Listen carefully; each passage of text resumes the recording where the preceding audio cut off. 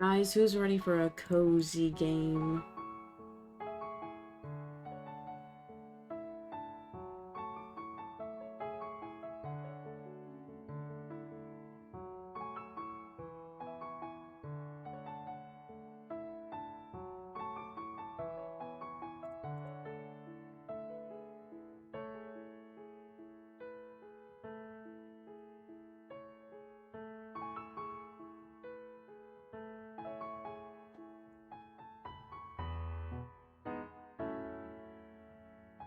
And I did dress up today, because cozy game.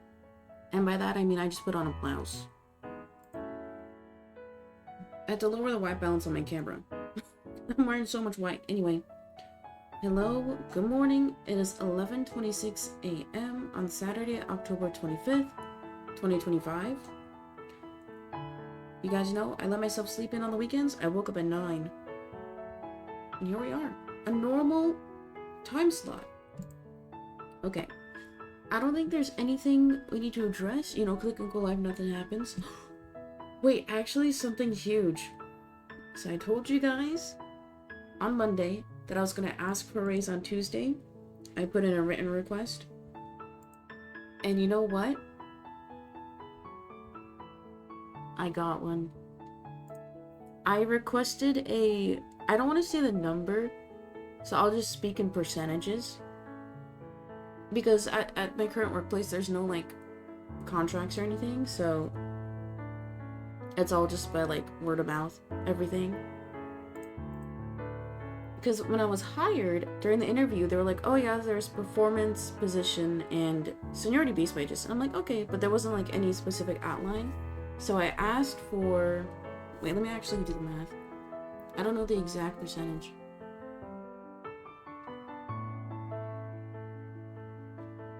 Okay, I asked for a 9% raise, and they gave me a 4.8 raise, or percent. So you know what? I felt good. I mean,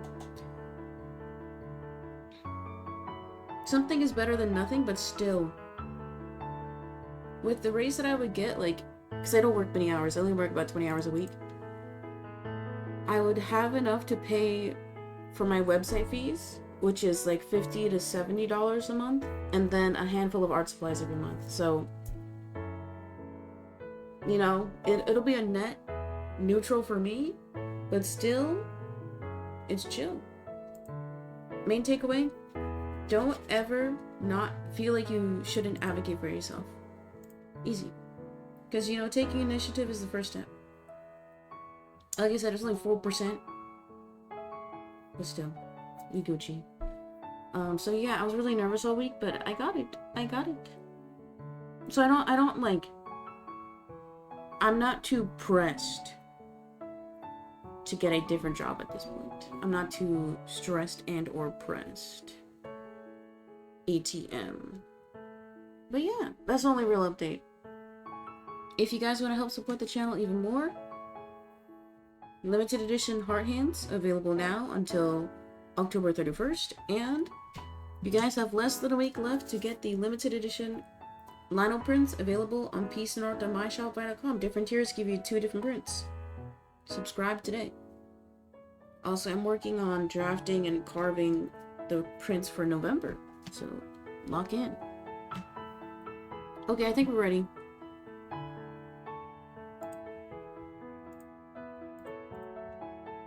Okay. I gotta rearrange my scenes. I always forget. And I tried to play, like, headphone mode. But the only way to do that when you're capturing Switch gameplay is to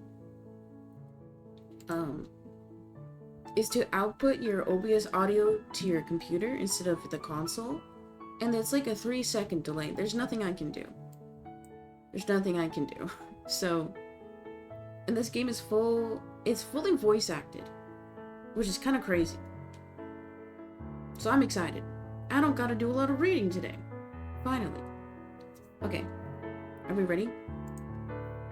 Guys, welcome back to the Peace channel. Today we're going to be doing a playthrough of Please Be Happy. I've had this game on my wish list for so long, and it was finally on sale. I'm playing the Switch 2 version today. This game was published in 2022, developed and published by Studio Ellen.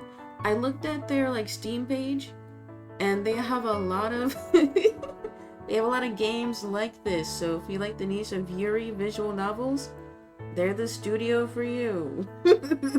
Which I might be. Okay, so I'm gonna read the Steam bio for this. A comfy Yuri VN about the fox girl Mio and our quest to find the person who's most important to her. This emotional visual novel features 2 different heroines to choose from and a story that will make you both laugh and cry.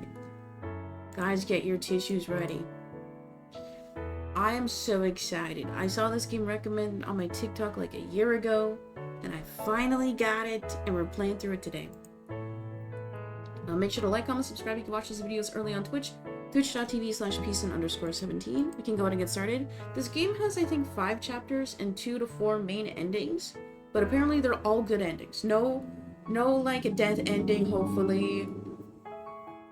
So I'm excited. Okay, let's lock in.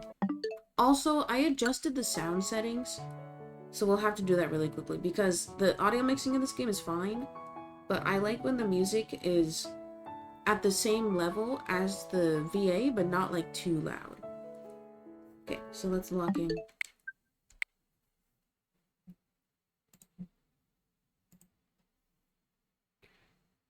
Also, I got the Cosmic Wheel Sisterhood game. I was gonna do that today instead, because Halloween, but apparently this game is very mature, so you can still play it on Twitch, but I'm kind of nervous.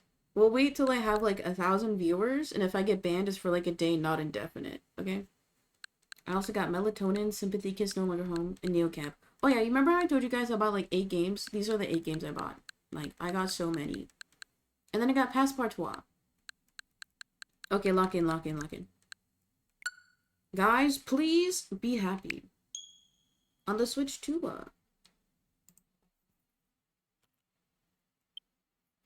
I'm pressing. I'm pressed.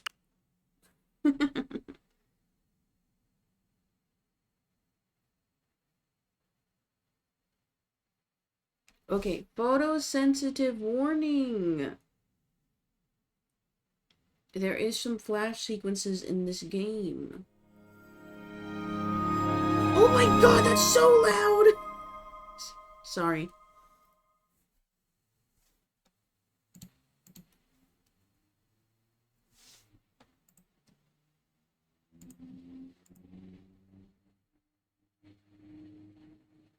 We wait. Please be happy. Oh, cute. Oh, it has line art of the 2 love interests. Cute. Okay, we gotta change the audio settings. Editor, you can cut this out. Couple things.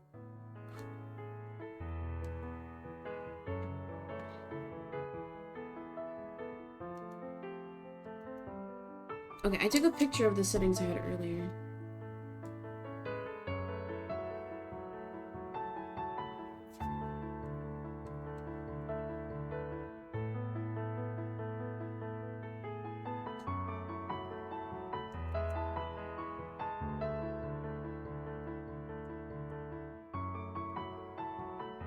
There we go.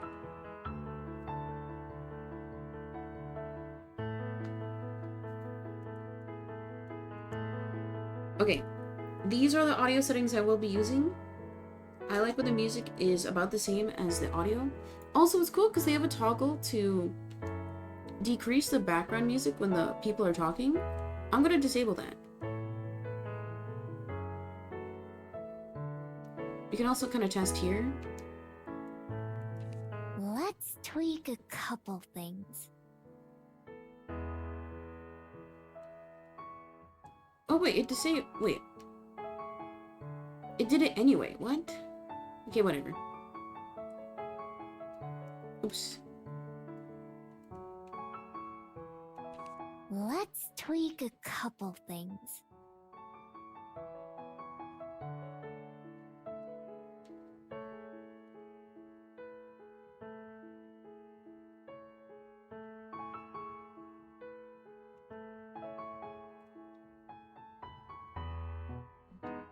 Okay, are we ready?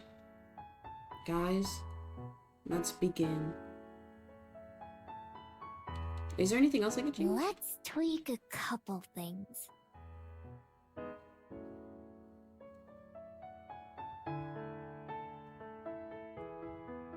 I don't know. We can fiddle with this later. Okay, let's now begin. I wonder what Wellington will be like.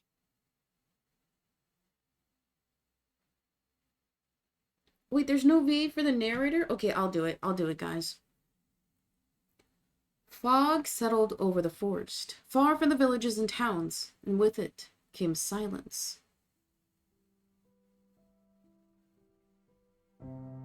Oh, there, I had to press A twice. Birch trees shivered, pondering the weather, and dropped their leaves in fright. Streams bubbled, unseen by man, and babbled like the birds in the trees. In the middle of the forest was a grove, and in the middle of that grove was a log. It had been years since it had fallen, once one of the proudest trees around, and now in death was home to an abundance of life. A line of frantic ants ran to and fro. Mushrooms, cloud-like and pillowy, sprouted across one side, like a footpath for fairies.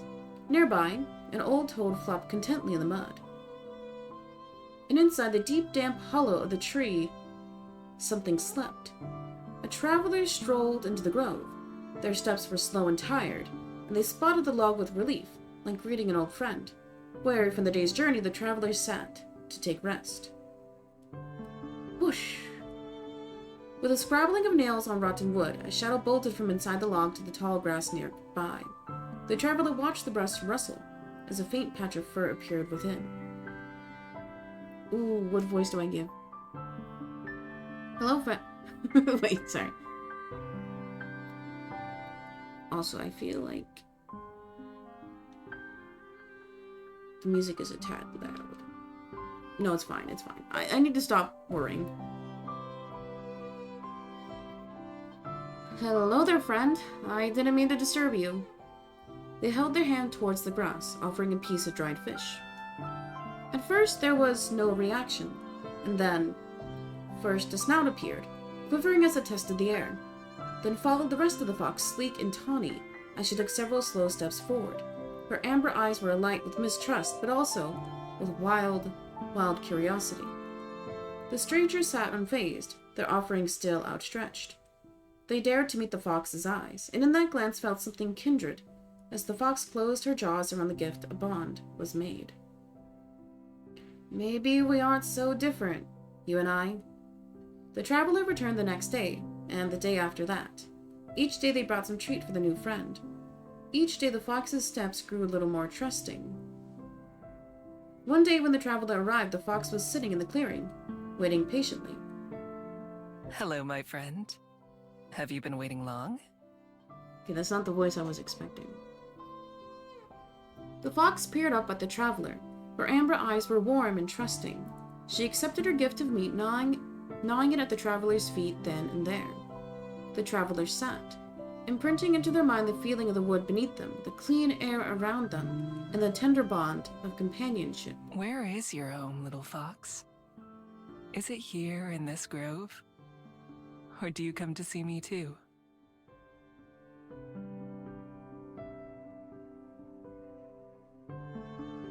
Okay, we're increasing the level of the BA. Oh my,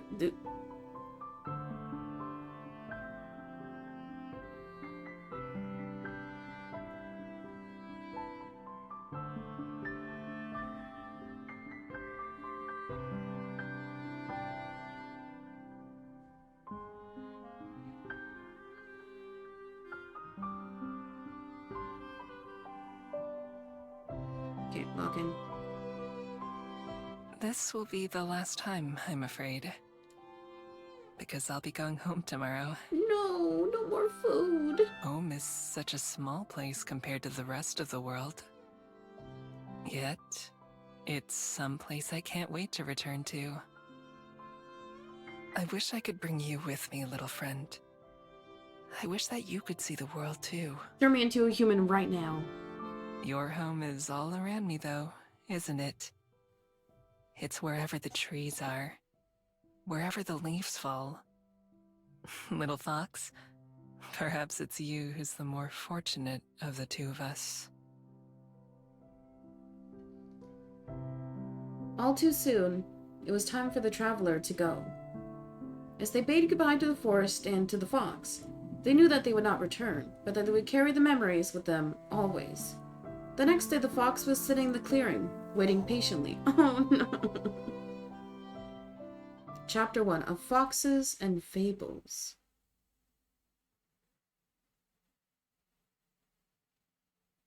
We've now docked at Wellington Skyport. Thank you for flying with Kiwi Airlines, and we hope to see you again. The intercom's announcement is muffled in the closet where I'm hiding, just like the clatter of the seatbelts and the chattering of passengers getting ready to disembark. I wiggle around impatiently, sore from crouching in here for, I don't even know how long it's been. Hours for sure. The last few minutes always feel like they take the longest. A parade of footsteps begins to pass by outside the door. It's time. Wait, is this like Furry World? I mean, I don't hate it. I listen carefully, waiting for a gap in the crowd. When it comes, I stand up and push the door open with a single movement. I give a wink to the shocked-looking lady as I stepped out in front of him. She doesn't seem to have time to grasp before I'm out of sight. Oh wait, no, it's not Furry World. Humans. They're always kind of slow. I nod the smiling flight attendant as I pass by her, and then throw up my hood to cover my face. It's been a while since I last flew, but it doesn't seem like things have changed much. It's always been harder to sneak on than it is to sneak off. I follow the crowd to the end of the walkway and step out onto the ground. After a long stretch, I take a deep breath and savor the fresh air after being stowed away for so long. Wellington Skyport, New Zealand. I made it! Oh, I did not expect her to sound like that. Okay. At least the character is VA. I don't know if I'm gonna copy the voice. I'll still do my narrator voice. We'll have the headcanon that my character is masking and putting on a cuter voice to seem or a higher voice to be cuter, which is what I do. My breathless voice joins the pleasant hum of the skyport. A few clouds drift lazily overhead, almost within an arm's reach. The sound of the waves rolling onto the shore is like a lullaby. It makes me want to bury into the sand and take a nap. It's cool how there's illustrations for every single voice line. That's kind of crazy. But I can't. First, I need to get out of here, and there's one more challenge ahead. Up ahead, the snaking line of passengers splits as people are funneled into a few security stations. While I'm too far back to hear what the guards are saying, it looks like they're examining a little booklet for each traveler before letting them pass. Human Sherlock processes and procedures. I definitely don't have a booklet like that. Glancing around, I hope to find another way out. An open window would work, or even an unguarded exit. I'm pretty sneaky when I need to be.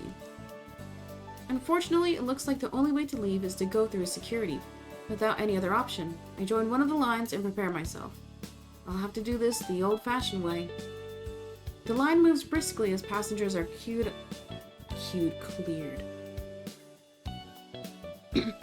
The line moves briskly as passengers are cleared one after the other, and I'm almost at the front of the queue before I know it. As the passenger in front of me approaches the booth, I listen closely. Good afternoon. Passport, please. Right here. It's good to be home. I'm sure. Welcome back. He stamps something in the man's booklet and then hands it back to him, and he continues on out of the skyport. Next. That's me. I don't know what they do to people without any papers, but I don't want to find out.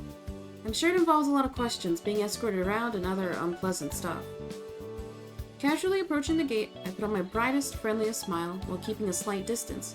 With my breathing steady and tail calm, I'm sure I put on a convincing act. Passport, please. Of course! I fumble around in my pockets pretending to look for my passport. I feel like the VA is so loud. I'm gonna be tinkering with this all throughout, just so you know.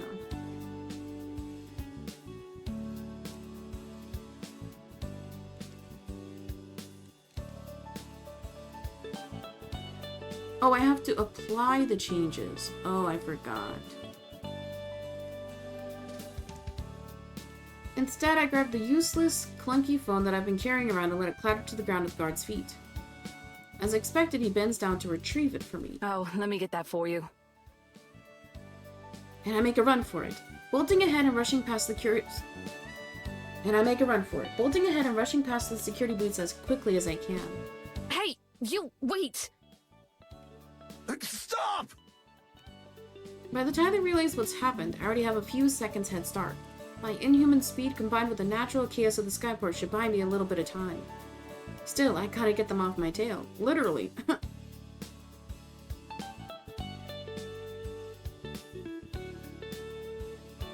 Dashing through the skyport doors and out into the road outside, I don't even have time to take in the city. Without stopping for breathing, I run into the narrow streets while weaving between cars and shocked bystanders. Being seen by so many people like this is annoying, but it won't matter tomorrow. Putting the thought out of my mind, I vault over a low wall into a nearby alley and land into a crouch. Out of sight, but only for a moment, I close my eyes and relax my muscles. All feeling disappears except a slight warmth around my neck. My secret weapon. Oh. An unremarkable looking necklace is one of my only possessions, and by far the most important. A surge of one of the beads strung around my neck begins to heat up in response to my will, a soothing warmth flowing through my body.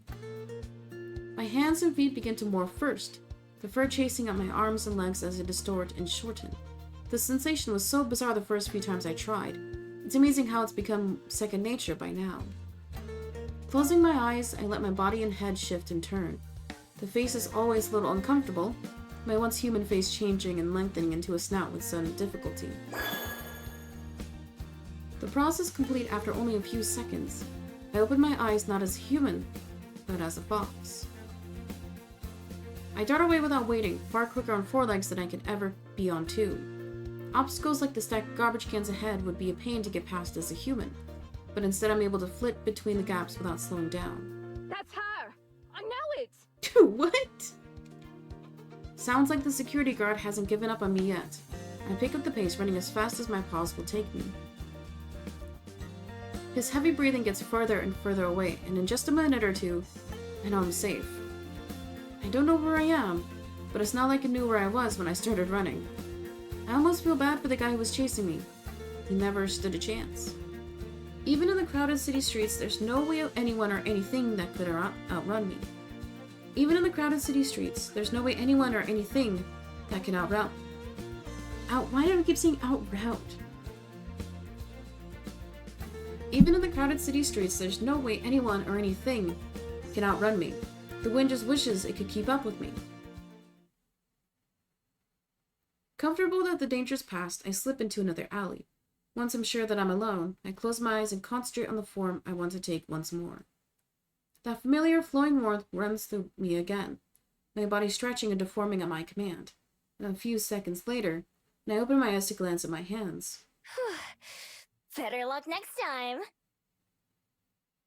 Brushing the dust off myself, I nonchalantly stroll out of the alleyway and back into the street. The odd person walks by on this errand or another, not paying attention to me. Just the way I like it. Left, right, past turn, left. Oh, so I've been here before. Hi, Ethan. Welcome in. Can we get some yos? Hello. Mapping on my path in my head, I look for a way to the main roads. It'll be easier to get my bearings there. I pick turns at random without any real destination in mind. Oh, okay, so I don't know where I'm going. When I decided to make the journey to Wellington, it was pretty impulsive. I overheard another pair of travelers talking about it and how beautiful a city it is. With a moment now to take in the scenery, I can see they weren't wrong. The streets around here seem like a mix of homes and businesses. Everything is very colorful. Even the brick walls are covered in pictures and paint. In the distance, I can see green hills that are lined with houses, as well as green hills that are completely empty. There are a lot of hills now that I look around some.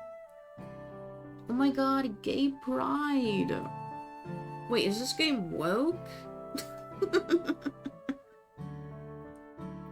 From just a few streets away, the sound of pedestrians and busy intersections floats my way. I head in its direction, taking shortcuts through yards and driveways when it's convenient. In one lawn, a big dog growls at me as I walk past.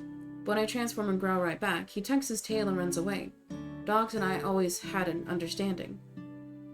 After squeezing through one last narrow side street, I finally emerge onto what looks like a main road.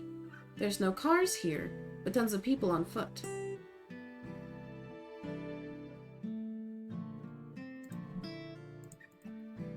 There are brightly colored signs and decorations on most of the buildings. In the middle of the street, there are fountains and benches and trees and all kinds of stuff. The best part is the variety of stores. When I stroll past a few of the windows and peek in, I can already tell that I'm able to do most of my shopping around here. There are stores with food, with clothes, with just about everything else. I don't have any money on me, but that isn't exactly a problem. Why does she have ears? Because she's a fox. I don't know what's going on yet.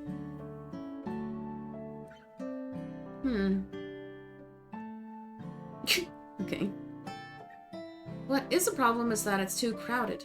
Dodging a couple of security guards is one thing, but trying to escape down a busy street with lots of people could be too much, even for me. I'll just have to remember where this place is and make another visit later, after all the shops are closed.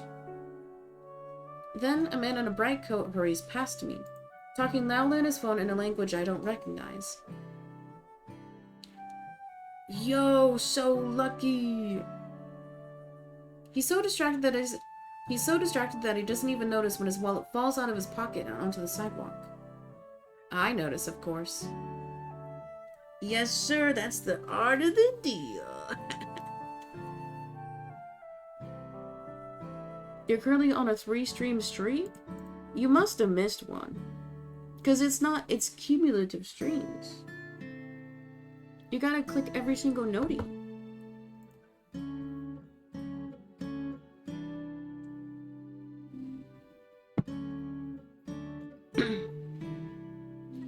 Seeing an opportunity, I zip over and snatch it up. Prying open the black leather pockets, I find... Score!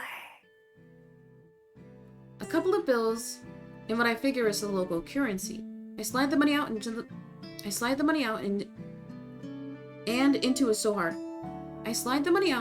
a pocket of my jacket. By now the man is so far ahead that he's almost out of sight. I have to hurry up to catch up to him and give him back his wallet, and he barely even says thank you. I should have just kept the whole thing. It's only fair that I get a little something for myself, since it's not like he would have ever gotten it back without me. I head back to my bench and inspect my prize. A blue bill and a brown one. These feel sturdy, nothing like the paper I expected. 1, 0, 10, and 5. So 15. You got it. 15 isn't much. I definitely should have kept the whole wallet. Well, at least this should be enough to buy myself something to drink. My thirst is starting to get the better of me, and I haven't had anything since I snuck onto the airship. Following my nose, I walk down the busy street until I find one of those mini cafes lining the path. The sign hanging above its front door has a picture of a bell on it. A charming bell rings out from above the door as I enter. I can't help but savor the wave of refreshing cool air washing over me, which feels even better after so much running. Hiya! Welcome to the Bell House. Oh, she has wings! So, are like hybrids normal in this universe? Girl, you can't add. She's a fox! The barista behind the counter is the only other person in the store right now. As I nod in greeting, she leans forward with a cup in one hand and a pen in her other. What can I get you? We're having a special on affogatos if you want to try one. Usually, they're like $7, but today, they're only 5. No way! I'd like a... What letter of the alphabet mafia is she? You know what? I'm deleting that because that's hateful. But this is a Yuri game, so I guess gay. Or lesbian. I'm not sure what an affogato is. Isn't that a vegetable? Not wanting to commit to the strange sounding drink, I look at the menu instead. Unfortunately, it's full of handwritten, spindly letters. I can't read a single word and there are no helpful pictures. Safe option it is. I'll just have a vanilla latte. Ugh, boring. But okay. Name? Okay, rude. I'm not gonna tip you then. Miho. It's my first time testing out how that name sounds, and I decided that I like it. I decided on the airship that was the name that I would use here in Wellington. I've used so many names throughout my life that I can't remember most of them. For each new city that I visit, I come up with something new. Oh my god, am I gonna settle down here? Foxes don't have any use for names, so nobody ever gave me one. She scribbles something on the cup with black marker. If that's how this name looks, then I'm even more pleased with it. $4.50, please. I hand her the brown bill and she gives me back a big coin with a picture of a boat on it. All right. I'll have this ready for you in no time. She sure seems enthusiastic. I notice she spins around and starts working. Looking about somewhere to sit, I sat on a seat by the window with the sun pouring in. Near the entrance of the cafe, there's a wire rack with a stack of maps and tourist pamphlets, so I grab one of the maps before taking my seat. This cafe is big and bright, with plants everywhere, around the walls, on the floor, and on the ceiling. Most of them are real and vibrant, obviously being well cared for. Even the lights that hang down from the ceiling have glass ornaments with little shrubs in them. Seems like I made a good choice coming here. Any place with a bit of nature in it is more comfortable to me than places without. I guess I should find a place to stay. Looking down to the map I took, I traced the path I made from the port to this cafe. It's useful, but it doesn't really tell me anything helpful about the houses in particular. I'll need to find a higher vantage point. I move my finger along the hills I noticed from outside, following the little brown path to a patch of green with a little mountain icon. That should work for now. Miho! My ears perk up. Right as the barista arrives and places my drink in front of me. Thanks! I reach over and take the warm cup in my hand, but the barista doesn't let go. Oh, what? You ready for the rain tomorrow? Wait, you guys can't really see, but the barista, like, kinda... They're doing Riz eyes. Huh? It's gonna rain tomorrow. Are we, like, holding the cup? Like this right now? Like, they said they did not let go of the cup as they're talking. I glance behind me out the window. It's as sunny and blue as day. I glance behind me out the window. It's as sunny and blue a day as I've ever seen. How do you know that?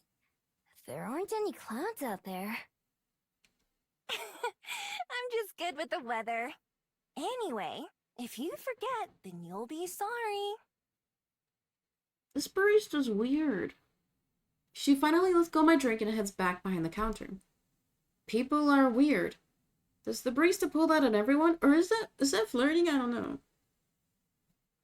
Standing on the doorstep, I have my first sip. Oh, this is really good. There you go. It's pretty plain, but well made. The coffee isn't too bitter, which is perfect for me. With a moment to myself, my thoughts turn inwards as I sip the warm drink. My first travels were in search of someone, but despite my whole life being spent trying, I haven't made any progress in finding them. So I've taken to simply wandering, going wherever I wish at the time. I had been itching for a chance of scenery anyway, so I boarded, well, snuck onto, the first airship that I could. The best part about owning nothing but the clothes on my back is that I can pick up and leave whenever I feel like it. I take a moment to get my bearings and look around. I see a tired-looking person shuffling along the far footpath with a briefcase in their hand. They stop outside one of the buildings, take a deep breath, and pat their face a couple of times, and then go inside. They must not be looking forward to whatever's going on in there. Maybe they have to find someone? Through the large glass windows of another store, a fawn is trying on a pair of shoes, but they don't seem to fit her hooves. The people waiting with her look annoyed. I wonder if she fusses around with her footwear a lot. Okay, so hybrid people is normal here, okay? The barista just wanted a higher tip. I mean, in this economy, why not? For a while, I simply let the day roll by and watch the various figures who stroll by. People watching is fun, especially in such a busy city. Eventually, I go to sip my coffee, only to find nothing coming out. With no more reason to stick around, it's time to go. On the sunlit street, I look around to match what I see with the map's directions. There's a tall gray mountain in the distance ahead of me, which must be the one on the map. It's the perfect vantage point for the city. Ideally, I'll find an empty building I can crash in, but it's not necessary. A roof over my head would be nice, but I'm plenty used to sleeping outside under the stairs. I almost said stars and stairs. A roof over my head would be nice, but I'm plenty. Dude, VN's is so hard to read. A roof over my head would be nice, but I'm plenty used to sleeping outside under the stars. Sometimes it's better than sleeping in a bed. Encouraged by the plan forming in my head, I set off on the long walk to the summit.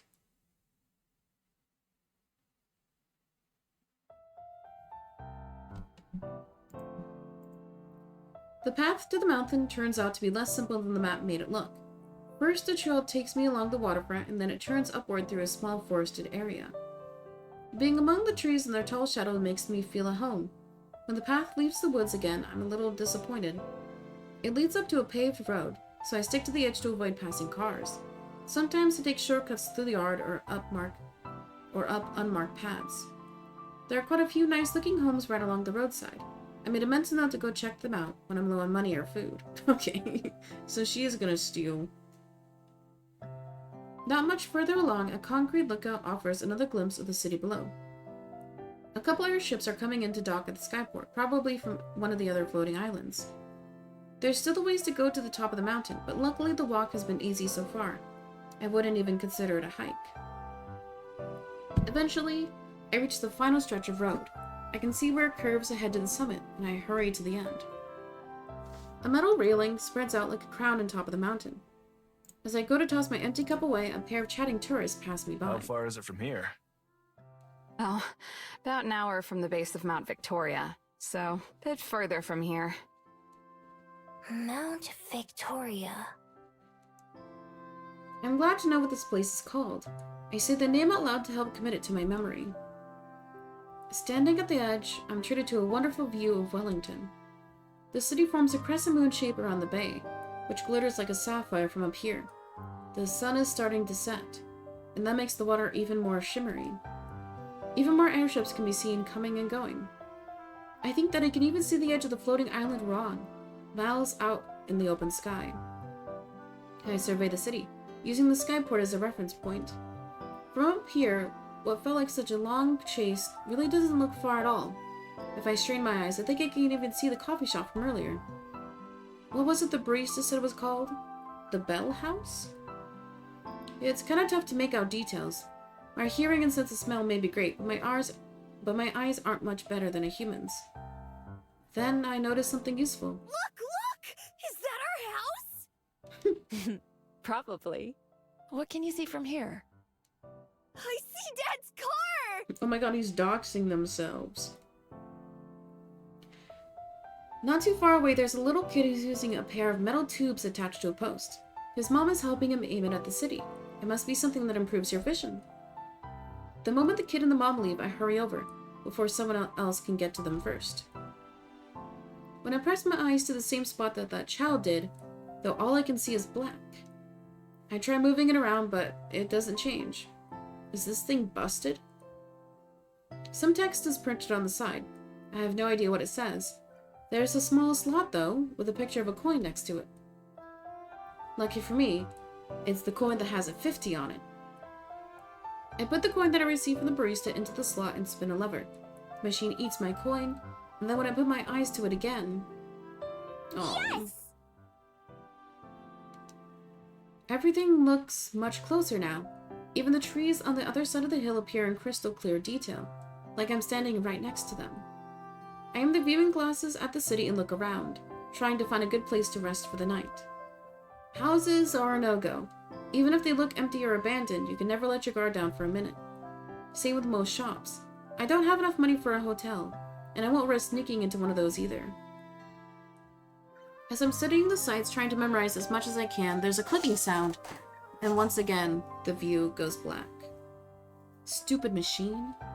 I smack it a couple of times and check again, but I still can't see anything. Well, whatever. Looks like I'm sleeping outside tonight. Guess this place is as good as any. I head back down the trail a little bit and veer off into the underbrush. Not perfect, but it'll do. It's not exactly the wilderness, but just about everything around here seems cityfied to some extent. Usually when I make a den, I prefer to find a place far from other people. A place where nobody will find me. I doubt I'll find anything perfect, but this is good enough. It's fine. Can't afford to be picky. Once the trail I was on is out of sight, I transform again. My neck gets warm as my beads activate, and a few seconds later, I'm all fours.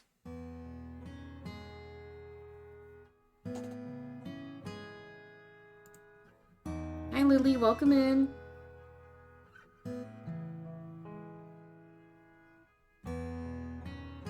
Can we get some yos? Hello. Scary stuff, right? Wait, an empty report I saw where later there was a message that said, help me register. To vote? No, I'm kidding. I think they try to get you into their crypto stuff. Don't do it. Don't click the link. Oh, it faded to black. Wait, I'm scared. As a fox, the sensations of nature are much stronger. The earth beneath my paws is cool and refreshing, and the breeze whips through my tails like a massage. I hurry down a hill covered in grass so tall that it reaches way over my head. I can smell fresh water, and follow the scent to a small stream where I'm able to quench my thirst. It's gonna be polluted, don't do it. Oh wait, it's New Zealand. It's just as satisfying as the drink I got at that cafe, but in a different way. And being able to slurp up water is way more enjoyable than having to use a straw or worse, one of those lids with the tiny holes. Oh, they do not like the sippy cups at Starbucks. For a little while, I follow my nose to some berries and some edible plants that'll do for a snack. Unfortunately, unlike the water, foraging is never as satisfying as eating human food. If I want a real meal tonight, then I should pick up the pace before it gets too late. Still, I want to get this done now, when there's still daylight. I keep close to the stream and search for a place where the ground is soft. Before too long, I find a promising area. A small valley with hills on both sides and thick foliage on the others. I'm still close enough to civilization to hear cars and other city noises, but the area I'm in doesn't seem like it gets visited very often. At the very least, it doesn't really smell like people. Halloween event coming soon to Pokerock? Oh my glob. Holy moly. I will be playing on Halloween because I do have to work on Halloween, sadly. But that's cool. Wait, is that a spoiler?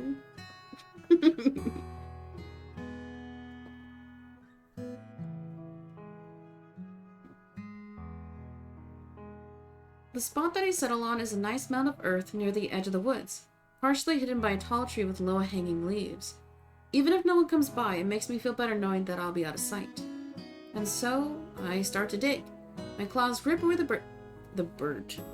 Dude, I was doing so good. And so, I start to dig. My claws rip away the dirt as I burrow downwards, widening the tunnel just enough for my sleek frame to fit. First, I dig forward, then downwards, widening out an area that's big enough for my whole body to fit. This is something I've been doing my whole life, even back when I was just a regular fox. I think that's why I don't mind it too much. Compared to sleeping inside somewhere, it just feels right to me. Oh. Cute. It takes a little while, but by the time I'm finally finished, the first few stars have started to peek out from the sky. I shake myself clean of the dirt that sticks to my coat, then I transform back into my human form. Spread this here, a couple of branches here, some leaves there. I walk around the valley a bit, checking from different angles. Not bad for just an afternoon's work. If you weren't looking for it, I don't think you'd ever notice anything out of place.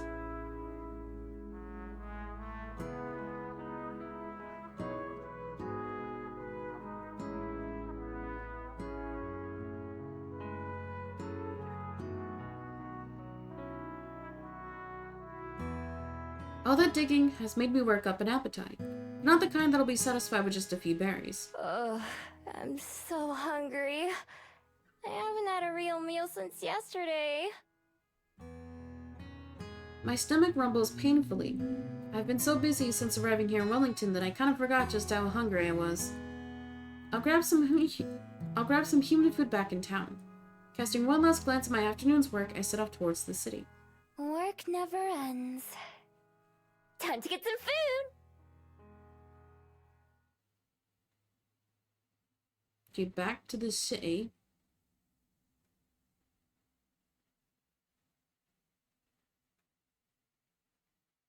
Oh, so the bookmark is just the menu screen. Okay. I'm a bit disappointed when I finally get back to the busy street from before. I was hoping that it would be emptier now, and that all the stores would be closed. Turns out, I was half right. A lot of the shops have gone dark for the evening, but there were just as many people walking around now as there were earlier. In fact, there might even be more. A patio of a restaurant has a bunch of tables full. A mermaid is sitting in the fountain I sat by earlier, chatting with the Cyclops. Even the cafe that I visited is crowded now, with a line almost out the door. After pacing up and down the road for a while, I sit down and try to figure out what to do next. I'm not too worried about what would happen if I got caught stealing. I'd just escape, obviously, and even if they somehow managed to catch me, it wouldn't be an issue for very long. See, there's something different about me that makes me extra good at being a thief.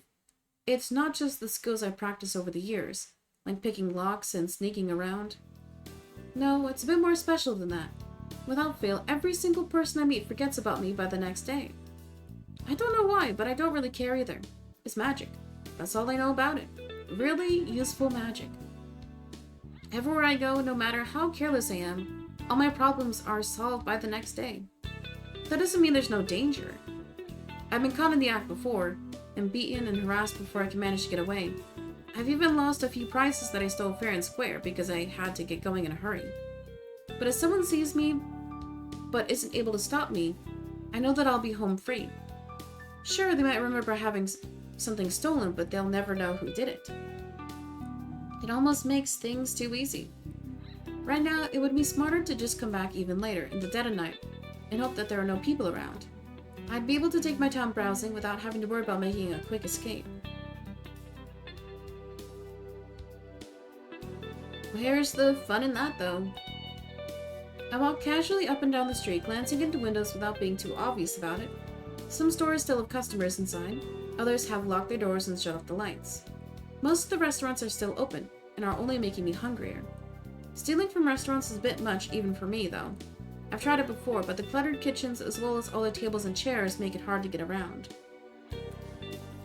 Plus, I've learned the hard way that there are plenty of hot and sharp things for angry cooks to throw at you as you try to make your way out. Instead, packaged and pre-made foods are my best friends. Things that I can grab multiples of at once and stuff into my pockets. If I'm really lucky, I'll find a place with refrigerated sandwiches or salads, or sometimes perfectly good hot food that gets thrown out. You wouldn't believe the kind of stuff that's available if you don't mind I almost said shitting. You wouldn't believe the kind of stuff that's available if you don't mind sifting through the trash a little bit. It's not ideal, of course, but a hot meal is a hot meal. I know plenty of foxes who've eaten much worse. Target spotted. It's perfect. A small convenience store stacks. It's perfect. A small convenience store, snacks lined up behind the front window. Even better, the shops on either side of it are closed too, so there's not many other people in the area. Locked, huh? Not surprising. Rats. I head down a nearby alley and find the back door, which is probably where they bring a new product.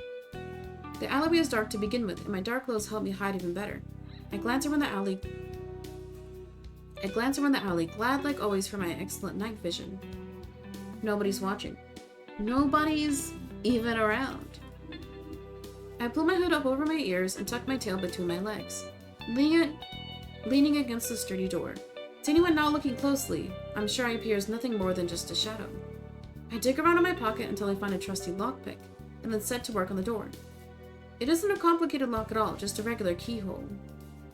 With a click, the latch springs open just a few short moments later. Bingo. Huh? I try to tug the door towards me, but there's a chain on the inside that keeps it from opening very wide. There's no way a human could fit through the gap, but it would be easy for a fox. First, I slink away for a bit, idling on the nearby street like a regular pedestrian.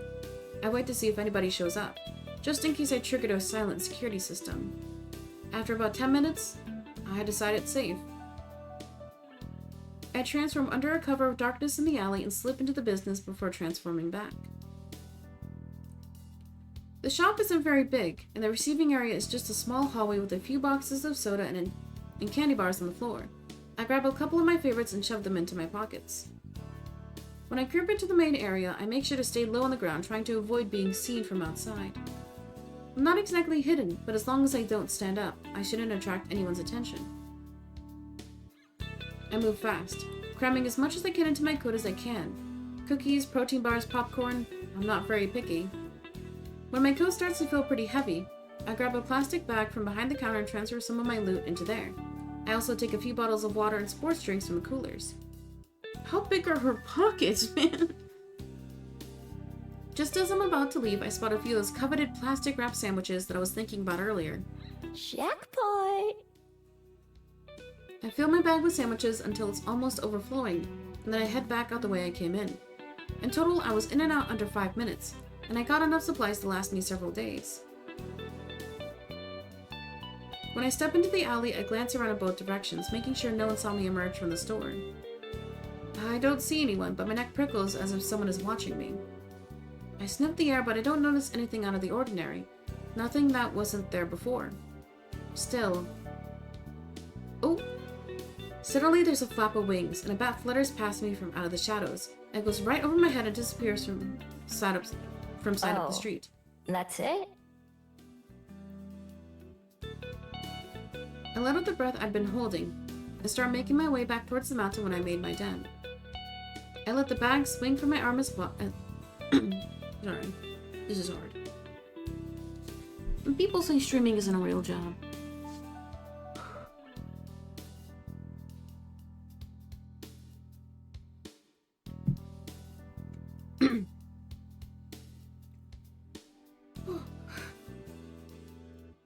I let the bag swing from my arm as I walk, whistling a song I heard earlier. I'm not able to keep a smile off my face. All in all, not a bad first day. I've got a nice nest, food to spare, and plenty of places to explore tomorrow. There's been plenty of days in my life where I had none of those things. I unwrap one of the sandwiches that I grabbed and take a big bite. Nothing beats the taste of hard work. I hope Wellington continues to treat me well while I'm here. So tired. I'm gonna sleep so well tonight. I unpack everything that I got from the store, as well as the treasures that I always carry with me. My lockpick, my wallet, and a few pretty stones. The only thing that I leave in my jacket is a small scroll. Can't get that damaged or dirty. I change back into a fox and dig another hole near the entrance to my den. This one is much simpler and shallower, and I bury some of the snacks that I stole before covering them back up with dirt. Not like anyone's gonna come by and swipe my things, but better safe than sorry. I stole this myself, after all. Don't want it being stolen from me. Stuff like my pen and my favorite rock go into the burrow with me, since I like having them close by. You know what else I like to have close by? Because guys, we're an hour in. Also, high tooth. So if you want to avoid the ad, all you gotta do is click subscribe for $5.99, just $6, skip your coffee, and get ad-free viewing all month long. Or you can link Amazon Prime to your Twitch account and subscribe for free every single month. Click it, see if you got a free sub available. Happiness is in money.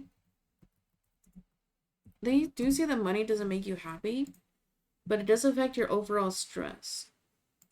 So the more money you have less stress, so therefore you're probably more likely to be happy.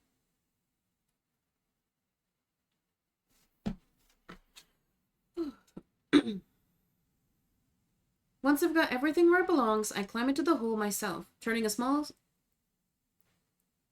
few circles before settling down with my tail wrapped around me. Oh. From here, I have a perfect view of the stars. I look up at the clear night sky through the mouth of the tunnel. I feel bad for all the people weighed down on the underworld. Can they even see the stars from there? I've never been to the underworld, so I have no idea. I can imagine falling asleep without them. Comfortable and safe, I close my eyes and quickly slip off into dreamland. I wake up to trouble, or at least a threat. I'm sure it's only morning as I peer out of the burrow's entrance, but the sky is already dark and foreboding. My attention moves from the ominous rain clouds above to the trees outside my den, their branches shaking in the strong breeze. I can't believe that girl from the cafe was right! Oh.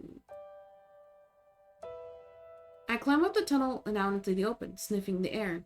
It just tells me what I already know. The storm is coming, and fast. But also, another scent plays on my nose, one so faint that I almost brush it off before taking in the smell. Surely I'm wrong, but there's no way that it's gonna be the bat. Lowering my snout to the ground, I investigate the area, and decide that I'm right. I change into my human form and look around. Someone's been here. Yes, someone's definitely been here, but this scent isn't a human's. It's vaguely familiar, but at the same time, not like anything I recognize. And it definitely wasn't here when I went to sleep.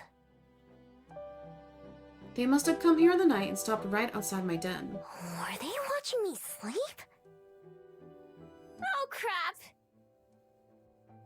As a fox, I dive back into my hole and make sure everything is still there. My heart pounds in my chest, but nothing appears to be missing. I also checked the spot where I buried my stash from last night, but that hasn't been disrupted either. I breathe a sigh of relief. If any of my stuff had been stolen, I'd be so mad. But that still doesn't answer the question of what did they want. And that's even more concerning. I'm a pretty light sleeper, and usually the slightest sound or motion will wake me up. So if someone was able to sneak up on me, even I have to be impressed. Impressed and a little bit worried. I've got an even more pressing issue right now, though, and I stare up at the sky in disappointment. Ugh, I hate the rain.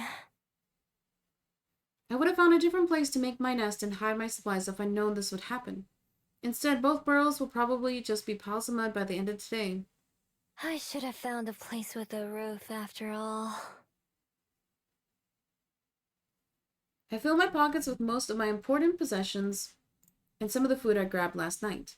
Everything else I wrap as tightly as the plastic bags as I can and bury them in my den. Hopefully I can find somewhere fast and then move everything else over before it gets ruined. An abandoned house would be perfect, or some other place where I'd be able to hide. I'm just about to get going when a loud flapping sound overhead catches my attention. I expect it to be a bird, but instead, it's yet another bat. This one is even bigger than the one I saw last night. Its wings are way longer and noisier. I can hear it squeaking something as it flies past. Some people say bats and foxes are similar. I don't see it. I watch it fly around for a little while before it takes off towards the city. Maybe it knows somewhere to stay. Guess I'll follow it for now. A couple of times it disappears between the trees or just too far ahead, but I always manage to catch back up. Eventually we're out of the woods and back into civilization, where a car whizzes right past me. There is a sidewalk here, and other people are walking around. Most of them look up to the sky nervously, though. Everyone seems to be in a hurry. Guess I'm not the only one looking to get away from the rain.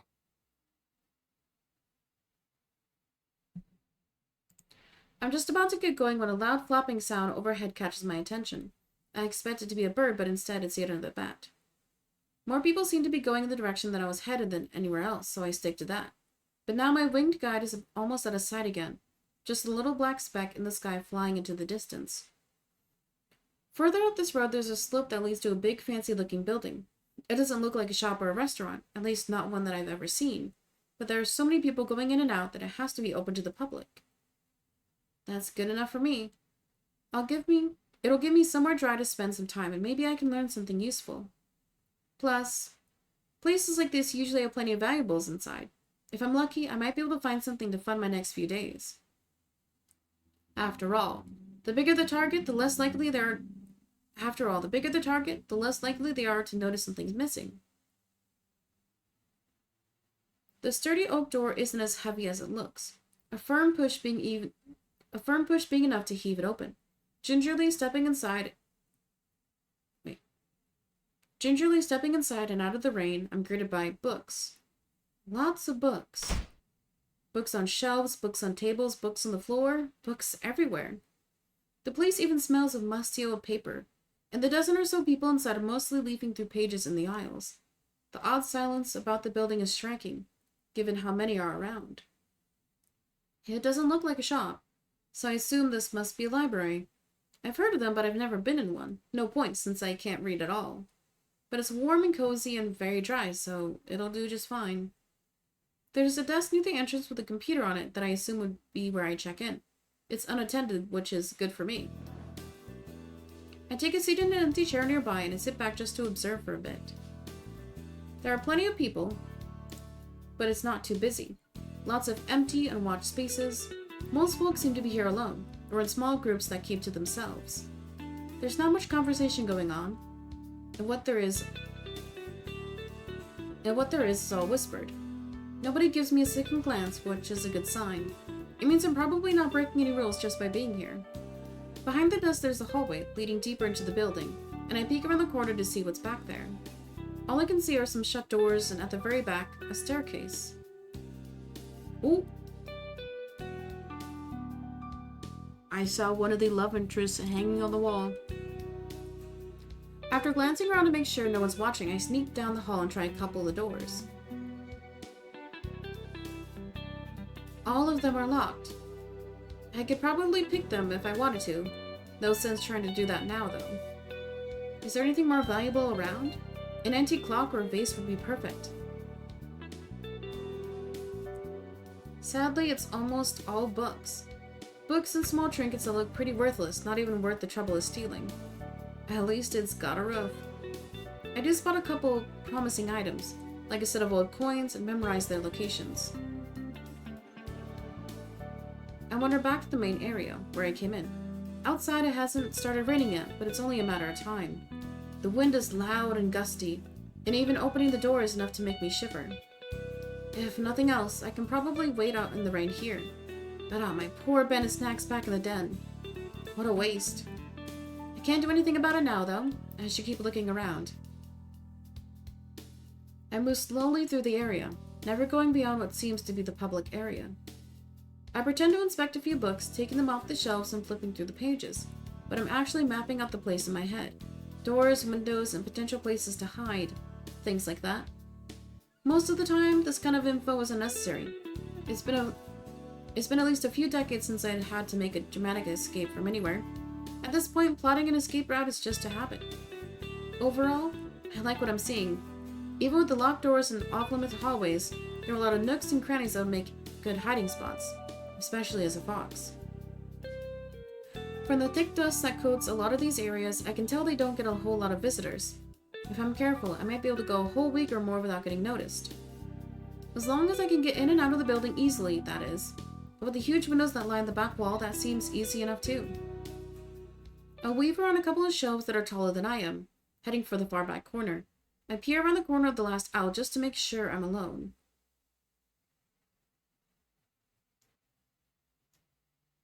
But I'm not. At a small table by the window sits a woman with a small book in her hand, resting against her fingers. She's perfectly still, but mouths the word on the page she reads, like she's tasting them instead of just seeing them. Her expression has a distant look of someone way off in their own world, far away from this one. She looks so at peace that I think she must belong in that other world. She's beautiful and elegant in the same way as a painting, with the light from the window shining on her like a display. I duck back behind the bookshelf, pressing one hand to my racing heart. Oh, they're in love! My other bumps against one of the books on the shelf, and it falls with a dusty thump. Cursing my clumsiness, I silently back away, in case she decides to investigate, but she doesn't leave her chair. I suppose it's nothing. She turns and gazes out of the open window. And what? I don't know. A moment later, she returns to her book and leaves this world again. I stay hidden, my face still burning a little bit. Yes, I think this will be the perfect place to spend some time. Oh! Suddenly, there's a much louder boom than the one I caused, as thunder rumbles outside. A few people around the library startle at the sound and look around. Sighing, the girl in the chair pulls the window beside her closed, the first drops of rain falling not a minute later. I'll investigate the windows later. Right now, I don't want to bother her, so I head back to one of the plush chairs on the other side of the library and take a seat. I could be here a while, depending on how long the rain lasts, so I may as well get comfy. I found a few books that have more pictures than words and curl up in one of the soft chairs to flip through them. There aren't as many of those ones, and I go through the stack pretty fast. It takes long enough for the rain to start, though. The longer I read, the louder the pounding of the rain and the howling of the wind become. Guess I'm not letting up anytime soon. I can't complain, though. This library is pretty cozy by my usual standards. It's warm and safe, and nobody tells me to go away. I even have snacks. My foot's asleep.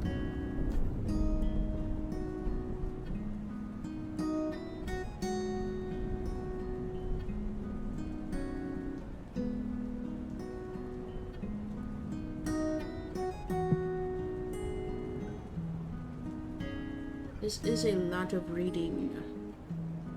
Dude, my foot! Ah.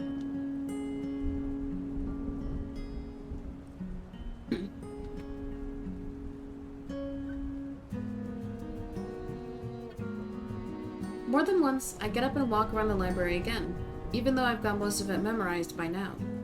I take notes of things like a child stuffed toy that's lying on the floor in one section, or the thin blanket that's stuffed between a bookshelf and the wall. On my third or fourth trip around, I finally find something I've been looking for. Oh, wow. In one of the far corners, totally opposite from where I saw the reading girl earlier, there's a single chair and a small table. On the wall nearby is a portrait. The painting itself is of a girl with light brown hair. I rarely pay any attention to that. What I'm interested in is in the frame. It's lovely. It looks like it might be made out of gold. It certainly shines like it. It's carved intricately into the shape of waves flowing up and down. It's gotta be worth something. I pretend not to pay attention to it as I make my way back to my table. There are too many other people around for me to be able to try and sneak it out. It's too big to fit in my jacket without being obvious. That just means I'll have to come back some other time, maybe once this place is closed. The hours pass by and the storm continues. I'm kind of disappointed about losing a whole day, especially so soon after arriving, but it's not like I'm in any such a hurry. I pat one of my pockets, feeling the familiar and reassuring weight of the paper scroll that's tucked away there. That scroll is the only thing close to a purpose that I have. It is not particularly urgent, or at least, I don't have any way to deal with it faster. I spend a lot of time reading. It's almost afternoon when I go and check the windows again, but the rough weather outside continues. At this rate, I'll be sleeping in a puddle of mud tonight. Unless... A quick check shows that a lot of the other library patrons have left. It's not empty, but it's not nearly as full as earlier. I guess some of them decided it was worth braving the rain. Looking as nonchalant as I can, I get up from my seat and pretend to browse again, slowly moving through the shelves. The reading girl is gone now, although she's not what I was looking for. Instead, I pick up the drop toy and blanket that I spotted earlier, and then head to one of the out-of-the-way hiding spots I picked up before. It's on the floor between a shelf and the wall, but it has a bit of carpet to help make it softer. Even better, it's between two corner shelves, meaning that it's practically out of sight if you're not looking for it. I wriggle my way between the furniture and lie down, using the toy as a pillow and draping the blanket over me. I toss and turn a few times before finally settling down. Oh. Yep, not bad at all. Even though I haven't done much today, I'm always down to take a nap. I can pass a few hours by sleeping, wake up once it's dark, and then grab that picture frame and I'll be on my way. I'll have to rebuild my den once I get back, but that's a problem for future me. I yawn, staring up the ceiling until my eyes get heavy. Maybe today won't be a total waste after all. Oh. The sound of cloth rustling wakes me up from my dreamless sleep. How did someone sneak up on me twice now? I don't know how long it's been. The sky outside has darkened significantly, and now stars twinkle outside the window. There's no time to react as the sound comes closer. I hear no footsteps, but suddenly a woman steps into view. Her clothes are pure white, making her stand out like a ghost in the dark library. Her cape rustles again as she reaches toward one of the shelves. One of the shelves I'm hiding behind, to be precise. Gingerly, she moves 2 books to the side and slides another book into the space she created. She handles them like a precious treasure that might break if she's too rough. I stay perfectly still, afraid to even breathe in case she notices me. Wow.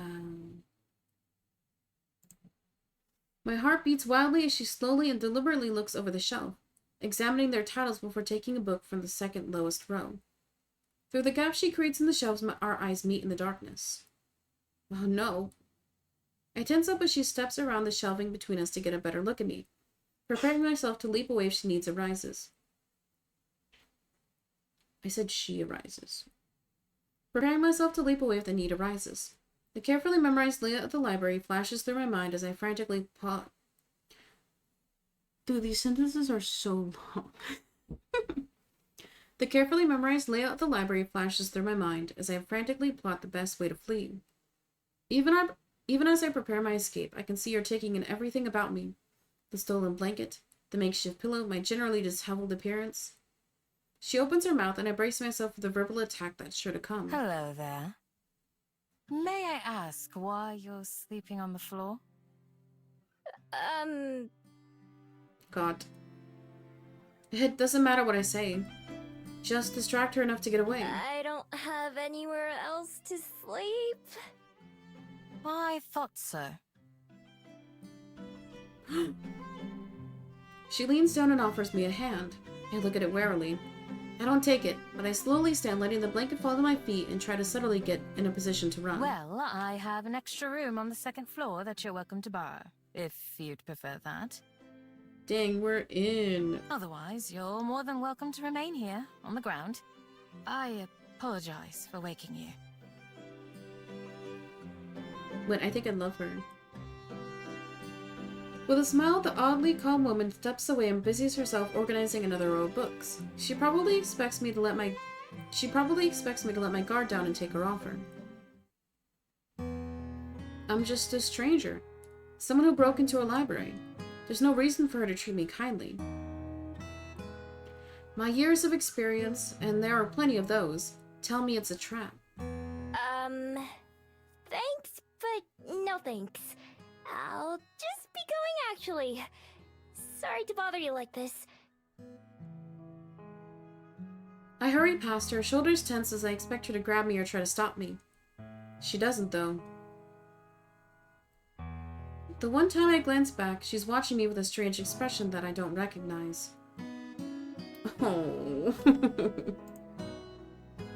When I get outside and away from the library, I breathe a sigh of relief. Whew, that was close.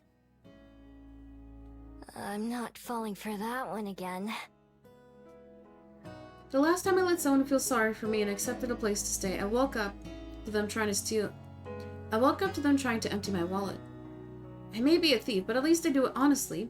I wouldn't try to trick someone like that.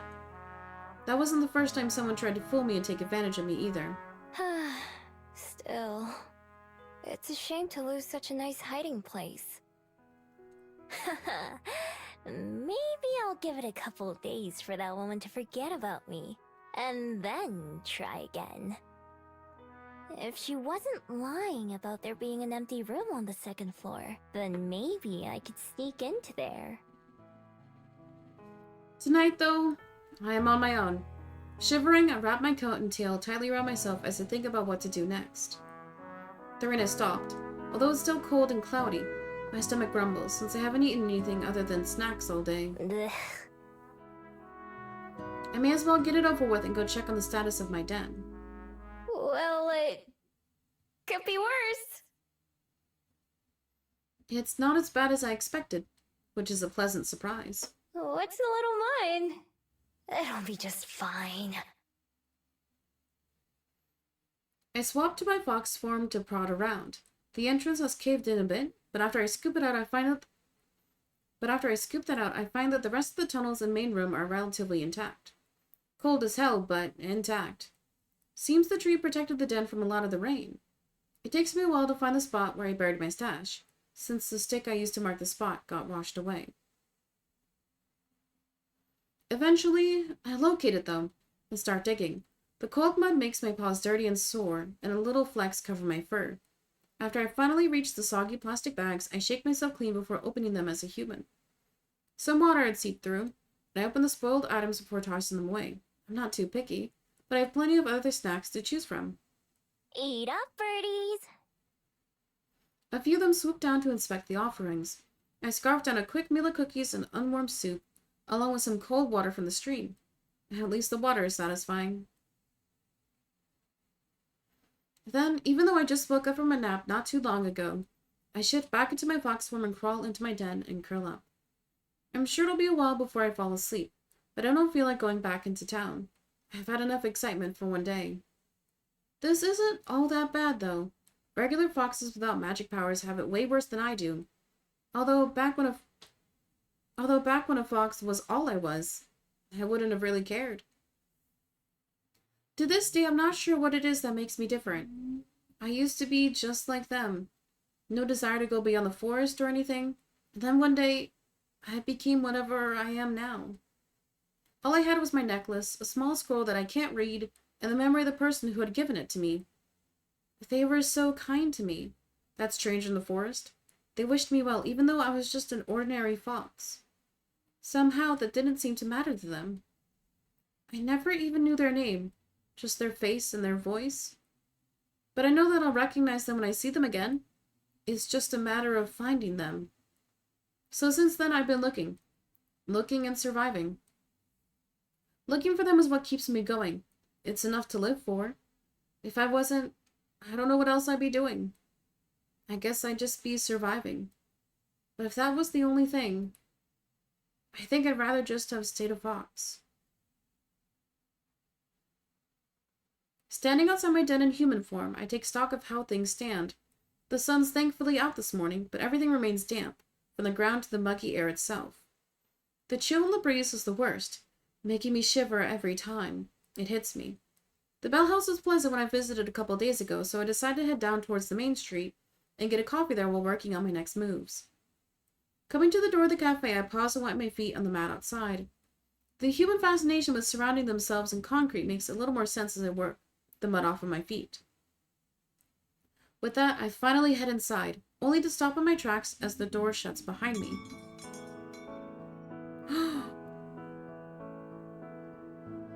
Oh, so I get to choose the librarian or the barista? Okay, oh no. I mean, I assume we'll get to know a bit more about the barista here, but they're both cute. Standing behind the counter is the same girl who I saw reading in the library yesterday. Talking with a customer as she takes their order. That gentle aura around her is unmistakable. The person in front of me finishes their order and I step up to the counter. Good morning. Welcome to the Bell House. What can I make for you today? Oh, hi. I'll have... A vanilla latte? No, that's boring. What do you recommend? I want to try something new. I'm glad you asked. I was just thinking that you look like the sort of person who would enjoy one of our Fairy Kiss chillers. Okay. It's one of our signature drinks, with a vanilla gelato base and a mint chocolate chip swirl. I was expecting something fruity. I was planning on getting something warm, but that does sound pretty good. Okay. Give me one of those then. Perfect. And could I get your name, please? It's Miho. She scribbles something onto a cup and finishes it with a big flourish. I'll have that right out for you. Thanks.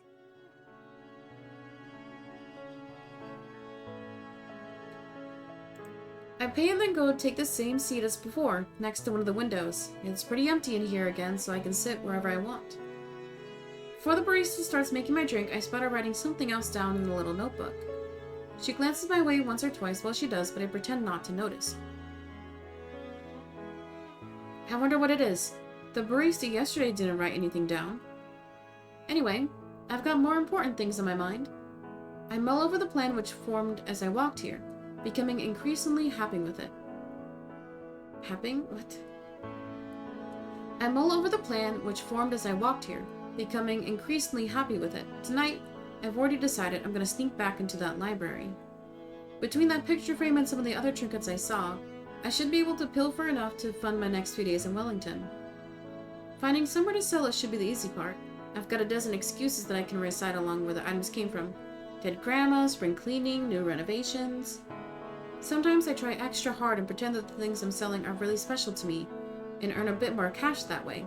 Sometimes I just take whatever they give me. After years of watching other humans do it and trying it out myself, I've gotten good at pawning the items off. I find myself idly watching the barista make my drink. While I do, I practice a disarming smile. All her movements are quick and practiced, but she has that same faraway look in her eyes that I noticed yesterday. She looks up and our eyes meet. I don't look away, and she turns pink before ducking away behind a machine, out of sight. Huh. Weird girl.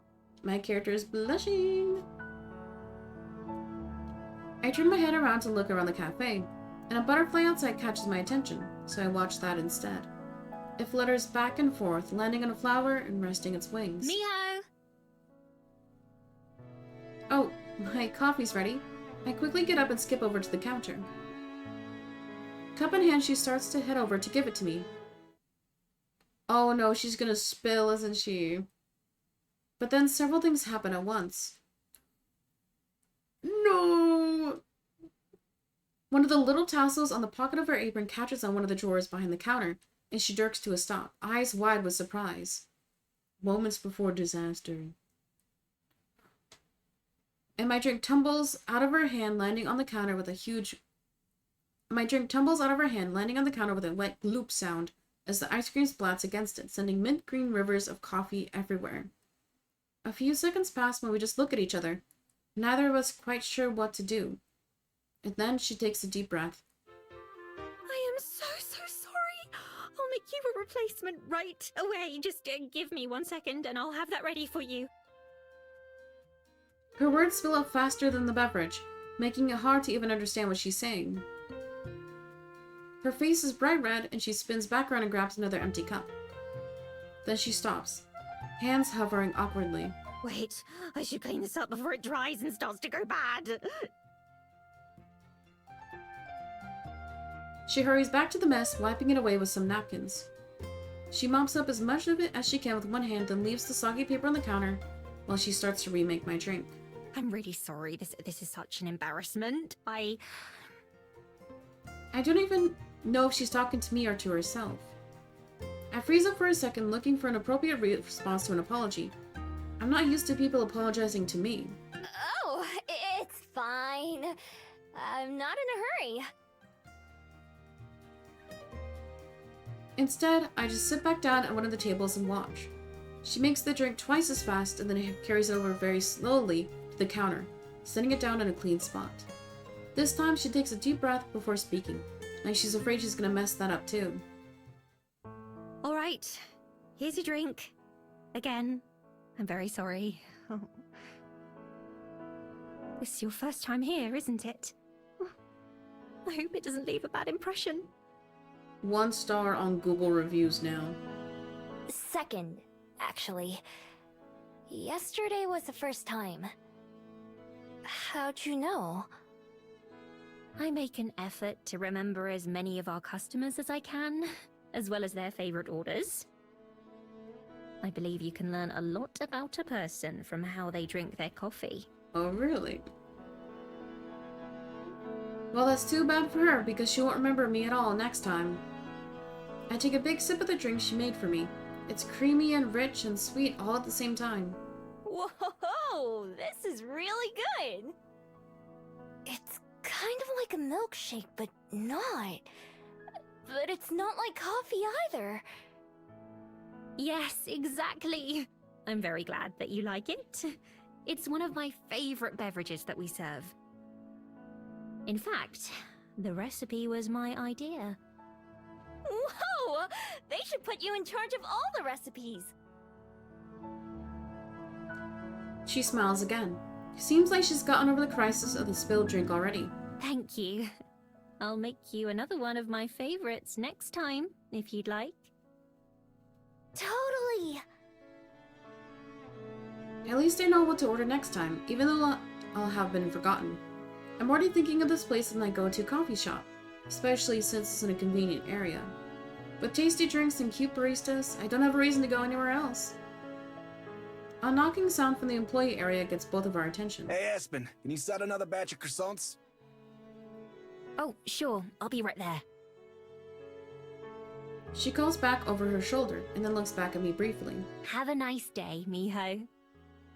You too.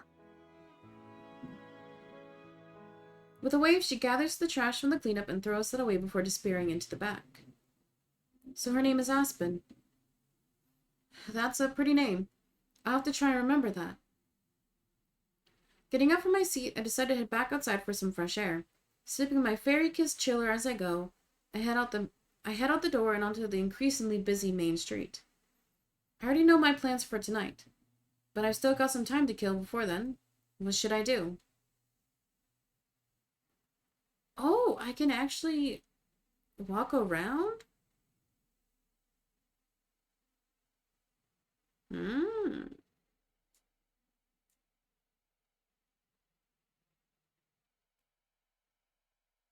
Sorry, I can only use my Joy-Con, not the actual, like, button pad. Oh wait, I can.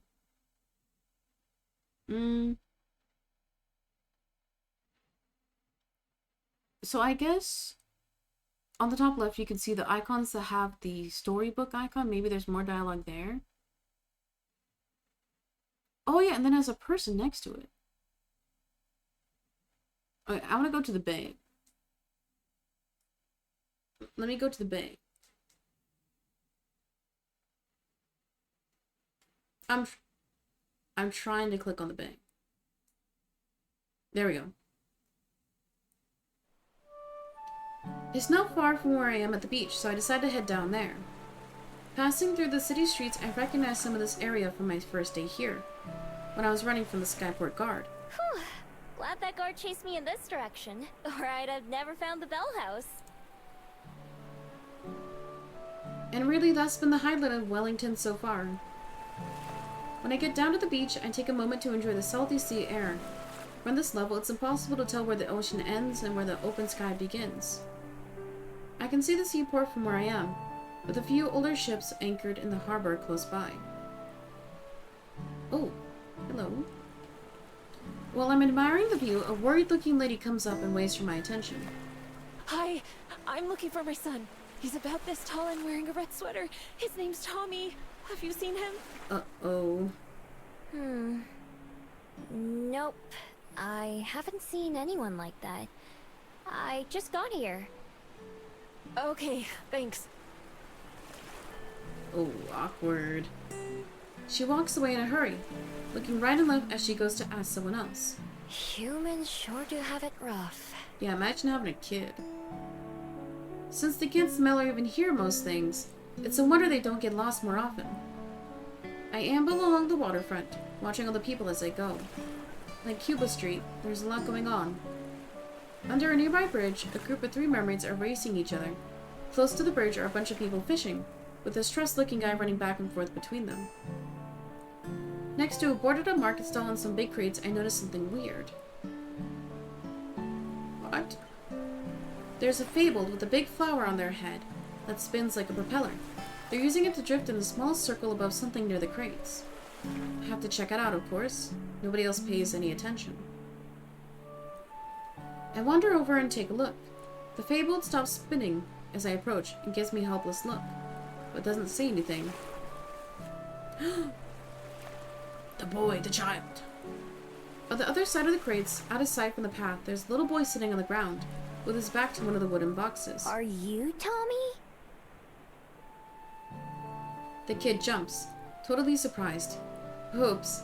He scrambles up and looks at me with wide eyes. How'd you know? Your mom's looking for you. She seemed pretty worried. His expression goes from surprise to sullen real quick. I don't care. I don't want to go with her. Why not? Why are you over here instead? 'Cause I'm hiding. Oh. Okay. Okay. It's a pretty crummy hiding spot. I mean, it's totally open on 3 sides. I don't say that, though. Instead, I look up at the fabled floating overhead. It looks almost as glum as Tommy. Who's that? That's Jerby! You mean you can see him? I can. Is that weird? Mom and Dad can't see him. They think I'm just making him up. He doesn't talk, but he's real. Yerby waves up from high. He kinda gave away your hiding spot. I saw him from the road. Mom can't see him, and that's all that matters. Why are you hiding from her? 'Cause... Tommy sits back down and scratches at the dirt with a rock. Guess he doesn't want to talk about it. I'm always glad to end a conversation. Well, good luck. Oh, okay. I start to walk away. He doesn't seem like he's in any danger, and I don't want to get blamed for him hiding in the first place. Hey, wait a minute. I turn around. He's already standing up again. Are you gonna go tell her where I am? Before I can answer, his eyes get huge again. Oh. Tommy, there you are. I have to turn around again. This time it's the woman from before. She's already flying past me over to Tommy. Are you okay? What were you doing? Don't you ever run off like that again. Oh, I'm just glad you're safe, though. Her voice goes up and down between relieved and angry. She has Tommy in a tight hug, but he's just staring forward grumpily. Jerby is flying in distressed circles again. Finally, the lady turns to me. You found him, right? Thank you so much. I was so worried. No problem. I really didn't do anything. I did find him, but so did she. I guess she's not thinking about it too much. Come on, Tommy. Let's go home. We'll talk about this there. No, I'm not going. That's not home. My ears flinches as he yells. He stamps his foot on the ground to make his point. Tommy, sweetie. Home is where it's you, me, and Dad! Not that apartment! Uh-oh. That's still your home, too. But this, it's like your second home now. The divorce arc. No, it isn't! Not without you, it's not! Do you and Dad really have to get it?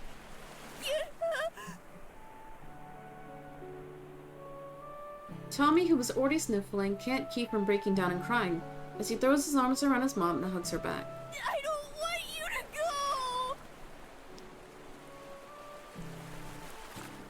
I get the impression that I should probably leave. Normally I'm happy to be nosy and listen in on things, but right now it just seems kind of awkward. Neither of the humans notice me leave, but Jerby the Fabled sadly waves goodbye as I head off. I wonder what makes him stick around. I've never seen a Fabled like him before. Not being able to be seen by certain people sure sounds useful, though. I don't have to go far before the sounds of Tommy and his mom talked. I don't have to go far before the sounds of Tommy and his mom talking are drowned out by the noise of the waterfront. I easily fit into the crowd of people milling about. Being able to live a life that no one notices is close enough to being invisible.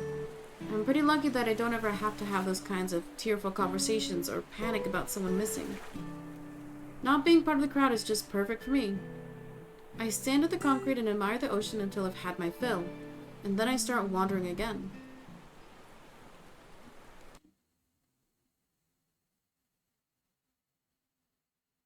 Okay, let's go to the mountain. I have plenty time to kill, and also plenty of restless energy. I decide to go for a walk up Mount Victoria just to give myself something to do. I take the long way up this time instead of taking a bunch of shortcuts like usual. It winds through neighborhoods and then back out again, with only the occasional car passing by on the street. Compared to some of the other cities I've been in lately, the air here is a lot cleaner, and the smell of nature shines through. I can't compare to being out in the wild for real, of course, but it's nice not to be choking on exhaust fumes everywhere I go. The houses are weird, though. Many of them sit up on tall legs, like giant bugs with windows for eyes. More people seem to be coming down the mountain than going up it. Lots of them zip past on bikes or skateboards, while others are jogging or just walking. This path is longer than I thought.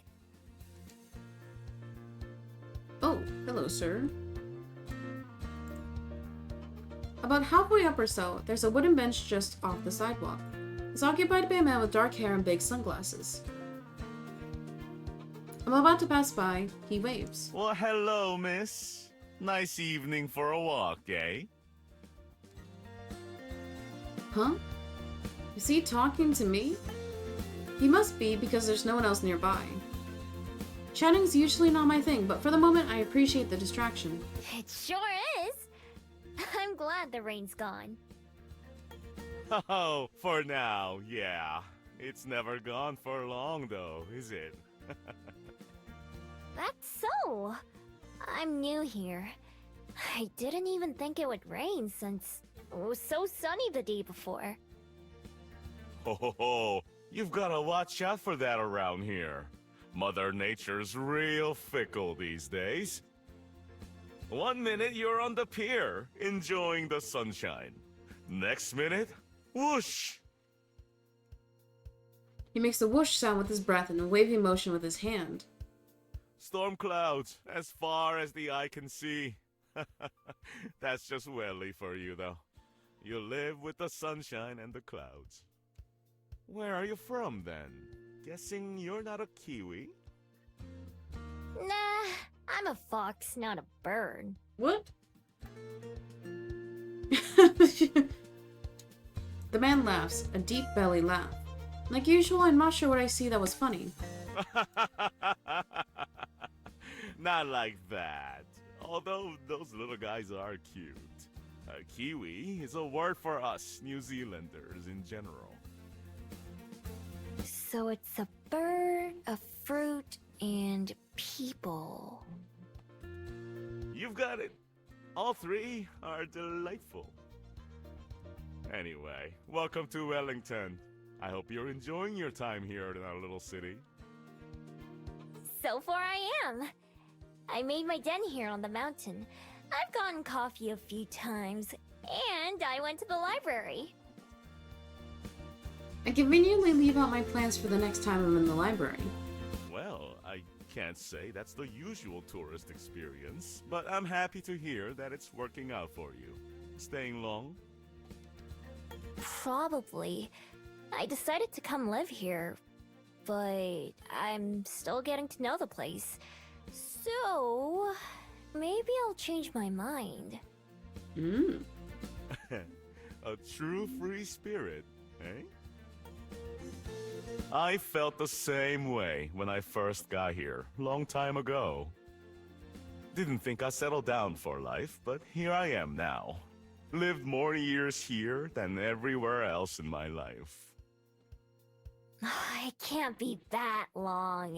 You don't look very old for a human. No? Well, that's my ego boost for the day. You don't look very old for a fox either, but I imagine you've got a good head start on me. That's true. I don't really keep track or think about it, though. He laughs again. Can't say I blame you there. I think 100 years, give or take a little on either side, is enough for me. And I'm only halfway there, so I've got plenty more to look forward to. So he's 50.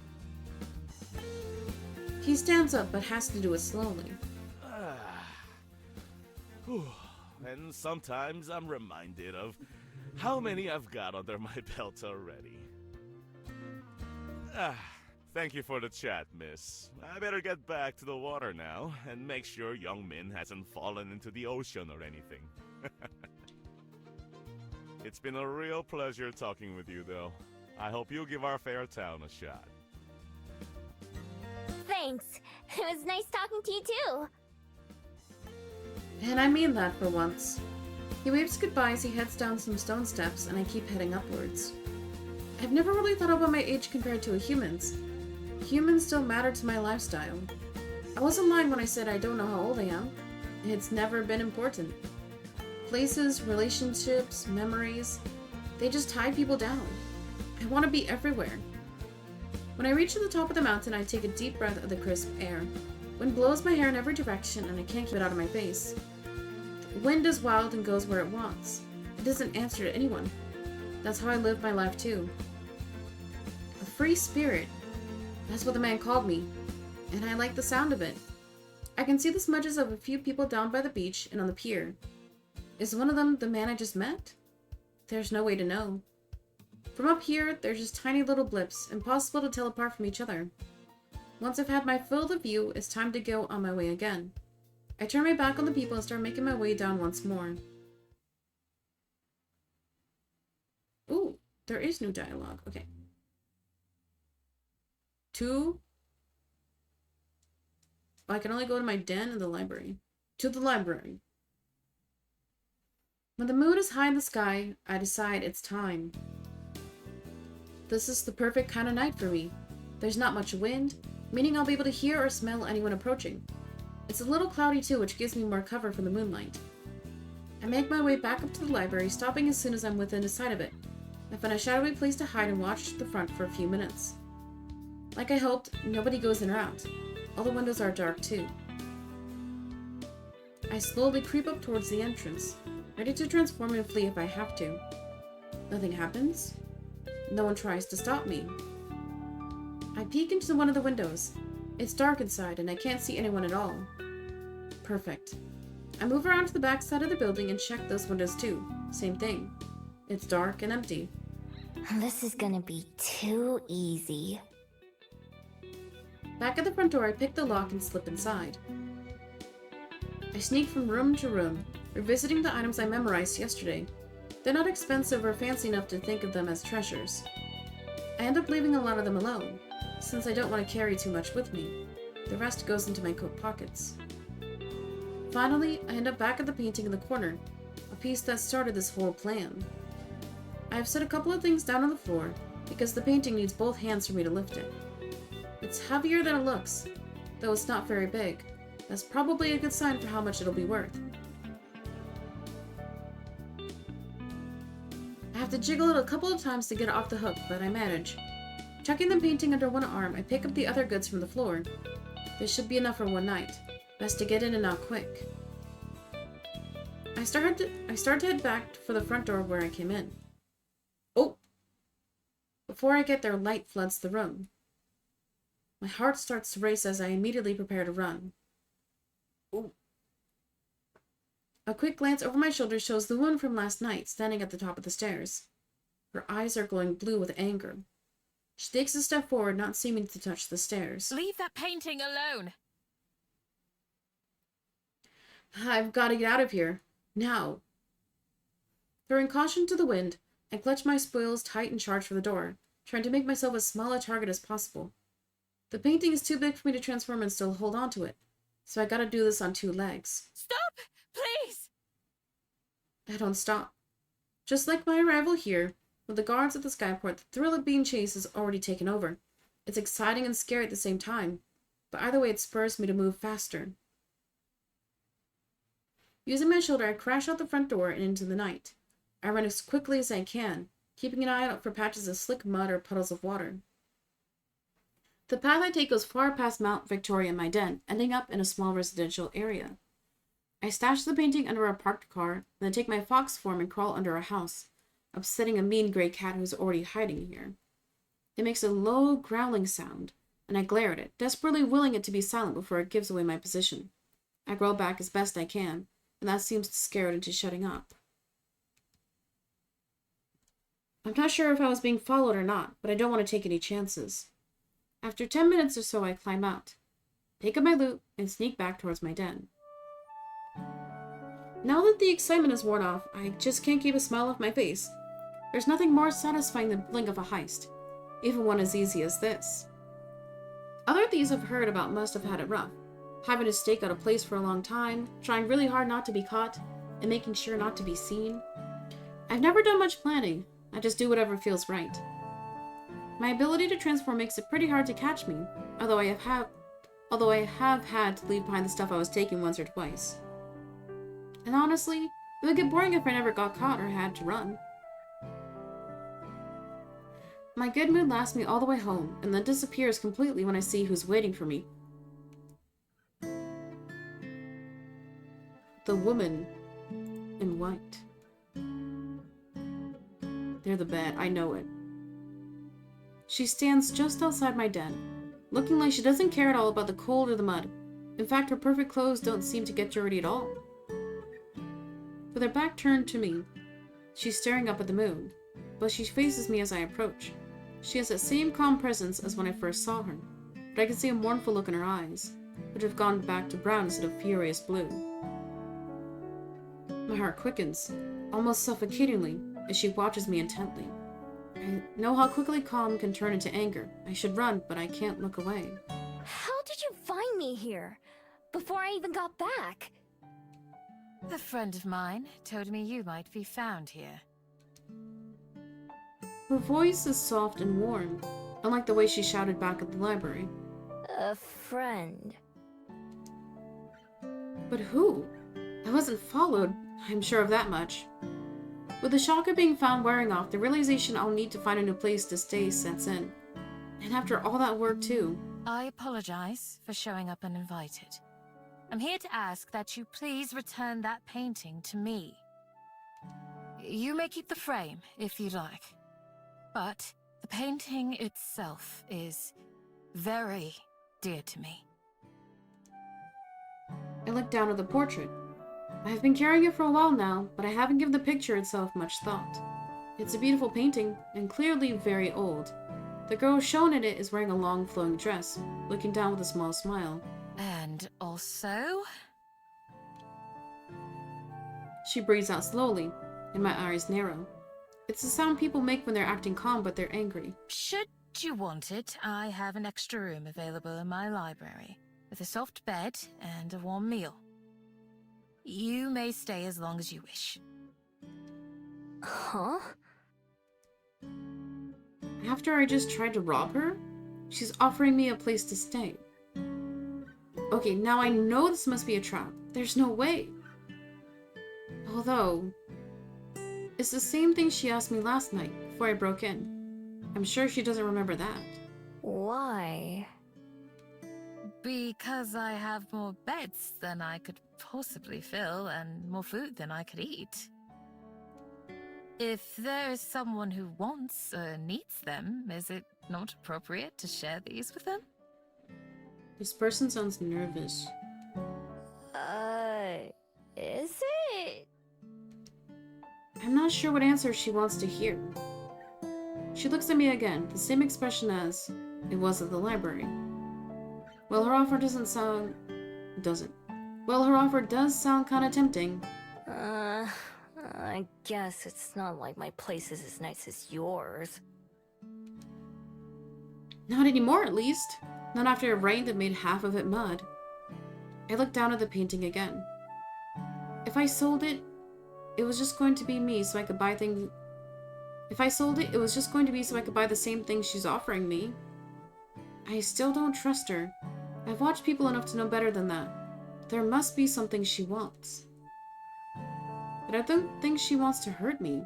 She knows I don't have anything worth stealing. If she did try to pull something, I could just run away. It's only one night. I can come back and try again or find someplace else to take from. I look down to the burrow past where she's standing. It looks less a den and more a pile of mud. The thought of sleeping there again practically makes the decision for me. Fine, I'll take it. She breathes out slowly again and smiles. Maybe that sound doesn't mean she's angry? Wonderful. I'm glad to hear it. I should introduce myself properly. My name is Juliet. May I ask what yours is? Juliet? A jewel in the rough? Miho. I've had to introduce myself twice in a day now. This has to be a new record. Well, Miho, it's a pleasure to make your acquaintance. Let's return to the library. I can carry the painting if you'd like, or you may hold on to it until we get there. I shrug. Here, feel free. She receives it very gently, and I quickly fall in beside her as we begin to walk back. To my relief, she doesn't try to make any conversation. Instead, she silently cradles the painting as we go. When we get back to the library, the lights are off and the door is still unlocked. After setting the painting down on the desk, Juliet gestures towards the stairs. It's on the second floor. Oh, there's another photo of the person in the painting by the door. I follow her lead again until she stops me at the closed doors. She unlocks it and lets me in. The room is simple and cozy, with a couple of dressers, a table, and a bed. Over the bed is a boxing window with a wide sill, big enough to sit on. On the table there's a cheese sandwich and a few apple slices, plus some sort of cake. There's also a pitcher of water. I hope the food is to your liking. 2 rooms down the hall from here, you'll find a refrigerator, and you may help yourself to anything in there. My study is just past that. If you need anything, don't hesitate to come find me. Is there anything more I can bring for you? I shake my head, still in disbelief. What am I even supposed to say in a situation like this? I just stole from her, now I have both a bed and food in return. This is what the Democrats want. No, I'm kidding. But you know what I want? Subscriptions. Because guys, we are 2 hours into stream, so it's time for me to run some ads. You can avoid that ad by subscribing for $5.99, just $6 to skip your coffee and get ad-free viewing all month long. Or you can link Amazon Prime to your Twitch account and subscribe for free every single month. Click it, see if you got a free sub available.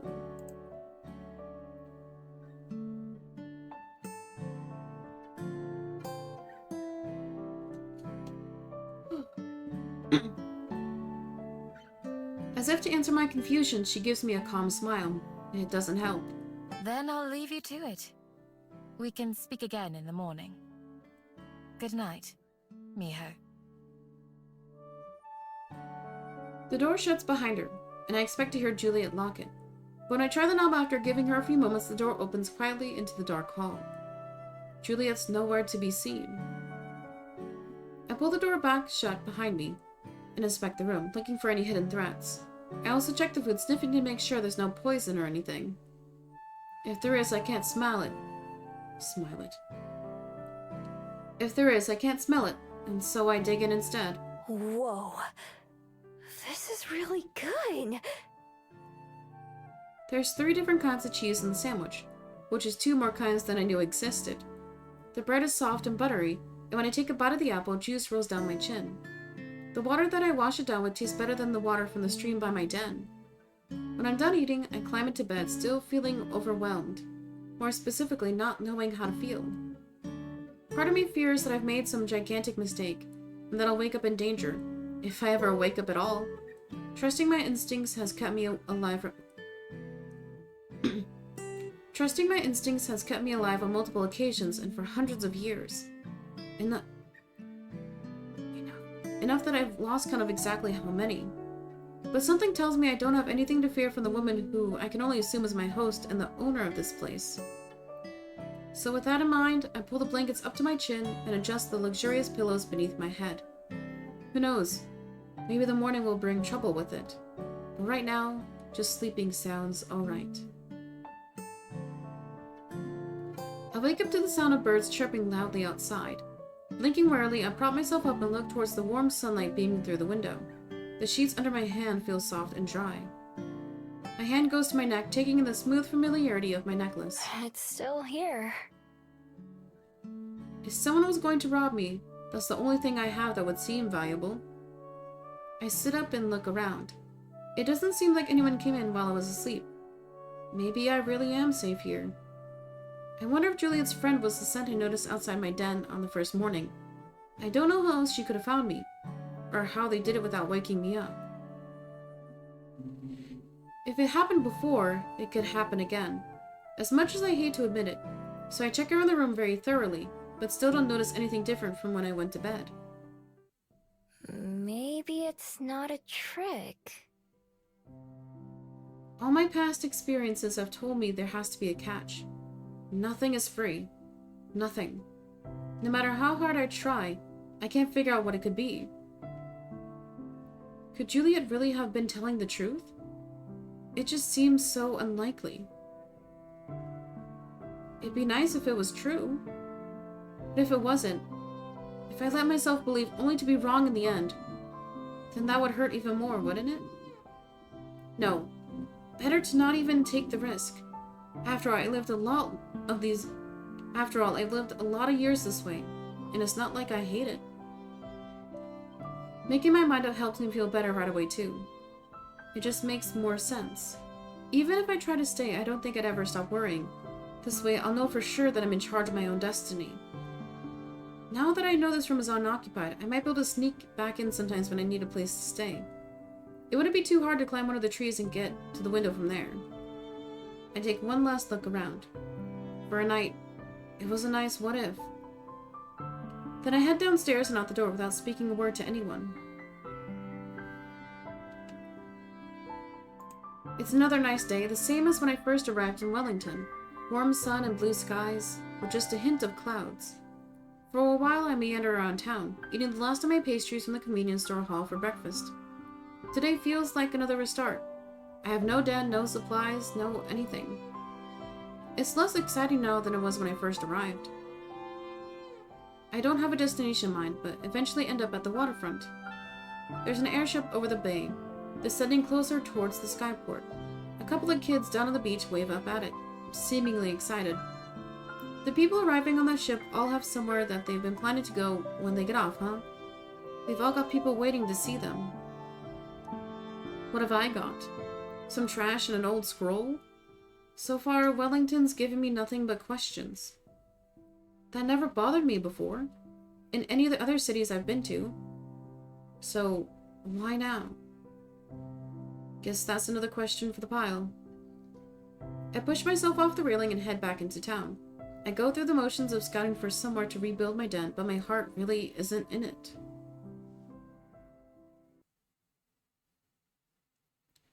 After wandering for a while, I end up at the Bell House yet again. It's just the place I go when I have nowhere else to go. There are more customers than usual, so there are 2 people working behind the counter. It only takes a brief glance to notice that one of them is Aspen. Aspen. I wonder if she'll think I'm like a fairy kiss chiller again. Or maybe I'll make a different sort of a first impression today. The line moves pretty quickly. It helps that Aspen doesn't spill anything this time. When it's my turn to order, I step up to the counter with a fake smile. Oh, hello! What can I make for you today? I'll have a fairy kiss chiller, please. Certainly. Good choice. Oh, she doesn't remember me. Oh. I reach for my wallet to pay, but she stops me.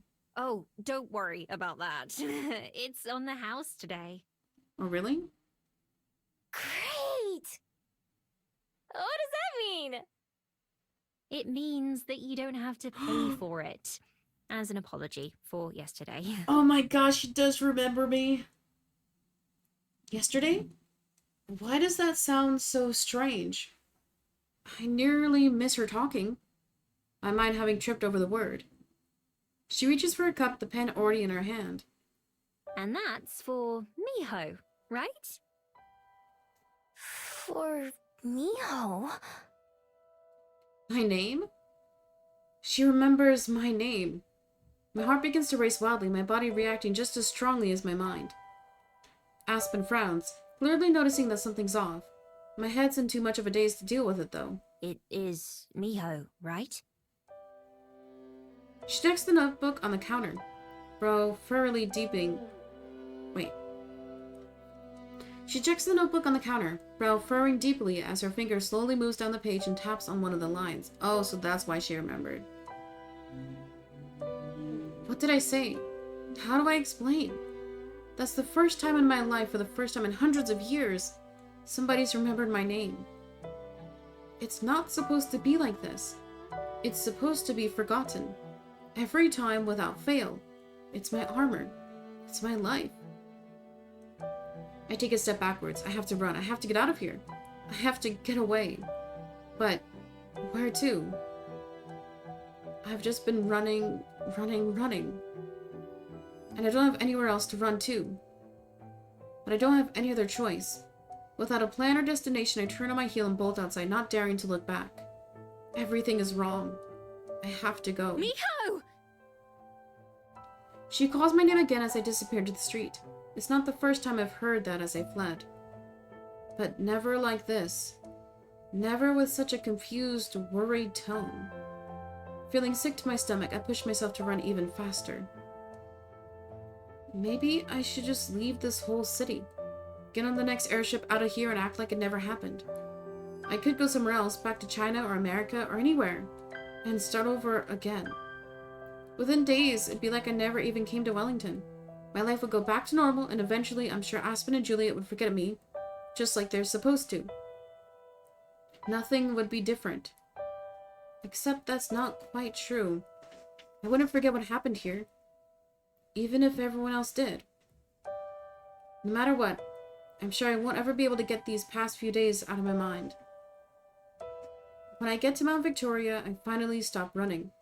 Not because this place is special or because I wanted to come here, but because I don't know where else I'd go. I make my way up to the top of the mountain just like I did on my first day. The view, which I admired so much last time, doesn't do much for me now. Instead, the city looks cluttered and confused from up here. My chest hurts from running so long. I have much more used to quick bursts of sprinting to get away from something or someone. I guess that's still what I'm trying to do right now. But I'm not too sure what I'm running from. Whenever something goes wrong, my first instinct is to flee.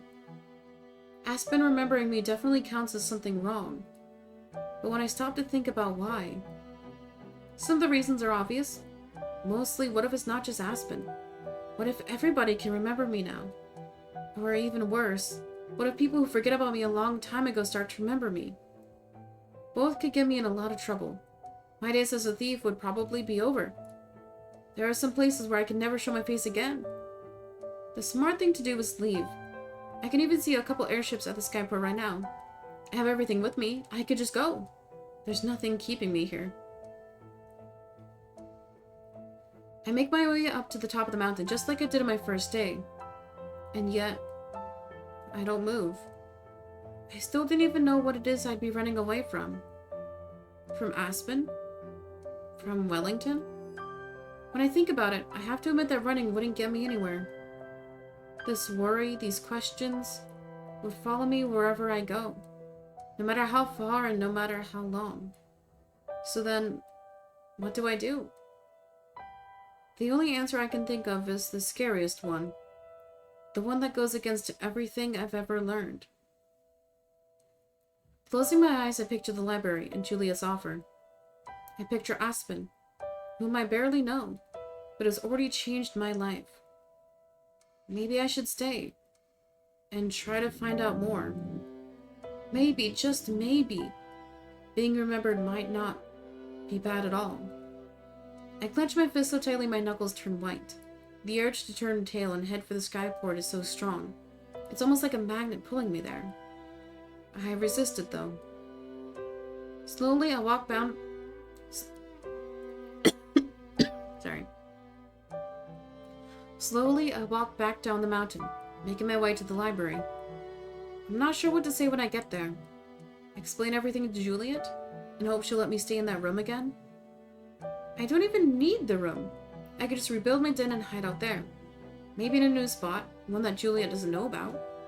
Not having to worry about the weather or other animals would be nice, though. There's no telling if Juliet will remember me too. If not, it might be easier to pretend that this is my first time visiting, and just ask if there's anywhere I could stay. Even though I'm not moving very fast, I still don't really feel ready for this conversation by the time I reach the library's entrance. It's only been an hour or so since I left the Bell House, so it's not late enough for the library to be closed. The usual stream of people flows in and out of the doors. Okay, I can do this. I stand off to the side of the entrance, preparing myself as people pass to and fro. My heart is racing the same way it does during a tense break-in. Maybe even harder. My tail twitches back and forth. Usually I don't notice, but right now I'm super aware of everything about myself. Fighting off my instincts, I open the door and let myself inside. I've been expecting to have to look for Juliet, but instead she's right by the entrance. What surprises me most, however... Wait, why is she here? Is the woman leaning against the large desk beside her, Aspen, who's now engaged in conversation with a look of deep concern on her face. She wasn't there when I checked the bedroom. I wish she would have spoken to me first, at least. I barely catch the end of Juliet's sentence. She notices me only moments after I spot her, and for a second her mouth forms a perfect "oh" in surprise. Juliet? What are you... Aspen turns around to follow Juliet's gaze, her eyes widening at the sight of me. Miho! My brain goes blank, rehearsed lines flying out of my head. Hey there. Oh dear. I slink over to where they're standing, hands in my pockets, unsure what I should say first. It's nice to see you again, Miho. I was hoping that you'd return. Me too. That was pretty sudden. I worked extra hard on that drink for you, you know. I freeze up. Looking for the words, Aspen's expression softens in concern. Miho? Alright, the drink. I'm sorry. Well, I ended up drinking it myself, so I suppose I can't complain too much. She laughs, and I can't stop myself from blurting out my next words. You seem different. I'm sorry? Like, less polite? Okay. Well, I'm not at work anymore, am I? What am I even saying? What was I planning on saying again? Will you be staying for a while, Miho? If so, we can continue this conversation in the dining room. It's a bit more private there. Juliet takes charge of the conversation effortlessly, and I accidentally sigh in relief. Yeah, sure. That sounds great. I'm not gonna run away again. They know something's going on. I'm glad to hear that. Right this way, then. Juliet leads the way down the hall into one of the locked rooms. We enter a cozy little room with a table and a few chairs, as well as a fridge. The three of us sit down, although I move my chair so I'm not so close to the others. Can I get you anything to eat or drink, Miho? I shake my head. I'm hungry, but I'm way too nervous to eat.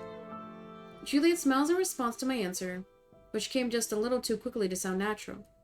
By the way both she and Aspen are looking at me, I can tell they're expecting me to say something first.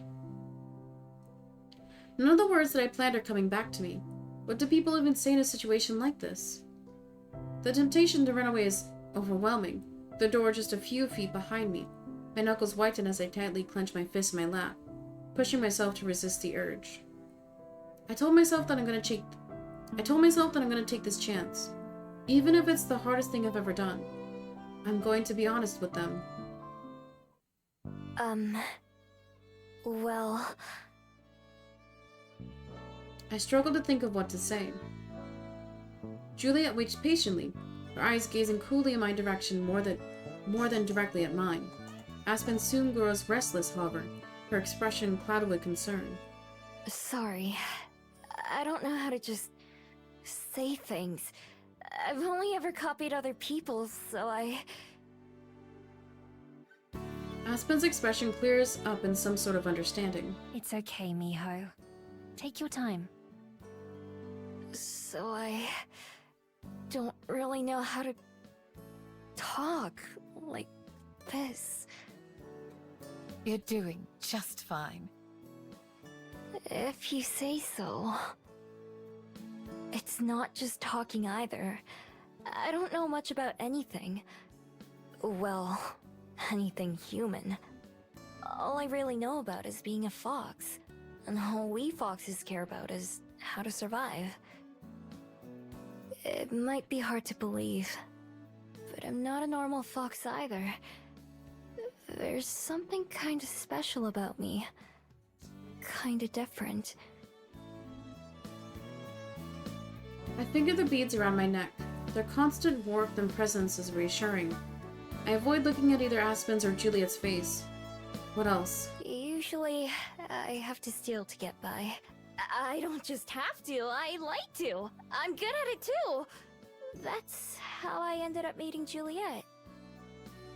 And the reason I'm so good at it is because I don't know why it happens, but ever since I got my human form, everyone forgets me. Even the people who catch me stealing from them.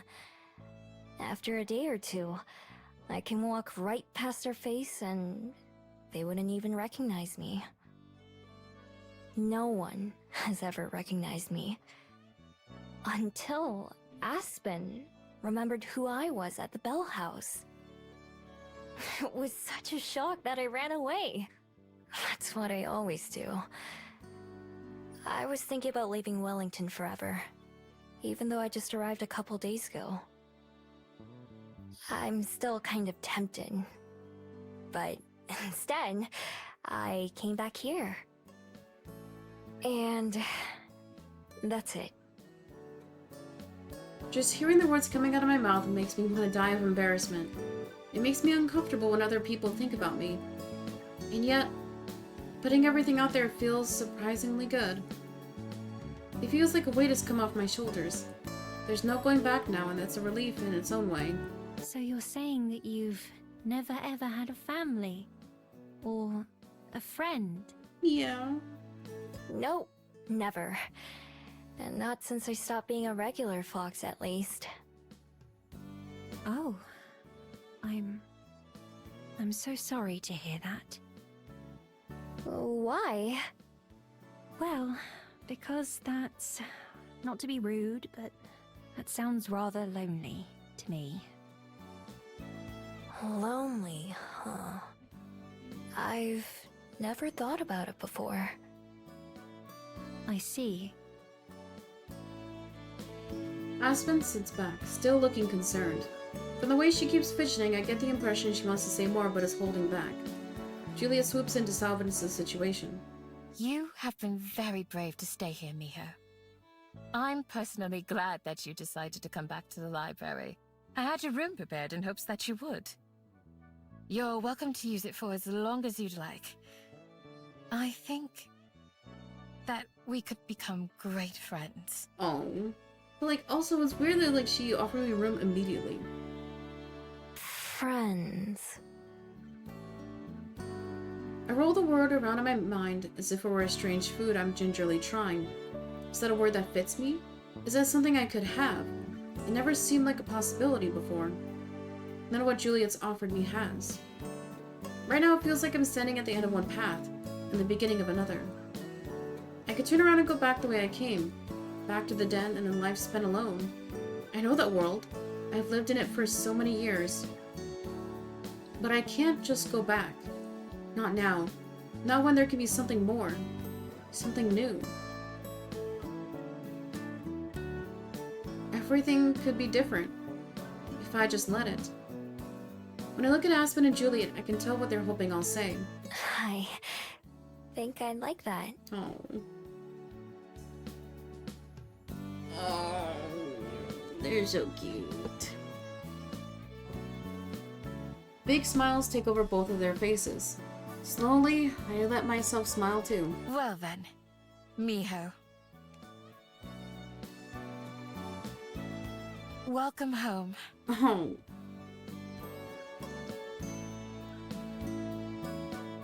Dude, look at how Juliet is looking at me. Oh, cute. Well, that was chapter 1. Pretty solid intro. Okay, I think for YouTube, we will do chapter uploads since it's probably gonna be like 10 to 14 hours. So that was chapter 1 of me playing Please Be Happy. I assume this game is gonna be fairly linear until the later chapters. So if you don't want to miss a single episode, like, comment, subscribe. You can watch these early on Twitch, twitch.tv/peacein_17. Go follow right now, but I'll see you in the next one. Peace out. Okay.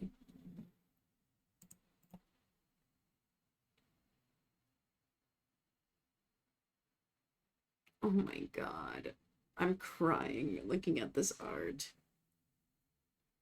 Okay, we are back to it. Chapter 2 of Please Be Happy.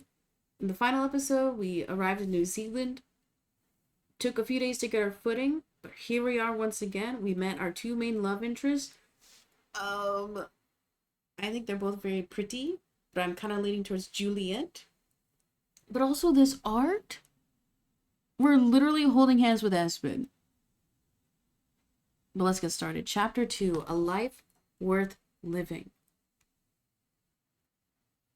For the second day in a row, I wake up in a soft bed. My bed. It's early. The library downstairs is silent. No one else is here, aside from Juliet. I didn't even transform before falling asleep last night. Just passed out like this, with human arms and legs. No wonder I'm sore. After I agreed to Juliet's offer, the rest of the day passed by quickly. Aspen and Juliet showed me around the house part of the library, and Juliet made the dinner for the three of us. Aspen didn't leave until the evening, and I decided to go to bed early. After the whirlwind of emotions I went through yesterday, I was exhausted and fell asleep as soon as my head hit the pillow. Not having to be on alert the moment I open my eyes is a nice change.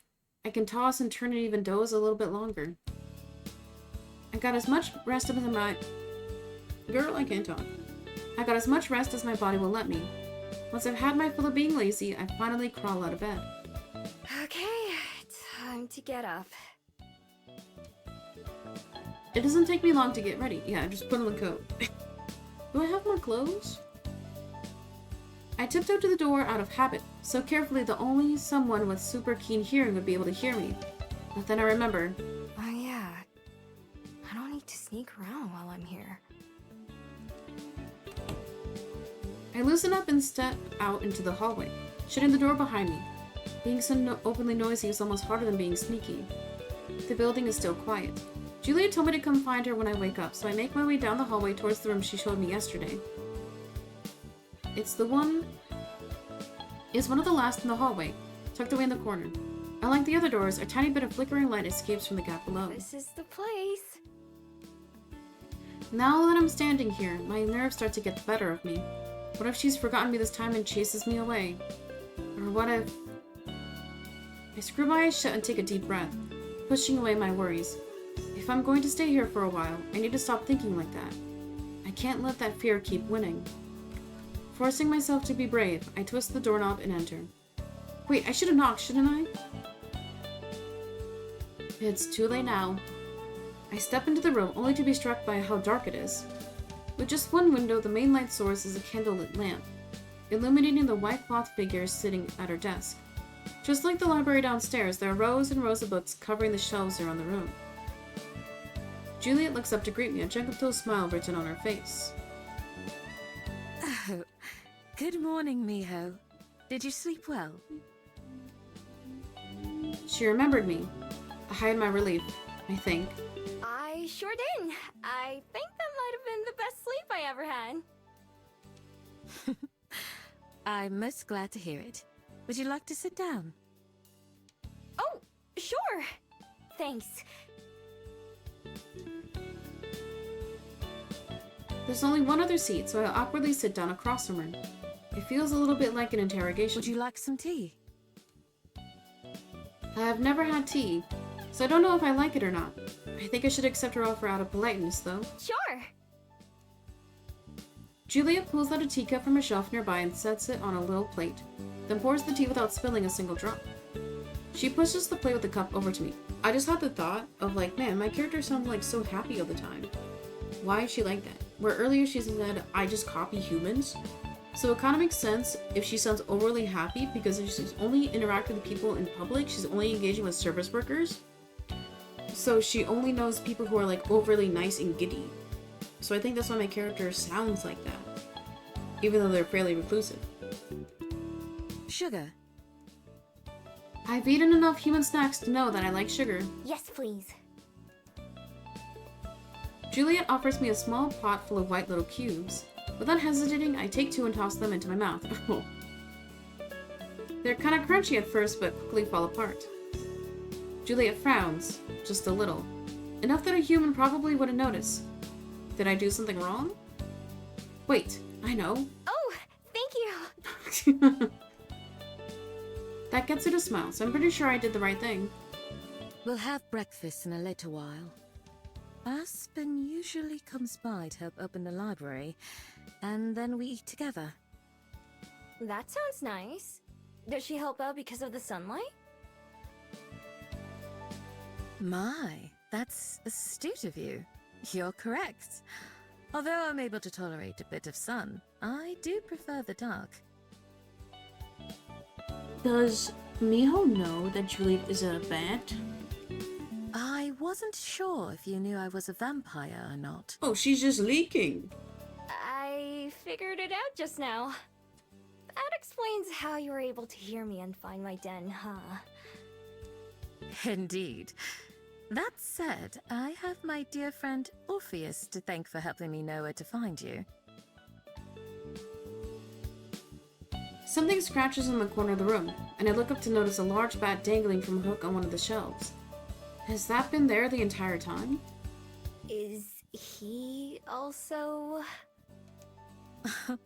No, Orpheus is a bat through and through, not a vampire. He happened to notice you on his way home one day. So that's the friend you were talking about. I was wondering about that. I have the pleasure of knowing several of Wellington's loco bats. They keep me apprised of news from around the city. You're not, like... you know... I tap one of my front teeth, not sure how to ask the question politely. Oh, heavens no! I consume as little blood as one of my kind can, and what I do partake of is freely donated. I love this city, and its people. I'd never had them like that. Oh, she's one of the good ones. Besides, I had quite enough of that during my time in the underworld. Is that where you come from as well? Oh, I'm not from the underworld. I'm from Korea. I've heard lots about it, though. I'm one of the only fabled I know of who doesn't come from there. That's a crazy line. For a long time, I didn't even know that other fabled existed. Indeed. Gumio like yourself are some of the few I know of. Wait, Gumiho? Is that what I'm called? That explains a lot. You didn't know, but you go by the name Miho. Just because I like the sound, I thought it was more like a nickname. I change it up wherever I go. Gumi, Homie, Migu. I've never had a real name. I didn't even know I had a kind. I've never met someone else like me. I wonder if we'd have much in common. Have other foxes, well, Kimiho, live the same kind of life I have. Maybe they're better at fitting in with people than I am, and that's why I've never seen one. Are there any other Gumio in Wellington? None that I know of. It's possible, though. I'm not sure what I'd say if I did meet one. I'd wondered about others like me before, but since I've never met one, I eventually assumed they don't exist. Finding out that they do, and that there's even a name for us, comes as a pretty big surprise. No matter how long I've been alive, there's still so much that I don't know about the world. As our discussion tapers off, the sound of the front door reaches my ears from downstairs. Juliet must have heard it too, looking over as I do. Oh, that'll be Aspen. Shall we go down to breakfast? I'll never say no to that. Juliet takes to her feet, blowing out the lamp as she goes. Orpheus the bat leaves the study when we do, though he flies off to a different direction. I guess he won't be joining us for the meal. I have to be careful not to spill my cup of tea as we walk down the stairs. Aspen waits at the bottom, a large book tucked under her arm. She waves with her free hand to greet us. Good morning, Aspen. It's nice to see you again. Good morning, Juliet. And you too, Miho. I must admit, I was a little worried you might run off during the night. I may have thought about it a little. Mikami. After I went to bed, though, I was out like a light. Glad you decided otherwise, then. Living in the library sounds like heaven. I can't believe you'd think about giving that up. Anyway, I'm opening today, so I can't stay too late. I'll go ahead and take care of the windows. I'll get started on breakfast then. Would you like grape or strawberry jam? I think I'm feeling like strawberry today. Oh, or some of that orange marmalade if there's any left. You have to let Miho try that too. I'll see if we have it. Is that a nonce you have with you? You can just leave him on the desk for now. It sure is. I'll be taking Jacques on the way out. I'll write it down. Are they talking about books? The two of them stroll off in different directions while I stand on the stairs, unable to follow any of the conversation. Who's Jax? Anonce? I don't see anyone with you. This is a nonce. She taps the cover of the book she brought with her. Okay, it was books. He's the author of this. Juliet suggested I read some of his work, but I'm finding him rather dull. Oh. Huh. I try my best to sound interested, but books are the most boring thing I can imagine. Maybe I'd see the appeal if I could read them, but how can they be better than doing things yourself? After setting the book down at the front desk, Aspen goes into the main room, leaving me alone in the hallway. I make my way down the rest of the steps. Looking down at my teacup, I decide to take a tiny sip. Oh, yuck. It's kind of bitter, but also bland at the same time. Frowning, I set the cup down on one of the shelves nearby. At least I tried it. The sugar was way better, though.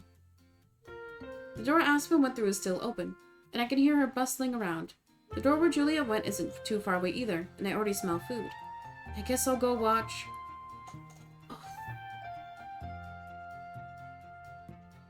Let's talk to Aspen. We won't see much of her because she works a lot. Aspen is in the book room by now, and I wander in that direction. She taps from window to window, pushing them open and pulling the curtains back. With each one, another sunbeam forms in, and the room gets a little bit brighter. Oh, hey Miho. How was your first night here? Great! After you left, I went to bed early, and then I got to sleep in. You sure do love to sleep. I do. Color me even more jealous. I'm working opening shifts most of this week, so I have to be up early every day. Or else... what? She stops and gives me a frustratingly familiar look. The look that means I've said something weird. Or else I get reprimanded for being late. Duh. Not to be rude, but, have you never had a job? No, I'm a fox. Nope. I haven't done most human things, if you can't tell. Oh, I certainly can tell. Okay. Your life must be fascinating.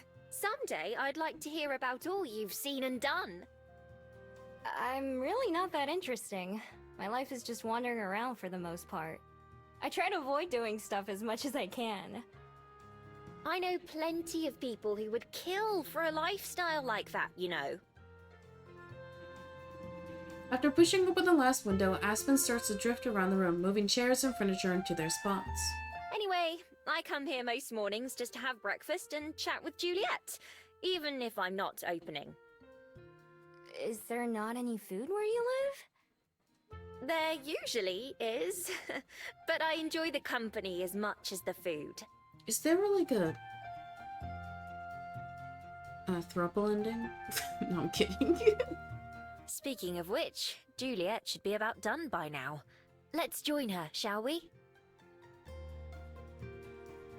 I follow behind Aspen as she walks on, adjusting and rotating a few more out-of-place items on the way. By the time we reach the kitchen, there's a big pile of buttered toast and different spreads waiting for us at the table. As we walk up to her, Juliet's setting down a plate of sliced fruit and another of fried eggs beside it. You two are right on time. I was just about to call for you. I have a sixth sense for it, apparently. We all sit down and dig in. The food, of course, is delicious. So, Miho, how will you be spending your first day as an official Wellington resident? I don't know yet. Hadn't really thought about it. Now that you mention it, I'll have a lot more free time now, huh? Usually I'd go hunting for food, or looking for a better place to stay, or...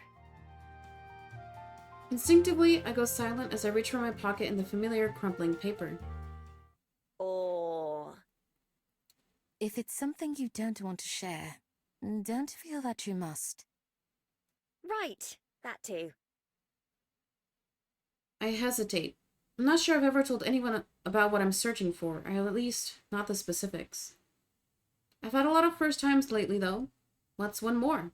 Besides, maybe the two of them can help. No, it's okay. I've been looking for someone. I wipe my hands first, making sure they don't have any crumbs or grease on them. Then I carefully slide the thin scroll from my pocket. I always keep it in the deepest part, where it won't get wet or damaged.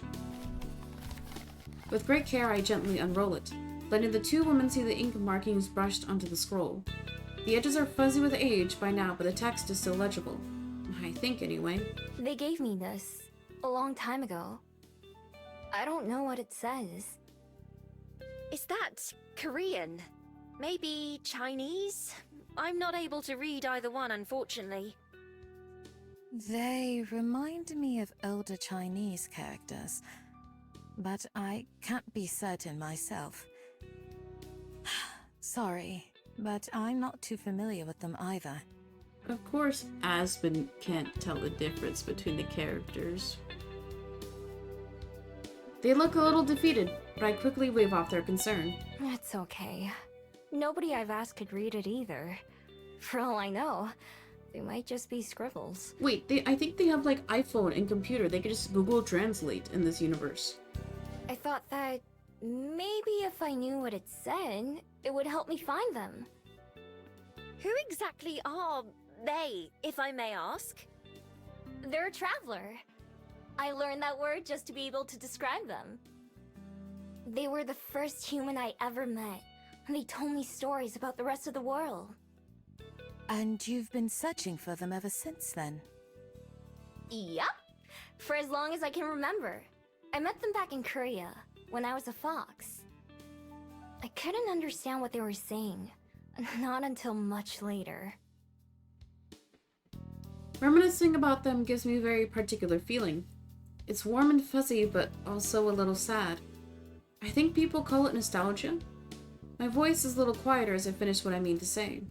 But that never stopped them from coming to see me. I don't know their name or even where they're from, but I'll definitely recognize them when I see them again. Both Aspen and Juliet are quiet for a moment, visibly thinking over what I've said. After a long while, it's Juliet who speaks first. In that case, I'd be happy to assist in any way I can. Me too, of course. Speaking of which, I may have found something useful to you. I was doing a little bit of research on Gumiho last night. There was surprisingly little to be found compared to some of the other fabled. Wait a sec. You found out that I'm a Gumio too? Dang. Well, yes. It wasn't too difficult to look up. Is that odd? God. So in less than a day, both Aspen and Juliet were able to learn something about myself that I couldn't in a lifetime. I guess not. I only realized how I sound after I said it. Juliet shoots a look at Aspen, who quickly tries to move the discussion along. Anyway, I was trying to find out why Juliet and I can remember you when nobody else can. Although I didn't find anything about memories in particular, there was one story that claimed a Gumiho's curse doesn't take effect until a full day later. Oh, of course. And since you and I both saw Miho again before too much time passed, we didn't forget her. So I have to see them every day to remember them? Oh my god, that's so sad. Right, that also makes sense from what you told us yesterday, Miho, doesn't it? You said you don't tend to talk to people a second time. Yeah, I usually try to avoid it, really. I had never thought of my magic as a curse before, but I guess to the person who forgets me it is. So that means that all we have to do to avoid forgetting about Miho is... It's impossible to miss the pause before Aspen's words, like she's not confident in what she's about to say. see her every day. Forever. Oh. Forever? The word hangs in the air. Aspen says it cheerfully, but even I can recognize just how impossible that is. At some point, even these two will forget me, won't they? Why even try then?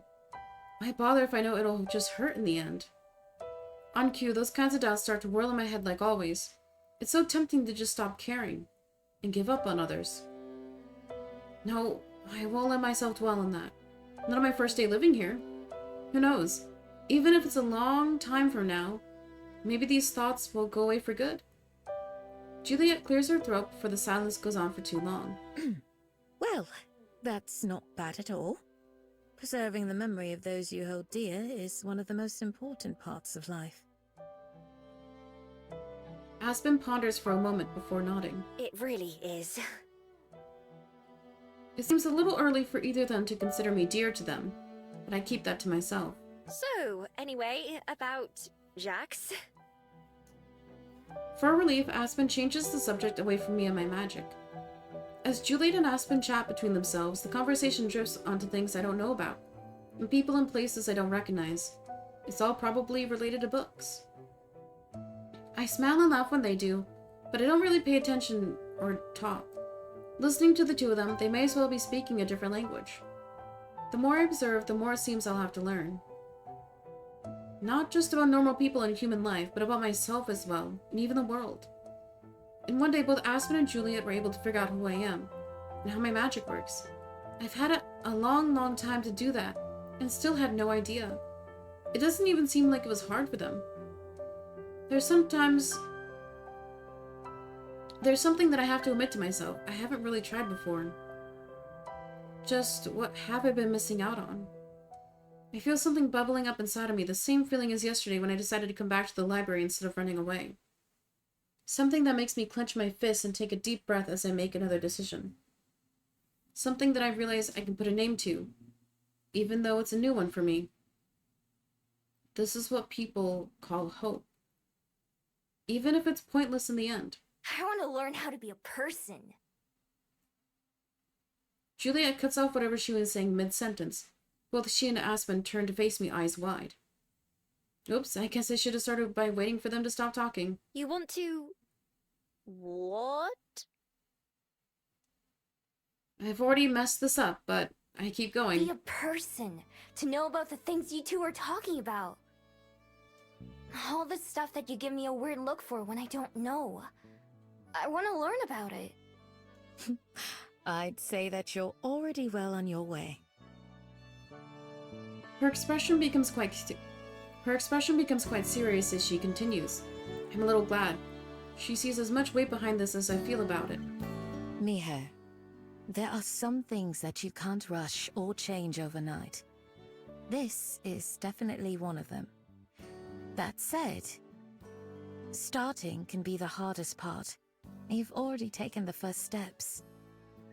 What Juliet said. I'm sorry, too. I didn't mean to keep you out of our conversation. No, it's okay. I was busy thinking anyway. I can't stop looking for my person, of course, but maybe I can do more than that too. We'll help you in any ways that we can. Aspen nods in agreement, but then checks the time and sighs. It'll have to wait until later, though, because I need to be leaving for work. I'm sure Juliet needs her rest, too. Thanks. I am rather tired. Will you be all right on your own for the day, Miho? Yeah, I should be. I'll figure out something to do. Ah, wonderful. Here, let me take those. She gets up and collects the dirty plates, then carries them to the sink. Tomorrow I have to go in earlier than usual to open. If you come by, I can make you that drink again, Miho. As long as you promise not to run away, that is. Okay, fine. Sure. Don't worry. I'm not going anywhere this time. Although... will it still be at home? At home? Like... free. Oh. Oh, on the house! Yes, of course! This should probably be the last time, though, or my boss will start getting upset. Aw, okay. It was nice while it lasted. Aspen pauses as she rises from the table and starts to leave. You know, getting a job might be a good idea if you're serious about living a normal life. Getting a job? It's hardly the most fun, but then you could buy as many fairy kiss chillers as you want. A job? Sounds like a pain. Aspen just sighs as I sink into my seat. The way she talks about having a job makes it sound awful. Well, it's just a suggestion. See you later, Juliet. Miho. With that, she takes her leave as Juliet and I wave her off. After the distant sound of Juliet shutting her bedroom door, the whole library is silent, leaving me alone with my thoughts in the kitchen. The front doors are unlocked and open to everyone, so it's just a matter of time until the first guests arrive. Well, what do I do now? I guess get a job. The empty room doesn't have an answer. Right about now, I'd usually be scrounging around for breakfast or scoping out a new place, or maybe even planning where I'd spend the night. But with a full belly and a bed to come back to, I don't have to worry about any of that. Instead, I have a lot of free time in my hands. Guess I'll explore. It's almost like once people get housing, so much of their stress is eliminated. That is why we should do housing first. Easy. Hashtag woke and broke. It's how I've been spending a lot of my time recently anyway. And while Juliet and Aspen seem fine so far, it's still a little tiring to be around other people so much. Having some alone time is important too. Making my way into town, I try to pay more attention to what people are doing, instead of searching for opportunities. I meant what I said about wanting to be more of a person, but small steps are easier for me, and if there's one thing I'm good at, it's observing. Of course, I'll be keeping an eye out for anything that can help me find my person, but I have to admit that I don't have much of a plan for that.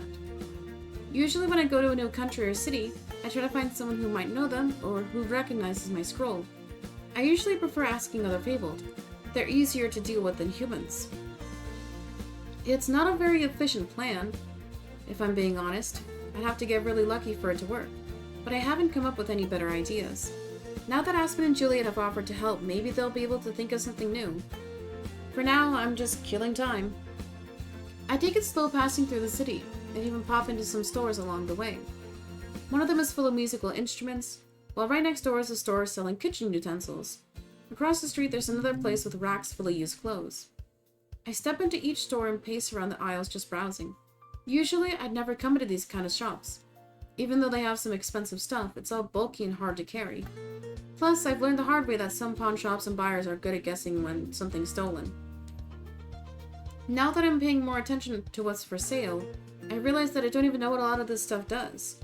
In the kitchen store there's normal pots and pans and dishes, which makes sense, but there's also a bunch of different gadgets with all kinds of shapes and sizes, but I can't even guess what some of them are used for. At the music store I recognize a few instruments like guitars and pianos and drums. There are also a bunch that I've seen before but don't know the names of. Mostly the kinds you play with your mouth. Then there are some that I've never ever seen, and can't even be sure are actually instruments and not some other kind of device. I seem to be the only one having this problem. In both stores, the other customers I've seen all walk around like they know what they're doing, or at least are looking for something in particular. I try to listen in on a conversation that someone's having with a salesperson, but it's just like listening to Aspen and Juliet talk. I don't recognize half the words. In the end, I don't spend long at either store. This is already harder than I thought. Nearby, there's a clock outside one of the stores, and it informs me that it's only been an hour or so since I left the library. There's still a lot of time before Juliet will be up. Guess I'll keep looking around. Although I'm not expecting much, I continue to browse through most of the shops I pass just for something to do. I think about going by the Bell House and saying hello to Aspen. When I get there, there's a line out the door and around the building. Peeking through the window, I don't even see her. Instead, someone else is taking orders at the counter. I don't feel like waiting, so I keep walking instead. I end up walking for as long as I can stand it, past the Skyport and beach, past Mount Victoria, back towards town yet again. When it eventually gets too boring even for me, I head back to the library. It's much busier now than when I left. There's a pile of books on the desk that people have brought back, and the checkout sheet is half full. Some of the chairs are occupied, and at least a dozen people are browsing the shelves. None of them pay me any mind, even when I grab a snack from the kitchen and then head up to my room. In there, I do the only thing there is to do. Flop onto my bed and look up at the ceiling. Don't get me wrong, I'm glad to have a bed to do that in, but it doesn't help much right now. So I can be bored outside or bored inside?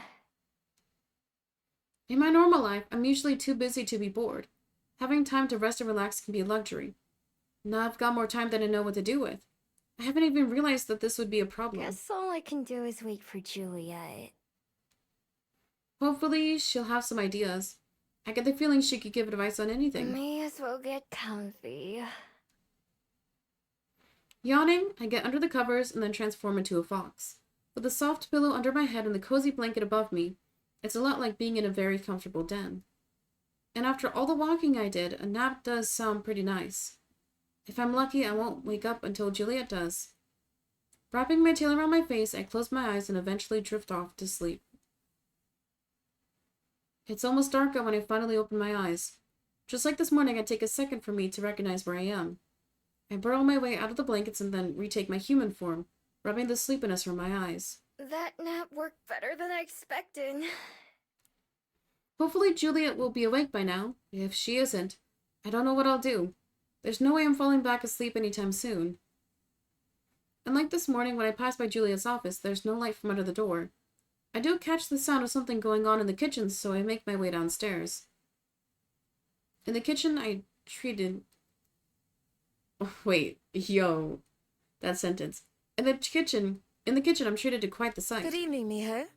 I'll be with you in just a moment. It's not just Juliet in the kitchen, but 3 bats as well. One clings to the back of the chair Aspen sat in this morning, and another is on top of the fridge. The third one is perched on Juliet's shoulder. I think it's the same one I saw in her office. Juliet's holding a small bag and handing out the contents to the different bats. On closer inspection, I realize that they're bugs. All the bats devour them greedily, including the one nibbling by Juliet's ear. She doesn't seem too bothered, and hands them each another treat. All right, here are the last ones. The bats on the chair and fridge finish their snacks and they fly over my head and out of the kitchen. Their wings nearly clip me in the face, and the gust they create blows my hair around.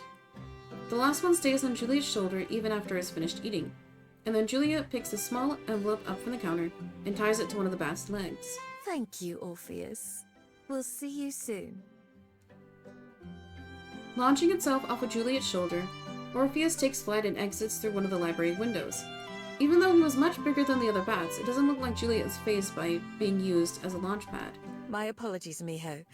You caught me just at dinner time for the bats. No, that was cool. It's okay. I just woke up. Oh? I take it you had a busy day then? No, I did nothing. Well, not really. Just walked around for a while and then took a nap because didn't know what else to do. I see. I'm sorry to have left you on your own all day. I should have made sure you were taken care of before I went to sleep. She sure does apologize a lot. Is that what it means to be polite? It makes me kind of uncomfortable. It's not like she did anything wrong. What are some of your hobbies? There are all manner of things tucked away in this room. All that throughout the library. Hobbies? I don't think I know that word. Something you do for fun, just because you enjoy it. Oh! I don't really have anything like that. Although she raises her eyebrows, Juliet just nods. I'm guessing that wasn't an answer she was expecting. I think I understand. Well, perhaps that should be our first order of business. I believe you'd find your life much enriched with something amusing to do. Okay. Like what? She ponders for a moment, tapping the countertop beside her. It could be anything. A sport, an art, or even something like watching television. Whatever brings you joy. Pretty sure I've never tried any of those. Then, it seems we have plenty of options to start with. I know you've done a lot of walking today already, but I need to go into town to run some errands. Would you be interested in accompanying me? Maybe we'll see something along the way that strikes your fancy. Sure. Fine by me. Not like I've got anything better to do. With a smile, Juliet gathers up some more papers and envelopes from the table and tucks them under her arm. Let's be off then. Leaving the library unlocked, we set off down the familiar path. Juliet maintains a brisk pace, but isn't too fast. I like this a lot more than going slow. So, Miho, how are you enjoying Wellington itself so far? I like it. It's not too big and it's not too small. Like that there's the ocean and mountains close by. Yes, we're truly fortunate to live in such a paradise. How'd you end up here in the first place? You said you came from the underworld, right? That's correct. Ugh, I was much wilder and irresponsible in those days. Really, I can't imagine. But then, I met someone who changed my life. Someone who made me want to be a better person. Oh, really? Part of that meant reinventing myself, with a new life in a new place. Rather like what you've been doing too. Huh. I can't picture you being crazy like you said. That's something of a relief, but it was certainly true at the time. Sometimes, it does feel as if I was an entirely different person back then. It can be difficult to reconcile who we were with who we are, or want to be. Doesn't seem like you had too much trouble with it. I wouldn't say that. For one, this was very long ago. And even now, I continue to change. Everyone does. Perhaps in a few hundred years, I'll look back on these days, and they'll also seem like someone else's life. Maybe. Not that I think Juliet is lying, but it seems to me like she's just being modest. I may not have known her for too long, but if anything, she seems a little too perfect. If it isn't too late in the evening yet... Wait. It isn't too late in the evening yet, so there's plenty of other people out and about too. Occasionally, someone will recognize and greet Juliet, and she always gives them a friendly greeting in return. After walking in silence for a couple of minutes, I clear my throat. I've got a question. What is it? Do you always walk places? As opposed to? Flying. Can't you turn into a bat? Oh, yes. I suppose I can. I do so only sparingly, though. I find that I appreciate life more as a human than as a bat. Why? That's weird. Like being a fox a lot more. Being a human just feels clumsy. Your arms and legs are way too long and get in the way all the time. I suppose that's true. It can be quite awkward at times. Or even embarrassing. Yeah, exactly! I've never been embarrassed as a fox. I understand. There are certainly downsides. I believe the good makes up for the bad, though. Some things are only possible as a human, or fabled. Like what? I can't think of any, other than talking like this. Like writing, for one thing, as our dear friend Aspen would surely mention. Or perhaps... Also, I guess Aspen is like an author. An aspiring author, oh my god. like dancing. Have you ever danced, Miho? Nope, never. I don't get why people do it either. Don't tell me you like dancing. Is that your hobby? I must confess that I do enjoy it. At times, that is. I wouldn't call it a hobby. But with the right person, at the right moment, it can be quite nice. If you say so. I find myself saying that a lot lately. Shaking and flopping her body around to music? It's not for me. I don't even know how they come up with this stuff. You know what I do come up with though? Ads. Because guys, we are 3 hours in. So it's time for me to run some ads. If you want to avoid the ad, all you gotta do is click subscribe for $5.99, just $6, skip your coffee, and get ad-free viewing all month long. Or you can link Amazon Prime to your Twitch account and subscribe for free every single month. Click it, see if you got a free Prime available.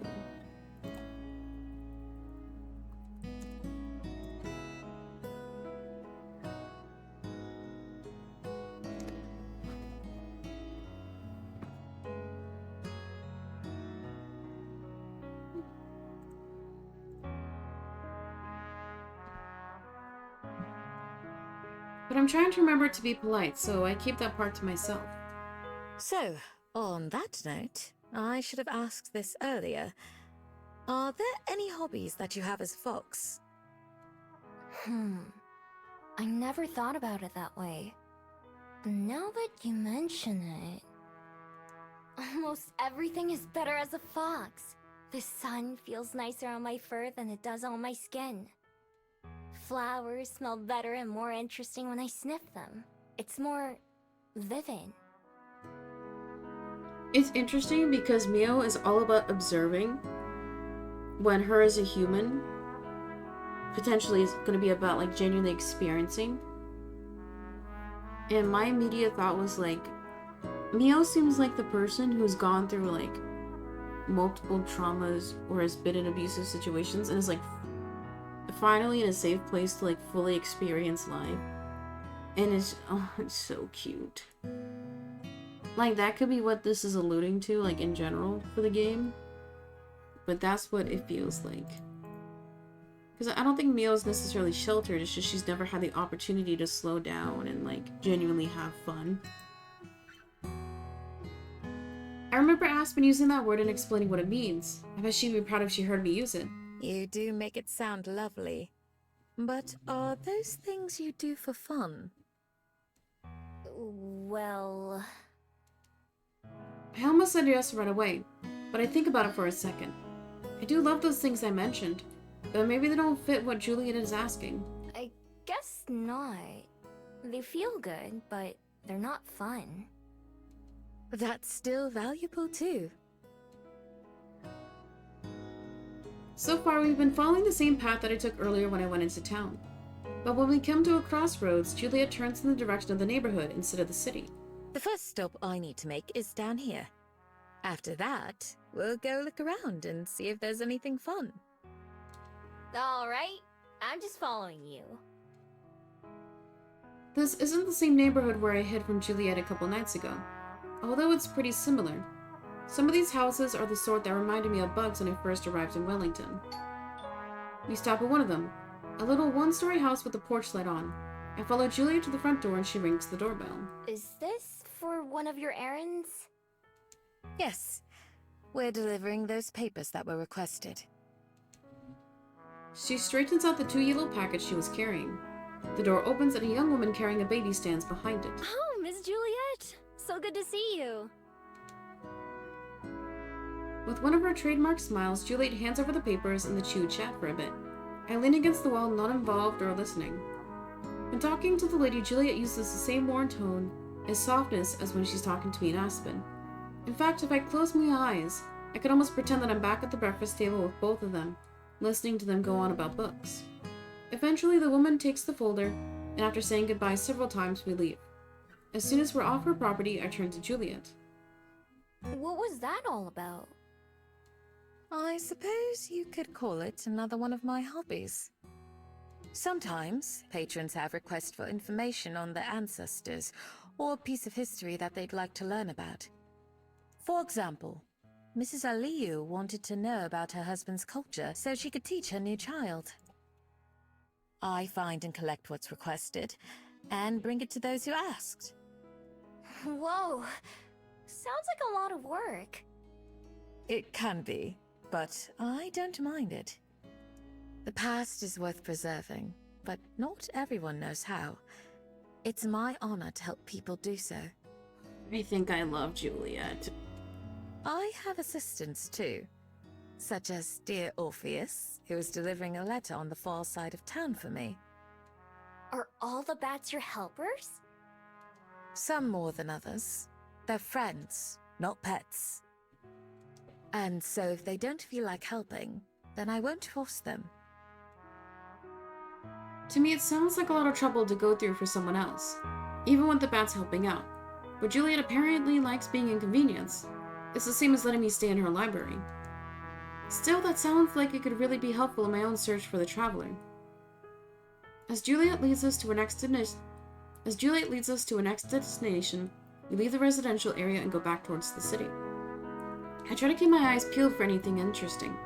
There are plenty of people sitting out at the tables having a meal, or walking around the shops, but nothing out of the ordinary. In fact, it's not much different from when I was here earlier. There are more fabled and fewer humans, but there are still plenty of those too. Some of the places I pass by are closed now, but some, like the music store, are still open. When we come to a big building with a lot of posters on the walls outside, we stop. This is one of our movie theaters.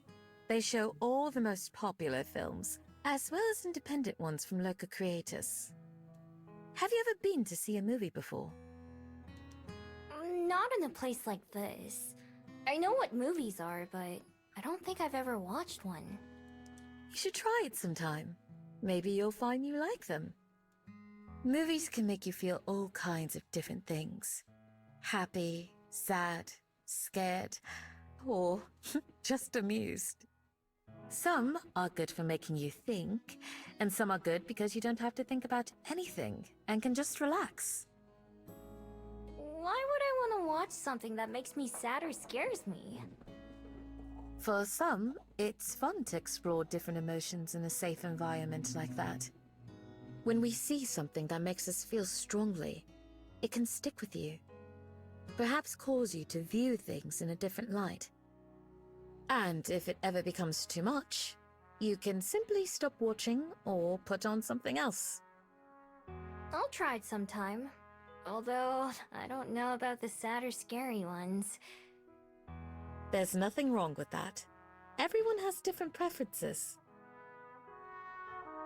Along the way, Juliet continues to point out different shops and locations that she thinks I should know about, like another library or a museum. I'm not very interested in either of those things, but I smile and nod and pretend like I am. After a while, we leave the city behind and we reach the waterfront, just like I usually do. The ocean looks much different at night, with the starlight and moonlight reflecting off the water.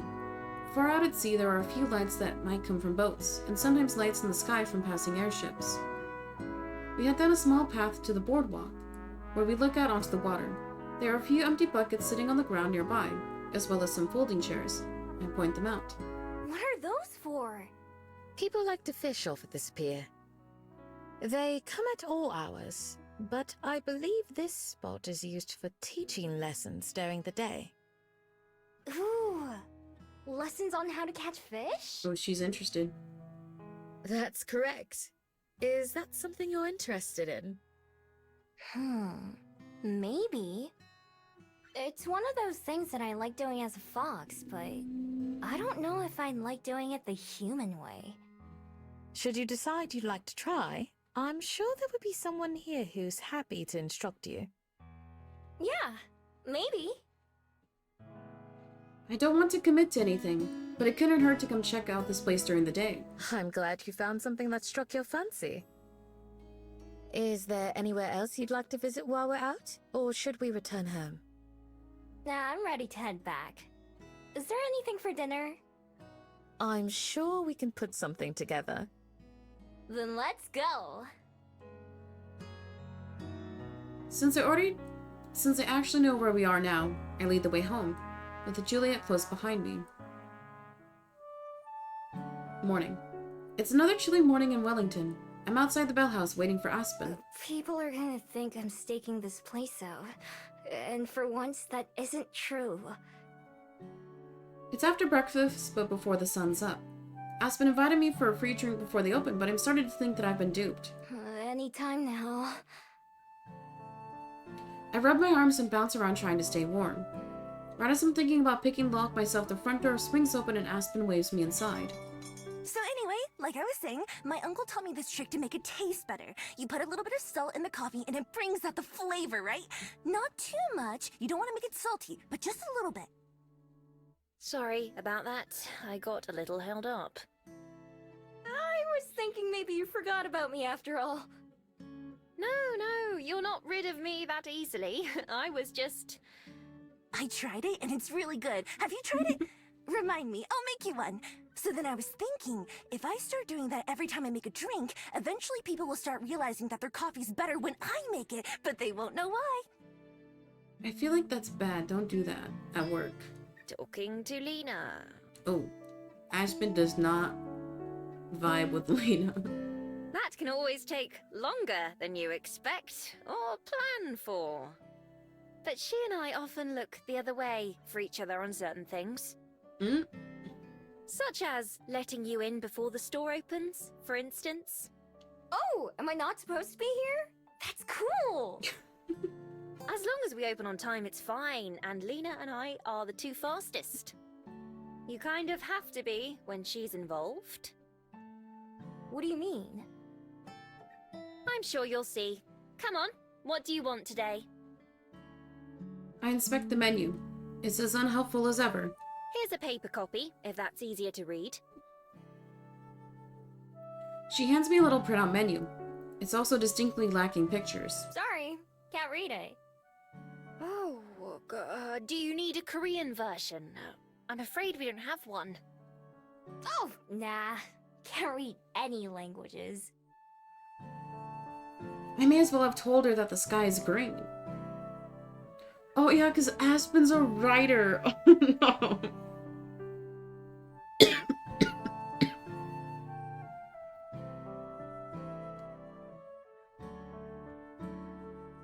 Aspen stares at me in clear disbelief. This isn't the usual weird look. This is beyond that. She laughs nervously. You're joking, right? I shake my head. She collapses onto a stool behind her, fanning her face with the menu in her hand. I can't believe it. I just can't. So you've never... You haven't. Wow. I can tell she really wants to say more, but holds herself back. I suppose that explains a lot. Still, I just can't imagine. It takes a moment, but she regains her composure. Anyway, if you want to try something new, then how about our ambrosia latte? It's one of our seasonal beverages with apple and caramel. Ooh! Apples and coffee? I've never had that before. Yes, well, we're experimenting with the recipe still. I said that we should try adding more cinnamon to it. I don't even know where Lena comes from. Suddenly she's just there. Aspen said it would overwhelm the other flavors, but I add extra whenever I make one, and so far no one's complained. Lena, are you serious? Well, yeah. How else are we gonna find out which one's better? I'll make one for your friend too, and she can tell us which one she likes more. Ooh. The rivalry. Lena! The other girl hurries back to the kitchen, clearly not caring about what Aspen was about to say. Aspen sighs and shakes her head. Right, well, I have to open the registers and put on the coffee. I'll have your drink in a couple minutes. Okay, thanks. I hop up one of the tall stools and wait, swinging swinging my legs back and forth. Before long, the cafe fills with the smell of warm coffee and baking bread. It's enough to make my mouth water, even though it hasn't been long since I last ate. Aspen roams between the kitchen and the front area, always looking very busy. She checks and inspects what seems to like every drawer and cabinet in the place while getting ready. Lena's busy too, mopping and setting up chairs. At some point she put earphones in, and her music is loud enough for me to hear it from across the building. After a while, Aspen returns to my table along with a steaming paper cup. Here you go. One ambrosia latte. I pop the lid off so I can take a peek at the drink itself. It smells light and fruity, and a swirl of caramel syrup is melting into the coffee and whipped cream. Looks good. Hopefully it tastes good too. I have a tiny little sip since it's too hot to drink very fast. The tartness of the apple actually goes pretty well with the coffee flavor. It's a little sour, but it's not bad. Not as good as a fairy kiss chiller, though. Ooh. Well, I can't complain about that. The chair squeaks against the floor as Aspen sits down across from me. So, have you decided how you're going to spend your day? Not yet. What about you? I mean, she has to work. There's still another 7.5 hours left on my shift, so I'll be here for quite a while. Oh dear. After work, I try to have a social life or get some writing done. Although lately I usually just collapse on the bed and take a nap. Mood. Hey, me too! Without a bed, though. Yes, well, I'm sure frolicking through the flowers and chasing rabbits gets tiring. Ooh, are there rabbits around here? Not for long, I imagine. Aspen is kind of rude, but at least she's funny. Speaking of which, have you thought about what I said yesterday? About getting a job? It seems you have more than enough time on your hands. Ooh, about that. You do know what a job is, right? More or less. I mean, I've seen people at work before, but I've never had my own job before you ask. But like, wouldn't it be awkward if she got a job? And obviously people don't work every day. So like, what if she has a coworker, they don't see each other for a day, and the coworker's like, who are you? Yes, I'm aware. I feel like that could be more of a problem. Anyway, you'd have money to buy things you want, and you wouldn't have to steal to get it. What do I need money for, though? Juliet lets me sleep at her house, and she even gives me food. I don't mean to sound rude or anything, but Juliet can't take care of you forever, you know? I know. Not if I marry Juliet. Right now I'm still getting used to even living here. I haven't given any thought to what might happen later on. I don't even know what kind of job I could get. Is there some place that would hire me to steal things? What, the bank? Not legally, no. But maybe you can find a way to use those skills. Maybe you could be a security guard somewhere, or a locksmith. Good suggestions. Maybe. What exactly is your job, anyway? Well, as you know, I'm a barista. That means I make coffee and tea and hot chocolate and whatever else our customers ask for. Some people rely on our products just to get through their day, so I consider it to be a very important job. If we were to close or go out of business, there would be a great many people who would be distraught over it. Wow! And you're gonna do this for the rest of your life? Not for that long, I hope. It's not my passion by any means, but I don't mind it. Aspen could have been so much ruder there, but she decided to be kind. It can be rather exhausting, though, especially on busy days. I can't say she's selling me on this whole job idea. What is your passion? Oh.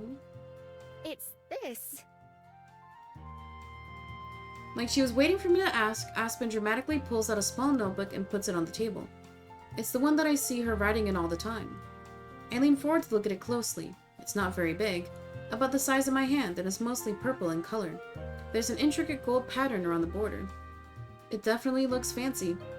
I could probably get a lot of money for this at the right store. This is my writing notebook.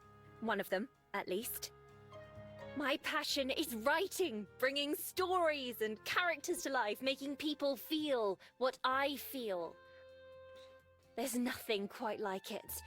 So challenging, yet rewarding. It's both my favorite activity and also the most frustrating one.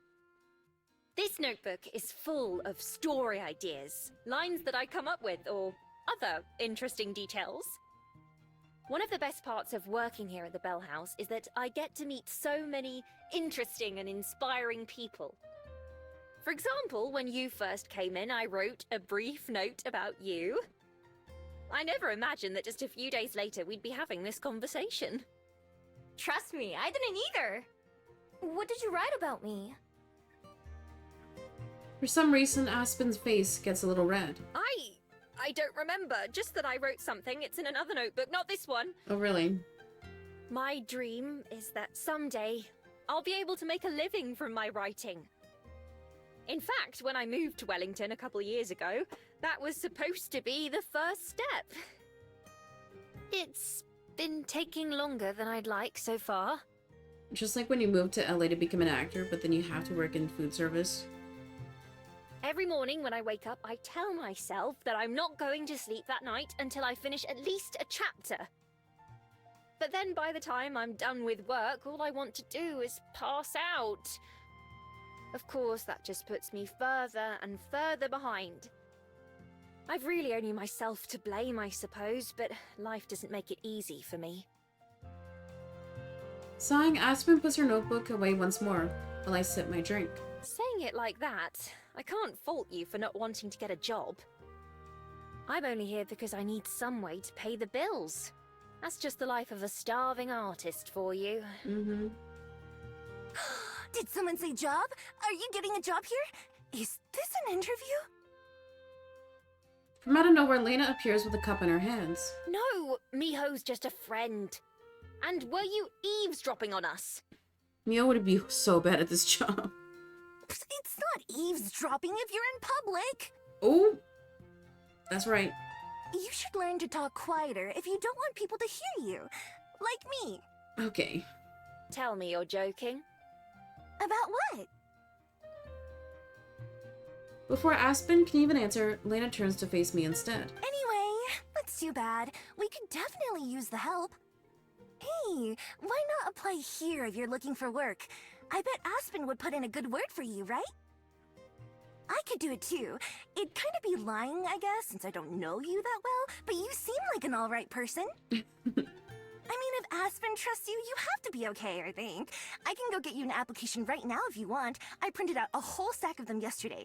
Actually, it's the second stack, because the first one jammed up the printer and... Lena, I am begging you to please be normal. No, I love Lena. What? Tell me why it's a bad idea. Do you not think...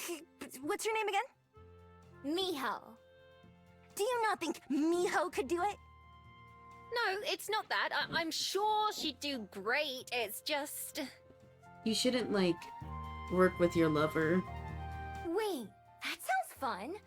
Would I get to work with you? Yeah, we'd work together. Oh, you meant Aspen, didn't you? Yeah, she'd be there too.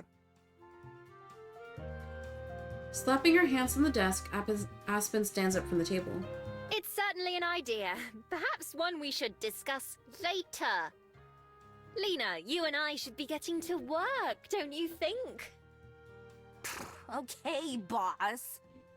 Please just go unlock the door. Okay. Smirking, Lena heads towards Feel the front free of the to hang store. out for a bit if you'd like, Miho. Although it's going to get busy soon, so I won't... Oh, wait! I almost forgot! If you need something to do, come play tennis with me this afternoon. Oh, okay. Tennis? Yeah, you know, you hit the ball back and forth over the net. I know what it is. Is that your hobby? Wait, so I know what tennis is. but I didn't know what fishing was? For now, I like trying new things. I'll think about it. I should try something new myself, too. I wasn't asking. Anyway, you said it yourself. You're totally coming. So, I'll see you there. I think I love Lena. She's so pushy. I love her. Okay. I can't help but feel like I've been roped into something here. But it's true that I should at least give it a shot. Maybe I'll turn out to like it more than I expect. Cool. Lena starts to leave again, but then suddenly jumps back around to face me again. Oh, right. There's one more thing. How many more things does she have? I can practically feel Aspen's expiration as Lena runs back and slams the cup she was carrying onto the table in front of me. Try this. Tell me which one you like more. The one I made or the one Aspen made? Oh. Okay. With an unnecessarily loud sigh, Aspen goes and unlocks the front door herself. I'm over halfway done with Aspen's drink, but I take another gulp, paying attention to the mix of flavors. Then I do the same with Lena's. Lena watches eagerly, fist clenched in excitement. So, what you think? Come on, be honest. I can't taste a single difference. They're both good. Sure, but which one's better? Taking another sip of each, I try to detect anything that's different between them, but I can't. Fortunately, Aspen saves me. She limps behind Lena like a phantom. Lena, don't you think maybe you should go check the croissants? Nah, I already looked at them earlier. A couple of them were kind of schoolish, but I tried to massage them back into shape. Don't worry, For once, Lena's the one cut off by Aspen's jerk of... For once, Lena's the one cut off by... Wait, sorry. For once, Lena's the one cut off as Aspen jerks on her apron strings, and she flaps her wings to maintain her balance. Why don't you go check on them again? Or maybe the muffins, if you haven't yet. Fine. We all know Miho just didn't want to hurt your feelings anyway. The girls are fighting. Aspen releases her, and Lena walks off to the back of the cafe like an embarrassed cat, pretending it was her idea all along. After she disappears into the kitchen, Aspen sighs yet again. I'm sorry about that. It's fine. She seems nice. That is certainly one way you could describe her. What I was trying to say earlier is that you can stay here if you want, but I won't be able to chat. Our first customers will be here any minute now. That's okay. I'll probably go back to the library once I finish my drinks. All right, I'll see you later then. And don't feel obligated to finish both if you don't want to. I'm gonna try. Bye! Like Lena, Aspen also retreats behind the counter and starts filling the display case with pastries. I wonder if any of them are the croissants Lena was talking about. Sure enough, it isn't long before the first customers start to show up. Aspen takes their orders with that fake nice voice that she used when we first met. Already, I've gotten more used to hearing her regular speaking voice instead. It's interesting to know that even normal humans like her still pretend to be other people sometimes. I wonder why she feels like she has to do that. So far, she's one of the nicest humans I've ever met. After I finish on my first coffee, I toss the cup away, but hold on to the second. I'll drink it later or something. Aspen waves as I leave the bell house and start making my way back to the library. I've had my fill of wandering around at least for a few days. If I'm going to be bored, I may as well do it while I'm comfy. Job or not, Aspen is definitely right about one thing. I really need to find something better to do with my time. Oh wow, there is a lot of places. Botanical garden? Okay, I can't go there yet. That's the only new thing. Oh, that's so cute. The library is called home now. Okay, let's go play tennis at Hataitai Park. After a few hours of sitting around at the library, I'm bored enough to take Lena up on her offer to play tennis. The only problem is, I forgot to ask where and when. Sometime in the afternoon, I go down to the bell house, where an employee tells me both Aspen and Lena have left for the day. They give me directions to a place called Hataitai Park, which is where they say Lena mentioned before heading out. I follow their instructions and reach a big open area full of people on bikes, walking, or just sitting in the grass. I wander around looking for any sign of Lena or people playing tennis. Finally, I spot the courts and make my way over. Out of the dozen or so people who are playing, it isn't hard to find Lena when I get there. Yeah! Nice serve! She runs back and forth, leaping and diving to hit the little green ball before it can touch the ground. She flaps her wings to keep from falling over when she does. Her partner, a tall boy with antlers on his head, looks exhausted. When he swings his racket, it looks like his arm might fall off at any second. When I get close enough, Lena notices me and stops mid-dive. Miho! You're late! Aw, she's so cute. Now that she's distracted, her partner takes the opportunity to hurry away, collapsing into the grass to rest. Sorry, I wasn't sure what time I should come by. Or where. Oh, right. I guess I should have told you. In that case, good guess. I don't bother telling her that I got help from one of her coworkers. Lena picks up a racket from nearby and offers it to me. Ready to play? I guess so. I don't really know the rules, though. Nah, it's fine. Me either. Just try to hit the ball, alright? Okay, I can do that. I take my spot on the other side of the net, trying to imitate the way other people are standing. Alright, here goes! Lena drops the ball and then knocks it towards me. I watch it carefully, and when it gets close enough, I swing. The ball goes soaring way over her head and falls into the grass out of sight somewhere. Maybe a little less oomph next time. Let's try it again. She serves the ball, and this time I just barely hit it over the net. Lena dives for it like before and sends it sailing back to me. The more we play, the easier it gets. Both of us miss the ball or knock it into the net a lot, but it's not too bad. Finally, even Lena gets tired, and we take a break to drink some water. How long have you played tennis? Like, today or in my life? In your life. She thinks about it for a bit, scrunching up her nose. About a week. Okay. Oh, that's it? Oh yeah, because she said she's trying new hobbies. Yeah, how about you? About half an hour, I guess. Oh, right. I forgot about that. See? We're both trying new things. The whole time we're talking, Lena keeps glancing away from me to watch the other players. I try to figure out what's so interesting, but can't. Okay, break's over. Let's play some more. We get back on the court and play for a little bit longer, until the end of the hour. As everyone else starts to pack up and leave, I follow Lena, who puts away our equipment. So, what'd you think? Did you have fun? It was alright. I wouldn't mind doing it again, but I don't know if I'd want to play all the time. I can see why some people enjoy it at least. Being outside is nice, and it was a good way to burn off some energy. That's good. They meet a few times a week if you want to come back. Will you be here? Not sure yet. Even while cleaning up, she's still distracted by someone or something else.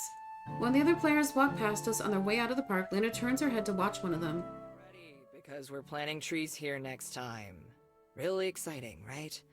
If you want to help out, then come to me afterwards.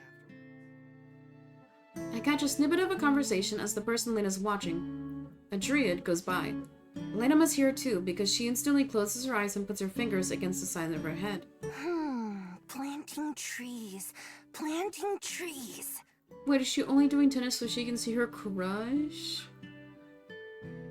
She repeats the words to herself a few times, and then her eyes snap back open. Okay, got it! Got what? What I'm doing next time!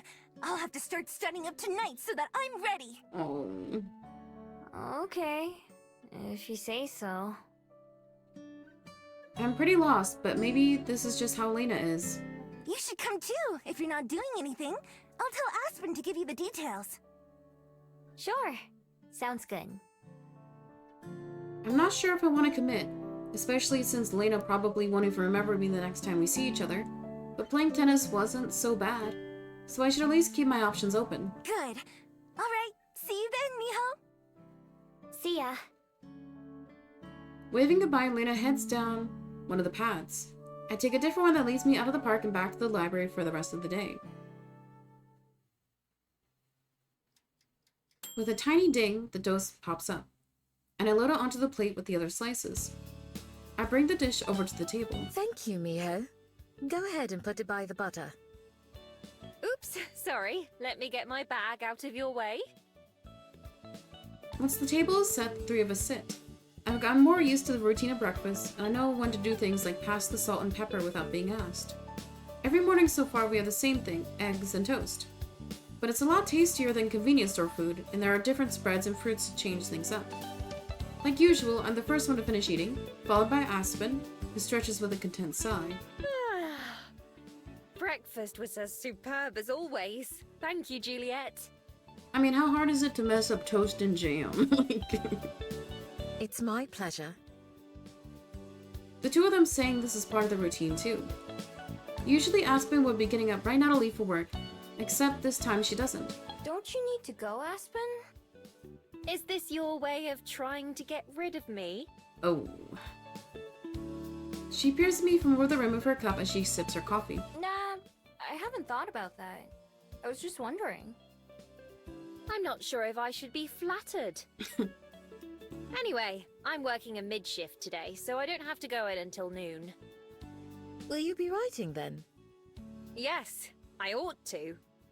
I'm about halfway through this draft, and I'm trying to finish it by the end of this month, so every minute helps. Oh my, halfway already? That's excellent progress. I look forward to reading it when you're finished.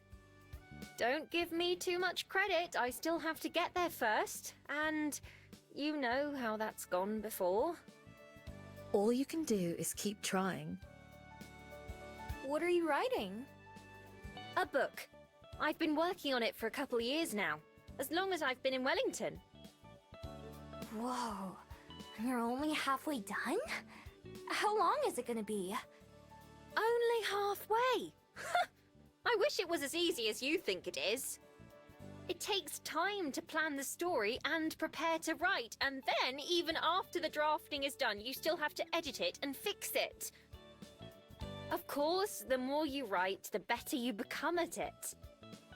And so, sometimes you notice flaws in your story that you didn't catch before, so you have to go back or start over. How do you ever get anything done then if you're always getting better? Don't you just have to finish it eventually? Well, like I said, it's not that simple. Why is Aspen blushing? Aspen clears her throat. Anyway, it's difficult to explain to someone who's never written anything. Believe me, any writer would tell you the same thing. I glance over at Juliet, who is intently watching her tea as she stirs it. And you? Did you end up finding something to fill your time? Oh, like a hobby. Maybe. I don't know yet. Well, don't worry about it too much. It's supposed to be fun, not something you have to force yourself to do. Although I'm hardly one to talk, there are times where I want to do anything except write. It's okay. At least you have something. Julia told me about movies, so I might try watching one of those. Have you ever seen a movie? Once or twice, I'm sure. Actually, Miho, there was something I wanted to ask you. What's that? Well, how would you feel about helping out around the library as a part-time job? Nepo hire, yes sir. I'll pay you for your time, of course. It would give you something to do during the day, and it would be a great help to me. Really? But I thought you didn't need any help running the library. It's true that I don't need it. The honor system has served me well for the day-to-day services, and I'm kept informed of any troublemakers. But in addition to the kind assistance from Aspen in the mornings, I also have to reshelve books, maintain the check-in and check-out logs, and more. I don't mind those tasks at all. In fact, I find them rather relaxing. But without them, I'd be able to devote more time to other pursuits. But like, how does the library make money? That's what I'm confused about. If you're uninterested, you're more than welcome to decline. You needn't worry about being kicked out or disappointing me. I'm perfectly content either way. Helping around here doesn't sound bad at all. It doesn't sound very exciting either, but it's not like I found anything else I'd rather do instead. At least it's comfy in the library and super convenient. Having some money again would be nice too. It would be even better than no one's trying to take it back. Alright, I'll do it. Juliet looks a little taken aback. That was fast. Are you quite sure? Yeah, I'll try it at least. Of course. If you find it's not for you, then I won't be upset. Why don't you take the rest of the week for yourself, and you can begin on Monday? Okay. Okay, that sounds good to me. Excellent. I'll be looking forward to it then. The two of them chat for a little bit longer before Aspen leaves to go write, and Juliet goes to bed. I stay mostly quiet, thinking to myself. A job. That's something I never envisioned happening. I said having. A job. That's something I never envisioned having. I figured I'd just keep stealing until what exactly? I'm not too sure. Until I find my person, I guess? That goal has all I focused my... Wait, sorry. That goal has been all I focused on for my entire life, but now, spending time here in Wellington is actually making me plan things out in advance. When I stop and think about the future, it's a lot of emptiness and mystery. It makes me realize how little I have to fall back on. That's why doing all these normal things like getting a job could be good for me. I don't know what might be useful someday. As for my person, I'm still always thinking about them and how I can find them. That part hasn't changed. For now, I'll just go with the flow and see where it takes me. Oh, wow. Okay, we got 2 new places.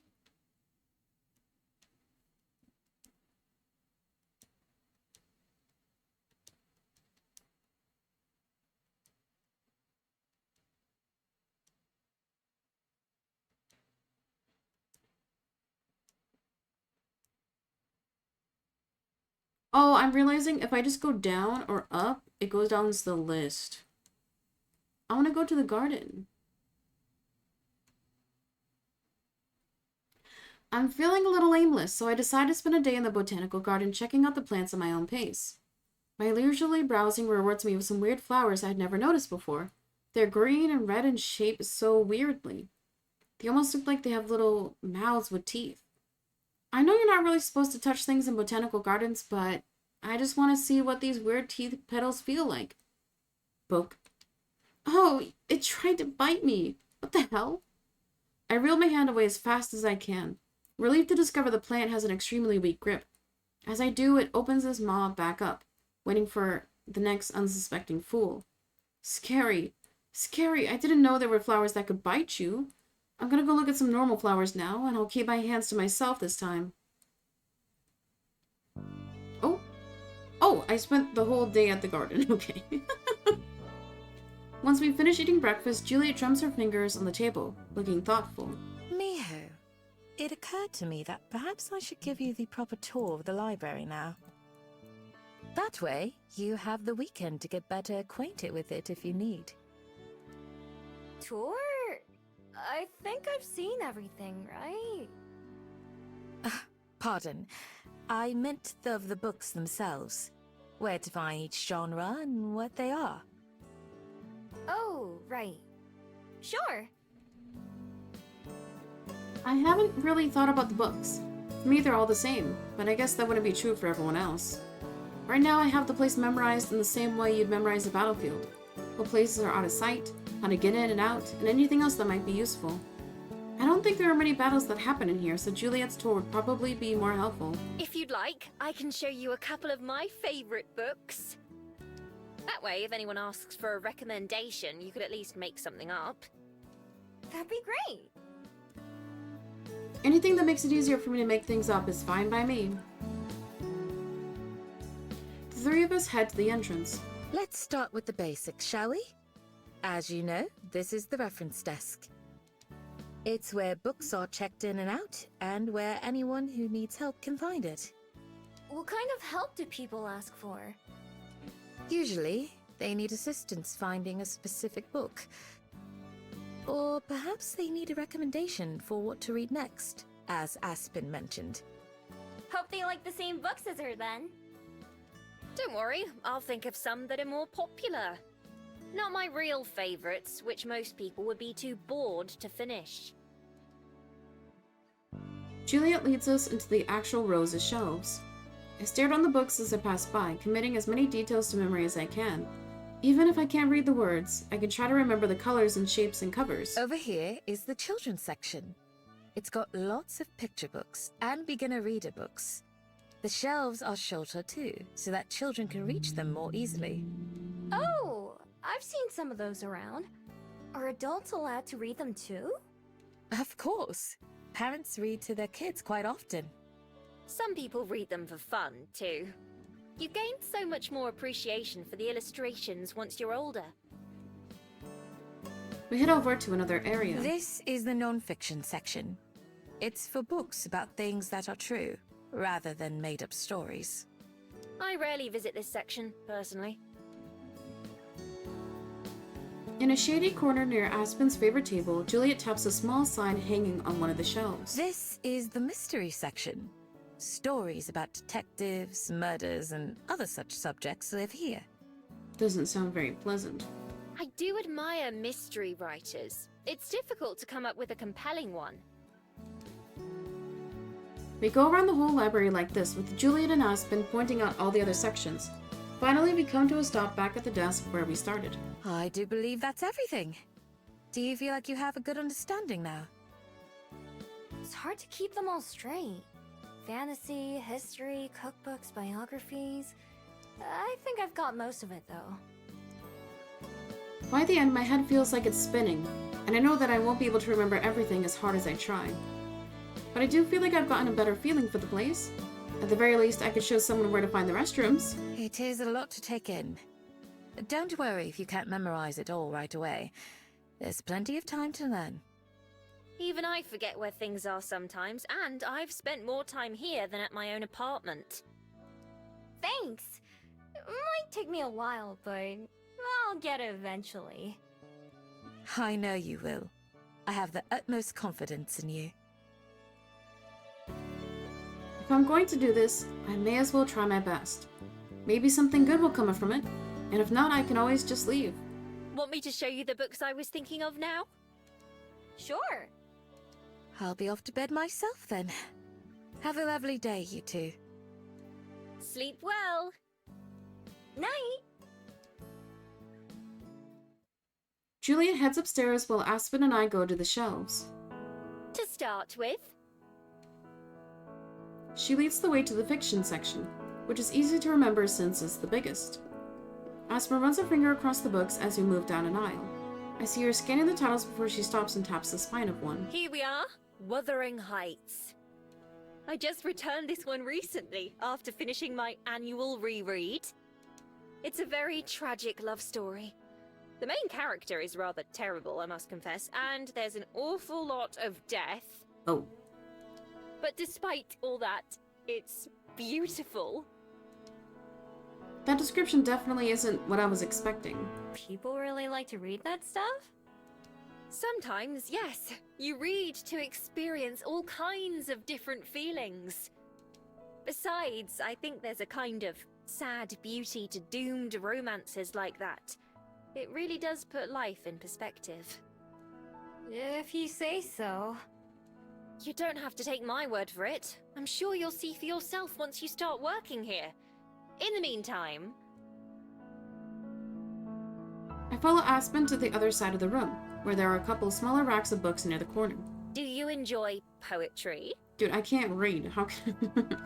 You mean like vases and stuff? Guess they're okay.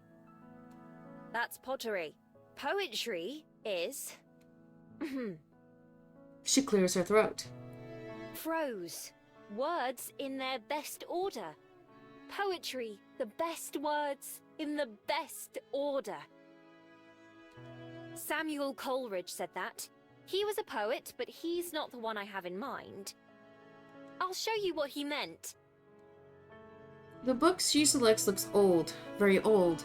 It has a green cover that's rough like a lizard's skin, with the letters being faded gold. Alfred Lord Tennyson is one of the most famous poets to have existed. I simply adore his work. Here, this is from The Lady of Shalott. Ahem. She clears her throat again, even though it's only been a few seconds since the last time. Willows whiten, aspens shiver. The sunbeam showers break and quiver. In the stream that runneth ever, by the island in the river, flowing down to Camelot. I barely heard past the first line. Aspens, like your name. Does it come from this poem? If only. Aspens are a type of tree. Mum loves them. More than she likes poetry, for sure. I do wish I'd been named after it, though. She reads me the rest of it, which ends up being pretty long. It's kind of hard to follow, but imagining the fields and the towers that she talks about is nice. In fact, I'm pretty sure I've been to Camelot before. Some of the details in the poem aren't quite right. Anyway, even if I don't really understand the poem, it's nice to listen to Aspen reading it. Plus, there's no way I'll forget what that book looks like. Alright, last one. I thought 3 would be enough to start, but you can always ask me for more recommendations if you need. I could suggest books until lunch, if I didn't stop myself. I might someday. Even though I lived in the library for a few days now, I never really knew how many different books there were out there before. Oh, believe me, this library isn't even a fraction of what exists. It's not that big for a library, in fact, just huge for a personal collection, which is really what it is. How many books have you read? I couldn't even guess. Definitely hundreds. Maybe thousands? I've never tried counting, but perhaps I should now that you mention it. It would be nice to look back on someday. Okay, here we are. The book she takes me is laid out flat on an end table, where more people can see it, rather than on the shelf. Everyone knows the story of Peter Pan, the boy who never grows up and can fly. Everyone except me. Now you do too. Peter has a darling fairy friend named Tinkerbell, and he fights the dastardly pirate Captain Hook. Peter leads a group of boys called the Lost Boys, and they cause all sorts of trouble for Neverland, where they all live. What do you mean he never grows up? In Neverland, you never get older. So he stays a young boy for his whole life. Even when the girl he loves, Wendy, grows up and gets married, and someday dies. You sure do like sad stories, huh? I suppose I do. It's as Peter Pan himself says, to die would be an awfully big adventure. Still, it's not like I only like sad things.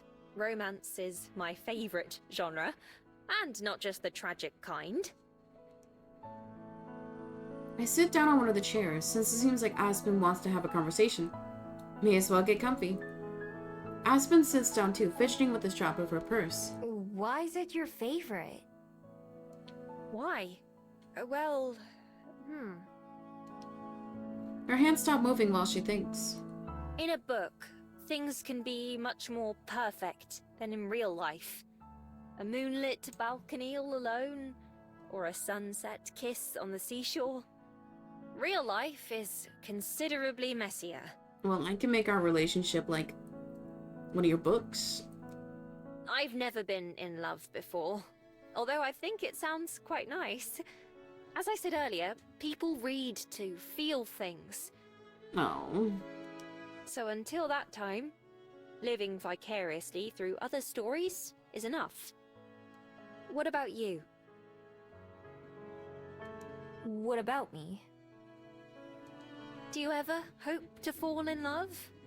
I assume you haven't been in love before, but maybe I'm wrong. She's like, what's your body count?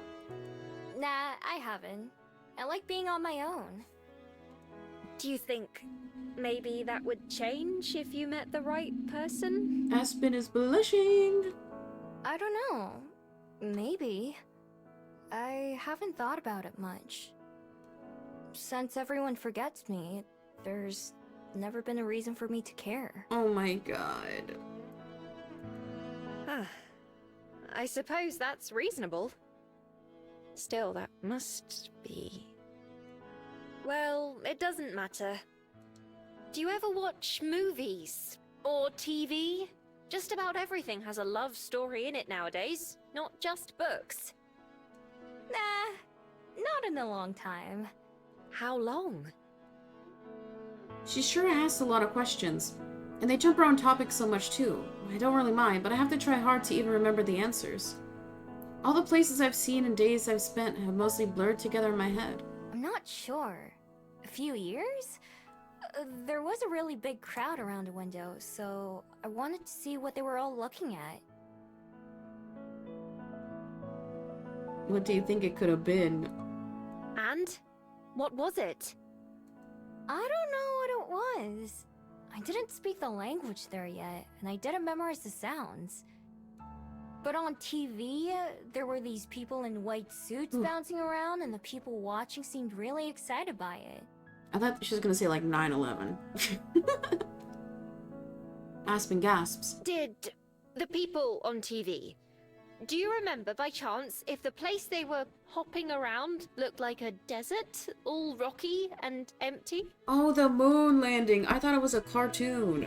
Now that you mention it, yeah. How did you know? She dashes a hand to her forehead in disbelief. That was the moon landing. No, I'm pretty sure I'd remember if the moon landed. Not like that, silly. It was when humans went to the moon for the first time. Wait, they did? Yes, and you saw it happen, apparently. They must have had help from the Fableds' magic, right? No, not this time. It was pure human ingenuity. Wow. You look surprised. I am. I didn't know humans could do something like that. Well, not just any human. It took a lot of work from a lot of people. It still does to this day. I think Mio is gonna become an astronomer. They lacked stars from the beginning, and now we're talking about the moon? I can't believe you got to watch it live, though. What was it like? Had a really good lunch that day. Everyone was so distracted that I was able to sneak into a restaurant that usually would have caught me. She shakes her head. That's all you can remember. It was some kind of pasta dish with a white sauce and lots of cheese. I meant about... Oh, never mind. Anyway, I was just going to suggest asking Juliet about putting a TV in your room. Surely there's one in this place somewhere. It would give you something to do, at least. And you don't have to be able to read to enjoy the story of a good show or movie. Yeah, I might. I definitely need something to do other than walk around town all day. Let me know if you do. I'll bring over some movies for you to borrow. If I can't recommend books to you, at least I can do that. Will do. I don't know where else I'd start anyway. After checking her phone, Aspen stands back up. I'll be more than happy whenever you ask. For now, not to be rude, but I'm going to go write for a little while. I'm working on the last couple chapters of this book before I'm finished, and I want to be done with it as fast as I can. Oh, sure. Good luck. To tell the truth, I'm always a bit relieved whenever someone else ends the conversation for me. I never know how to do it myself. I wave goodbye as Aspen goes off to her table by the window, pen in hand. Within moments, she's hunched over her notebook writing. Okay, chat. It's time for an ad. Also, we're 4 hours in. My goal today is to do 3 chapters, so about 6 to 7 hours, so I do get a lunch break today. So, I'm gonna run the ad, and then I'm gonna put on a little YouTube video, so if you want to avoid the ad, click subscribe. Let's find a video to watch. Today I'm gonna be doing... Okay, stop.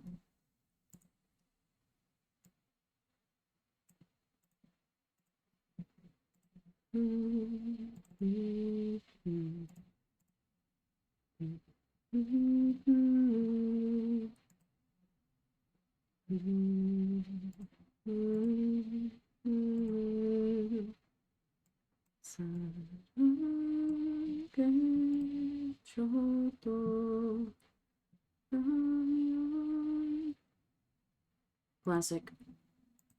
Since we were doing a lovey-dovey game.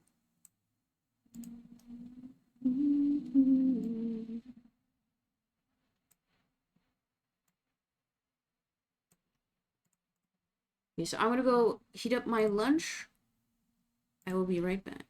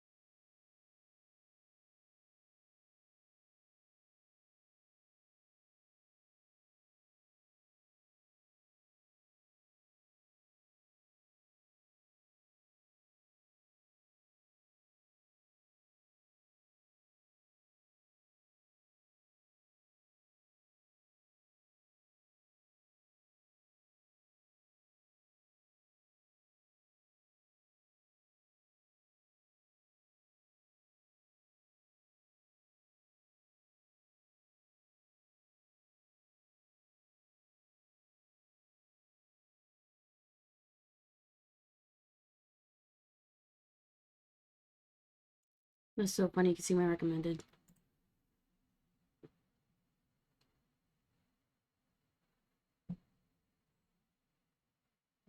Okay, well, lunch is over.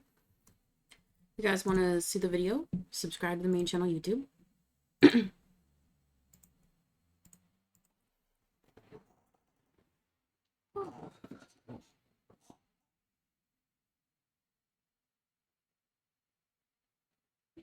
I am now satiated. The editor, you can put this back in now. If you kept that all in, you're fired.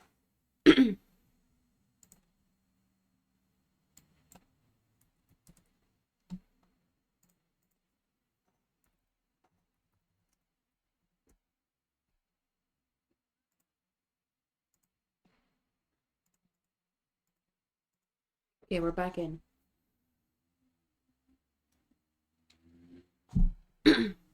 So what we learned after going to the botanical gardens is that there is still a time skip, so I think I should just go to the areas where there is a person. That way we experience like an actual cutscene. So we're going to the Hataitai Park and maybe do some more tennis. Since I don't have anything better to do, I decided to head back to the park to see Lena. Aspen told me where and when I could find her, although we both knew that Lena wouldn't have any idea who I am. Making sure that I see Aspen and Juliet every day is hard enough as it is. Although I like Lena, I don't think I could put in the effort to have her remember me too. Maybe if she started coming by the library in the mornings like Aspen does. Although I'm pretty sure that's the last thing Aspen would ever want to happen. I go back to the park where we played tennis, and wander around searching for Lena. It takes a bit longer since I'm not looking for something as obvious as the tennis court. But I finally find her in a group of people near some trees. All of them, including her, have shovels in their hands and are working on digging holes. Finally, something I'm good at. Although compared to tennis, it looks more like a punishment than a hobby. I walk over to Lena, who's barely made a dent in the ground. She waves when she sees me, but not in a familiar way. Hi there! Here to volunteer? Maybe? Volunteer for what? To save the planet, duh! What does it look like we're doing? Digging in the dirt? Exactly! We're planting new trees to, help beautify the city of Wellington by promoting natural resources. I think. She says the second part like she's reading off a label or a sign. If you want to help out, go talk to Cyrus. He'll get you all set up. Lena points over to someone that I sort of recognize. The trio that Lena was watching when we played tennis. Since I'm here, I may as well give it a shot, so I follow her instructions and walk over. Hi there. I'm here to help out. Welcome aboard. I'm Cyrus. Here's a sapling and a shovel. Oh, he does not sound interested. Cyrus holds out a shovel in one hand and a small bucket with a tree in the other. I take them, doing my best not to drop the sapling. Okay. I'm Miho. What do we do now? First you dig, then you plant. Then you do that over and over until you get bored and go home. That sounds easy enough. Everyone says that at first. Good luck. He starts to walk away, but then pauses. Hey, quick question. Are you friends with that girl over there? The one with the wings? Lena? Sort of. Can you let me know if she... Actually, never mind. Forget it. Oh. Let me know if you need any help. This time, he really does leave, walking around to check the progress everyone is making. Now that I'm all set up, I take the things he gave me and go back to where Lena is. Good to go? Since you're new too, let's have a race. We can see who plants more trees by the end. Before I can respond or even think about it, Lena starts furiously hacking at the ground. Dirt flies like she was building my den. I watch her for a second and then I start on my own. I don't really want to compete with Lena, so I go at my own pace. It's a little awkward. I could do this in a few seconds as a fox, but using a shovel feels strange and inefficient. Muscles I didn't even know I have start to feel sore. Only a few minutes later, Lena sprawls out on the ground in exhaustion. She's only halfway done at best. I didn't think it'd be so hard to dig a hole. While she's laying there, Cyrus comes around on one of his inspections. He stops and examines both of our handiwork. Nice job, Miho. You're a natural. Lena? Good effort. Oh! Lena leaps to her feet, using her wings to propel herself into a standing position. I wasn't taking a break. I was, testing the ground to see if it might be softer over here. Look, this one will be even better. Before our eyes, Lena starts to attack the ground again, even faster when she started racing me. Dirt sails over our heads as she tosses it away from herself, with some of it falling onto Cyrus's head. He looks strangely resigned. Just don't hurt yourself, okay? I don't want to have to carry someone to the hospital again. Carrie? I mean, again? Lena asks questions without stopping her work. It's a long story. Anyway, just be careful. As he begins to leave, Cyrus puts a hand on my shoulder. I tense up but manage not to shake it off. Keep an eye on her, would you? Ooh. Lena's gonna be jealous of me now. I nod and Cyrus walks away. As soon as he's out of earshot, Lena comes to a halt. Miho, right?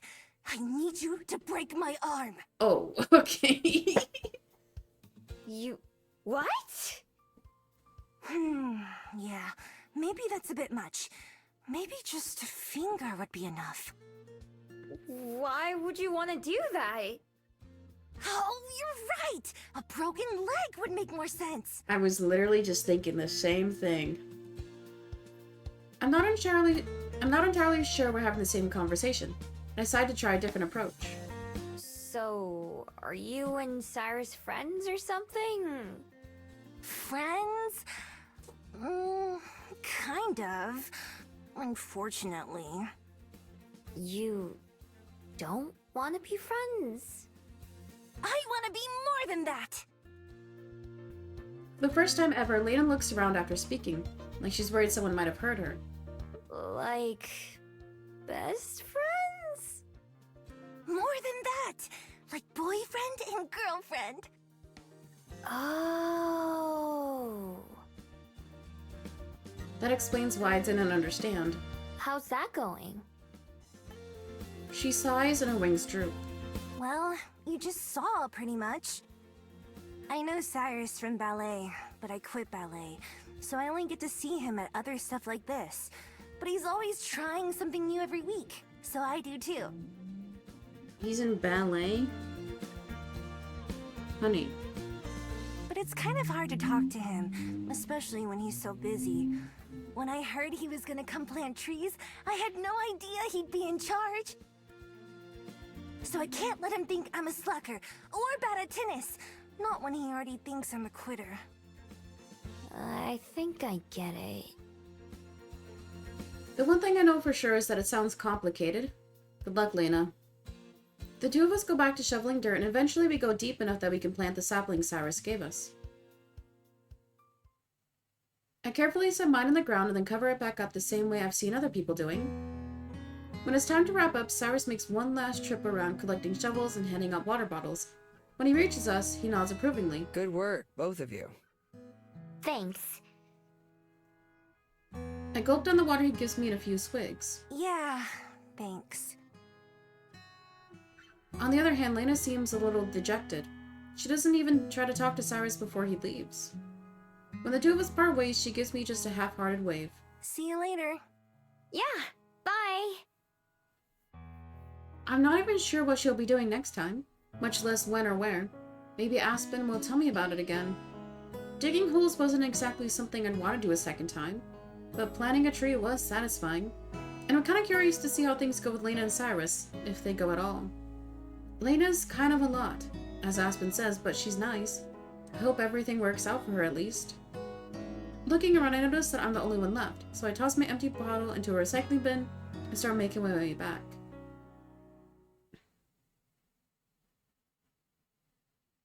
Oh, morning. So it's the next day. Okay. You guys can't see, but it has the time on the top right. So it's the next day. Do we want to talk to the mother or the guy at the bench? Let's do the guy at the bench at the waterfront. Maybe we can fish? While trying to think of something to do, I suddenly remember the fishing lessons that Juliet told me about. I'm already pretty good at fishing as a fox, but it does have its downsides, like having to get all wet and ending up with scales in my teeth. I know some people go fishing for fun, so maybe I'd like it too. At the very least, it could be useful to know someday. Besides, it's not like I've got anything better to do. Down at the waterfront, there's a big crowd like always. The merchant booths that Juliet pointed out to me have long lines and clusters of people in front of them. Right along the water, there are fishermen selling all kinds of fresh fish. The smell mixed with the salty sea air is making me hungry. I wander over to the spot that Juliet pointed out to me. Today there's a half a dozen people with fishing rods in their hands, lines out in the water. They're all spaced apart, and behind them is a man who's giving instructions. Hold on. Don't I know him? I look closer. Sure enough, it's the man I met on the mountain not too long ago, who taught me what a kiwi is. He paces between the people fishing, adjusting the posture and giving them advice. There's another person helping him, a younger guy who's untangling lines and preparing supplies. One of the fishermen waves at the instructor for help. Hey, Mr. Kim, can you give me a hand? Coming! Mr. Kim practically skips over and shows the person how to send out their line. I need some help too. Which bait should I use? That depends on the fish. Let's take a look. He bounces around between the group before he spots me and gives me a big hearty wave. Hello there, miss. Here for a bit of fishing? I was thinking about it. You've certainly come to the right place. First time fishing? With a rod, at least. I usually do it with my teeth. Okay. Oh, I can't say I've ever tried that myself, but if you'd like to learn how to do things our way, I'd be glad to show you. Sure, why not? I came all this way. That's the spirit. Here, why don't you go ahead and stand here? I take a spot on the pier and face the water. Mr. Kim goes through how to hold the rod, how to put bait on the hook, and finally how to cast. Once he's done explaining, he steps back to give me some space. All right. Now let's see what you've got. Right, so I stand like this and put my hand here. I do my best to copy everything he showed me, and then with a flick of my wrist, I cast my line out to the sea. Perfect! Nice job. Oh, I forgot to ask for your name. Miho. Nice job, mijo. Keep it up and you'll be a master angler in no time. How long does it take to catch one? Well, now that depends on the fish. It could be minutes, or it could be hours. I've been after the same fish for years. Whoa! Don't you ever go home? He laughs, and I'm reminded of the first time we met, up on the mountain. I certainly do. But I always come back. Patience is the most important virtue, other than, maybe, a bit of luck. Mr. Kim goes to check on the others while I stand there, waiting. It doesn't seem like anyone else is getting a bite, so at least it's not just me. Suddenly, one of the other fishers yells with excitement. I got one! I got one! Wait, isn't fishing just gambling? Think about it. They frantically start to reel in their catch. All of us gather around to watch. Steady, steady! They plant their feet firmly, reeling with all their strength, but it's clear that the fish is fighting back. Can you help? Of course! Oh, cute! Mr. Kim also grabs the rod, and together the two of them manage to land their catch. Everyone, including myself, gasps as a fish breaks through the surface, its red scales shining in the sunlight. Mr. Kim let go so the fisher can admire their prize. Whoa! And isn't she beautiful? Congratulations! My stomach rumbles just from watching. Unfortunately, after a few more minutes of waiting for my own fish, I still don't get any bites. Finally, it's time to pack up and head home. Mr. Kim catches me before I can leave the pier. So, what'd you think, mijo? Does it beat the ways you've gone fishing before? It was okay. I didn't catch anything in the end. But it was cool to watch you and that other person get one. It's like that sometimes. You just have to keep trying. I hope we'll see you around again sometime. Yeah, maybe. Thanks for showing me all that stuff. In the end, it was a lot of just standing around. What he said about needing patience makes sense, but if I'm looking for something fun to do, then I'm not sure if this was exciting enough. But it was kind of relaxing, and I do still think it would be useful to learn. Either way, I'm glad I came and checked this place out. Now to go see if Juliet keeps any seafood in the fridge at the library.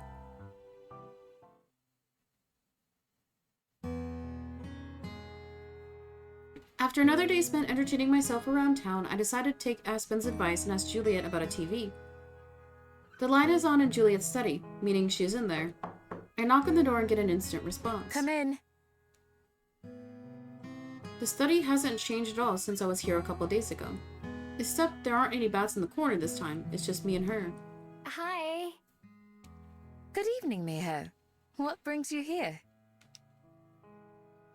I'm a little bit worried about how to do this. Usually I just take something I want. Lately I've started saying yes when people offer me things, but going in and just asking for something?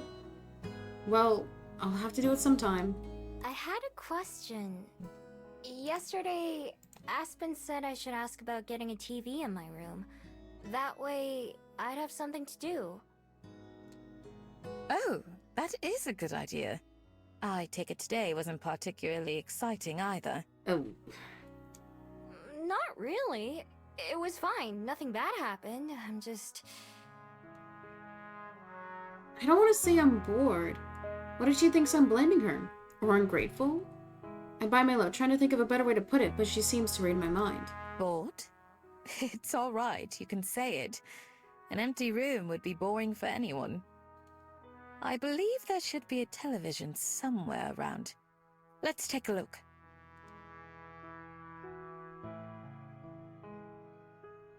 Wait, is this the image just flipped? I follow behind her out of the office. Juliet takes me down one of the hallways I've never been down, and where I don't think I've ever seen the lights turned on. We pass by several doors. Oh, it's flipped because it's the opposite hallway, okay. What are all these rooms? They've been all kinds of things over the years. Bedrooms, studies, playrooms. But now they're mostly just storage.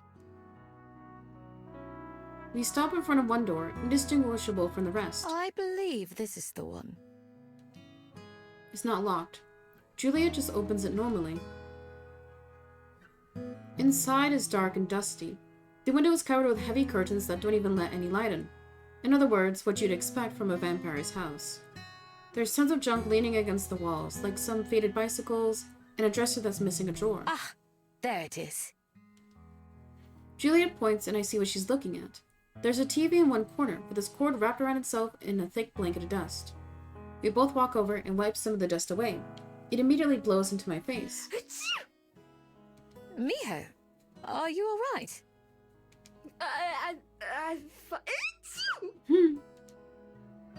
Still, I back a few steps away.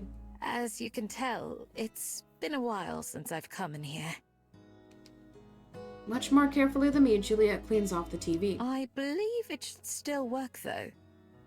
Okay, I can move it to my room then. It's alright. I can take it.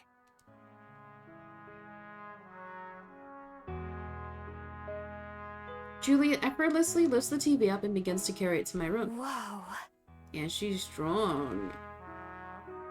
I know from plenty of experience that TVs aren't exactly easy to lift. I need to remind myself to never piss her off. Okay. Yo! I hurry after, arriving at my room just as she sets the TV down in the corner and plugs it in. Let's see. She presses the power button, and with a soft buzz, it comes to life. It works! Indeed. I'm relieved. Let me try to remember how to use it. It's kind of slow, but she manages to explain all the different buttons and what they do and how to use the remote. It doesn't seem that complicated, but also, I never learned how to do it either. Once we make sure it's not going to die or anything, Juliet leaves me on my own with it. I change through all the channels, getting an idea for what there is. There are some channels with cartoons, which I know are meant for kids. There are also some shows with real people in them, but they don't make much sense to me. Maybe if I watch them from the beginning. There are also plenty of ads. I recognize more products than I do shows. That probably has more to do with my lifestyle than anything else, though. Even flipping through stations constantly, I do find myself having much more fun than if I was just napping or walking around. I see why some humans do this all day. Eventually, I go back to one of the cartoon channels. Even if they're for kids, they're easy to follow along with. I pick one and leave it running, climbing into bed to watch. I end up spending a few hours watching, until I fall asleep that night. Having someone else to follow along with and think about is a nice distraction from having my thoughts and worries creep up on me. If this is what a normal life is like, then maybe it's something I could get used to after all. Oh. Okay, the next morning.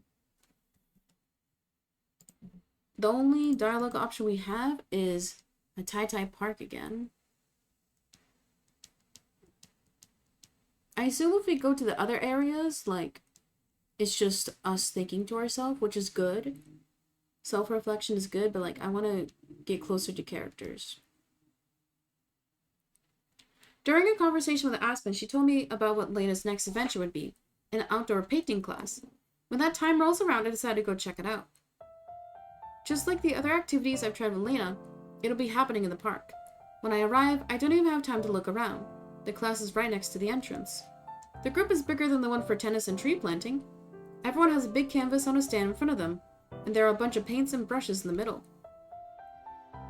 Lena's easy to find, like always, and I see Cyrus on the other side of the crowd, away from her. It seems like he's not the one in charge today. A friendly person in a paint-stained apron sees me arrive, and helps me choose a canvas and some art supplies, and then sends me to find a spot. Naturally, I head over to where Lena is. Hey, mind if I set up here? Oh, sure. Are you new here? Yeah, this is my first time painting.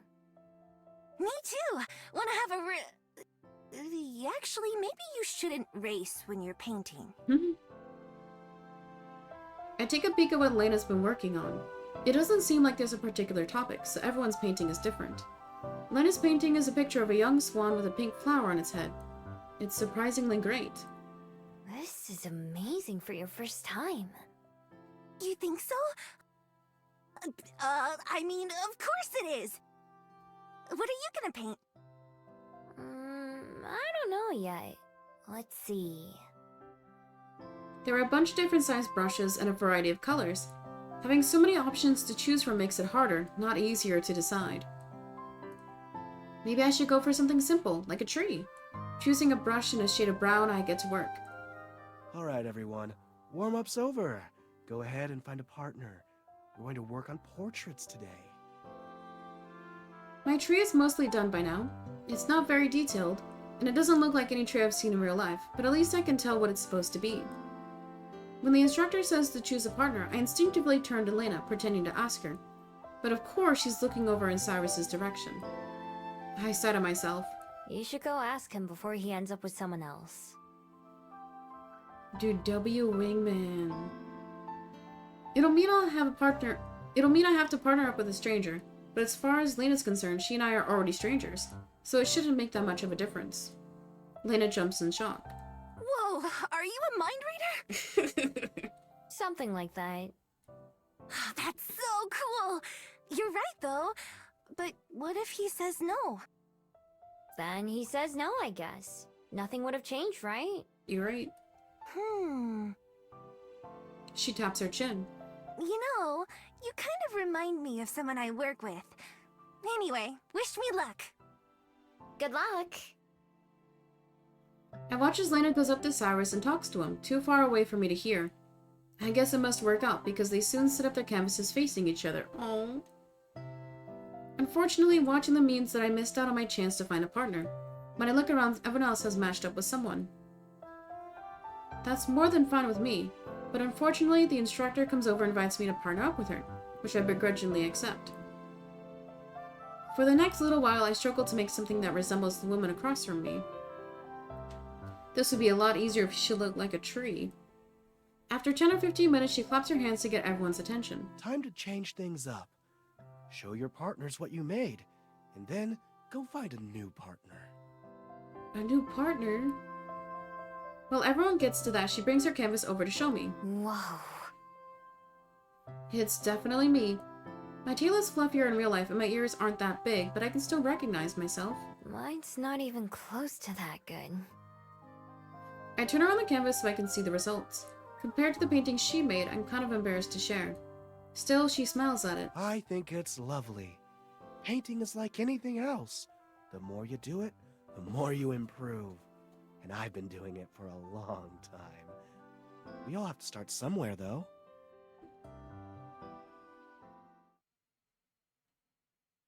The moment the instructor and I are done talking, someone taps me on the shoulder. I turn around and see Lena. Hey, let's be partners. Sure. Secretly, I just think to myself about how I'm getting paired up with another good artist. The instructor blows a whistle to signal the start, and Lena and I both get to work. So, how'd it go? How'd what go? I know she can't have forgotten me that quickly. Talking to Cyrus. Oh, that. Oh. Using a few shades of pink and white, I managed to paint something that looks possibly close to Lena's clothes. I squint a little at least. I got too nervous to really say much, so we just painted each other until it was time to switch. In the middle of a brushstroke, Lena suddenly drops her brush in horror. Oh no! What if he thinks I'm boring? I don't think anyone could think that about you. Yeah, but what if he does? This is not good! Leaving the paintbrush in the brush, Lena closes her eyes and puts her fingers to the sides of her head like she did back at tennis. She must do that for at least a minute, while I just keep working on my painting. It looks more like Lena than my last one looked like the painting instructor, but I already know her wings are gonna give me trouble. Okay, got it. I need you to do me a favor. What is it? When we change partners again, I need you to go partner up with Cyrus, and then you can ask him what he thinks about me. Don't just straight up ask him, though. That'd be too obvious. Try to see if you can get him to say it without saying it. Okay. Say it without saying it? Yeah, you know, like, She makes a few gestures that remind me of charades, but I have no idea what she's trying to say. Okay, I'll try. Thanks! I owe you one! I'm not even motivated by that, because it's not like she'll remember long enough for me to even cash it in. I'll just see what happens. Alright, new partners. This'll be the last time. Here, this is my painting of you. It's better than the last one. It still isn't great, but I like the way some parts of it turned out. Ooh, I look great! Looking down at her own canvas, Lena frowns. I, kind of forgot to paint you. Really? So, I guess I owe you 2 things. That's fine. Cool. Okay, hurry, before someone else takes him. I walk over to Cyrus as fast as I can without being self-conscious about it. Fortunately, he was distracted with something himself, so he's still on his own. Hey, wanna be partners? Alright. I'm sure it's a total coincidence you were just talking with Lena, right? Not at all. I appreciate the honesty. Okay. Anyway, let's get started. Both of us set up our canvases. I feel a little more in my comfort zone painting Cyrus. At the same time, I try to think about how to do what Lena asked. Hey, can you do me a favor? Uh-oh. I mean, what is it? There's something that I want to ask Lena, but I don't know how she'll take it. We've known each other for a bit, but that's why I'm worried. I mean, I kind of know her feelings, but not that well. So, and maybe don't ask her this outright. Maybe you can try to see how she feels by, like... He makes some vague hand gesture that eventually turns into a shrug. Well, you know what I mean. No, I don't. Anyway, what I want to know is... A shrill whistle blows, cutting Cyrus off. Alright, that's it. Time to show him off. I rubbed my ears to recover from the sound before waiting for Cyrus to continue. Actually, never mind. It was dumb anyway. This stuff annoys me so much when watching like romance shows. Just be honest, just be honest. Like, confess what's the worst that can happen. Oops. Here's what I made. Ta-da. Ta-da. Cyrus spins his canvas around to reveal... Oh, phew. I can't help but breathe a sigh of relief. He's just as bad at painting as I am. I show my equally unimpressive work. It's messy and scattered. Nice job. You really captured the way I feel inside. I want to press him on what he was going to say, but this is the second time he almost asked me about Lena then changed his mind.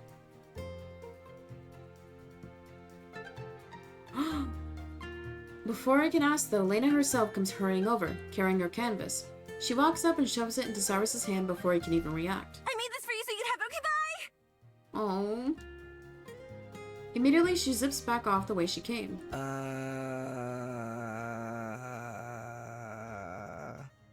That was a long, He holds the portrait art at arm's length, where he can see it. I move behind him to get a good view as well. Just like Lena's picture of the swan, her picture of Cyrus is really good. It shows him looking thoughtfully as he works on his own painting, biting his lip in concentration. There's a lot of details in his eyes and face, and on the leafy vein that runs up his neck. Whoa. This is... Really good? Yeah. The two of us look around to try and find Lena, but she's nowhere to be seen. She must have left right away. Or she's hiding somewhere. What was it you wanted me to ask her? Cyrus just shakes his head, still looking at the painting. It's fine. I need to ask her myself. Yep. All of us, minus Lena, help the instructor clean everything up, with some people taking home their portraits and others tossing them. Cyrus and I say goodbye to each other, but we never talk anymore about Lena. Still, even if it's a while before we hang out again, I have a feeling I haven't heard the last of this. Ooh. Okay. We can either talk to the mother, or there's an exclamation point at the waterfront with the fisherman. I say we do the fisherman. I decided to give fishing another try. Last time wasn't very successful, but maybe I'll have more luck today. When I get to the fishing spot, I see a few familiar faces. Mr. Kim is there, of course, dancing around between the students. This time, he notices me right away. Hello, miss. Is that a new face I spy? Yep. I wanted to do some fishing today. That's the kind of attitude I like to see. Let's get you started. I take a spot at the pier where he brings me the same equipment as last time. All right, let's start with the basics. Do you know how to set up your line? I think so. Yeah, I'm gonna be a pro this time. It didn't seem that difficult last time, but when I try to recreate what I did before, I ended up getting a little confused. Okay, so put the worm on the string. Oh, wait, no, the hook. The hook goes on the string, and then... Oh, I messed it up. The string has gotten all tangled on itself. No self-respecting fish is going to be interested in that. Not to worry. He laughs at his own joke as he comes over and quickly undoes the knot. Okay, let's try again. It takes some time, but eventually I'm ready. Fortunately, I remember this next part better. I stand like he showed me, hold the rod like he showed me, and let the line fly. I watch it excitedly as it sails overhead and splashes into the water. Excellent job. Why, if I didn't know any better, I think I taught you myself. Huh.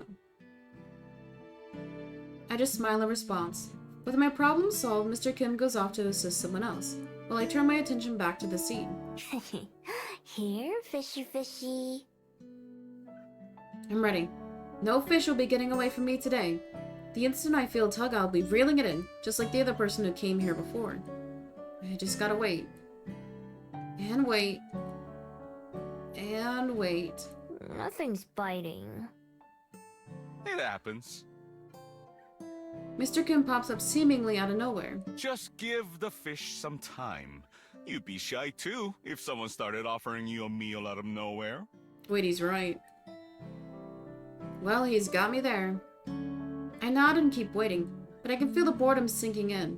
I was willing to give fishing a second chance, but if it's just gonna be like this every time, then I probably won't be coming back.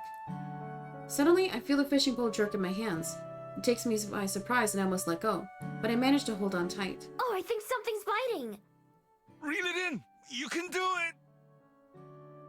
Right, reel it in. To do that, My head is spinning as I try to remember what to do. Meanwhile, the reel is spinning as fast as the fish. My fish tries to get away. It smacks my hand, jolting my memory. Oh, yeah. I grab it and start turning it the other way, pulling the rod towards myself as I do. I can feel the fish, still out of sight, struggling against me. Not today. All the time I spent waiting has had me extra determined. I plant my feet firmly and keep reeling. Gradually, the line gets tighter and tighter, until finally the fish breaks through the water, dangling on the other end. I did it! You did it! I bring the fish in to where I can see it more closely. It's not as big as the fish I watched get caught last time, but it's not tiny either. Just on the pier, someone else is reeling in a catch too. So, what are you gonna do with it? Huh? What do you mean? Maybe he's asking how I plan to cook it. Will you be keeping it or letting it go? Let it go? I just worked hard to catch it. Mr. Kim laughs. Behind him, the person who just caught something takes a picture of their prize and then tosses it back into the water. Why did they do that? Well, everyone has to eat. That's just part of life, and I love a good fish dinner as much as anyone. But some just enjoy the sport and the struggle, and release the little guy once he's been defeated. I look at the fish I caught, its tail flapping gently. There's a mark in its mouth that doesn't look natural. What's that? I point to it so Mr. Kim can see.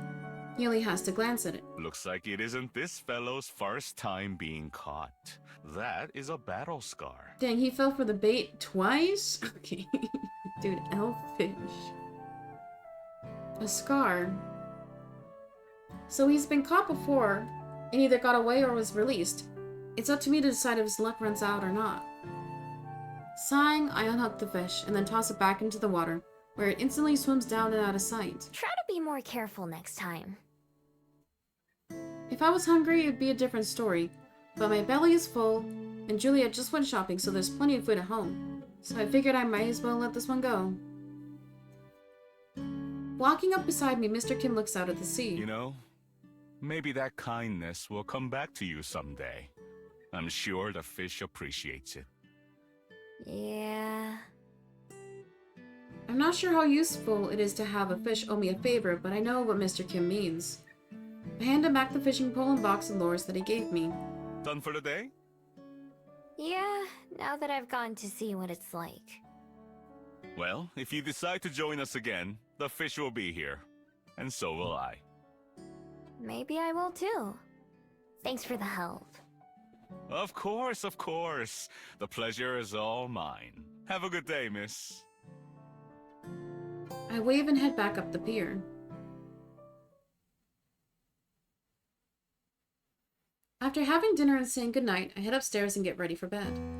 As I flick off the lights and start to leave the restroom, something in my reflection catches my attention.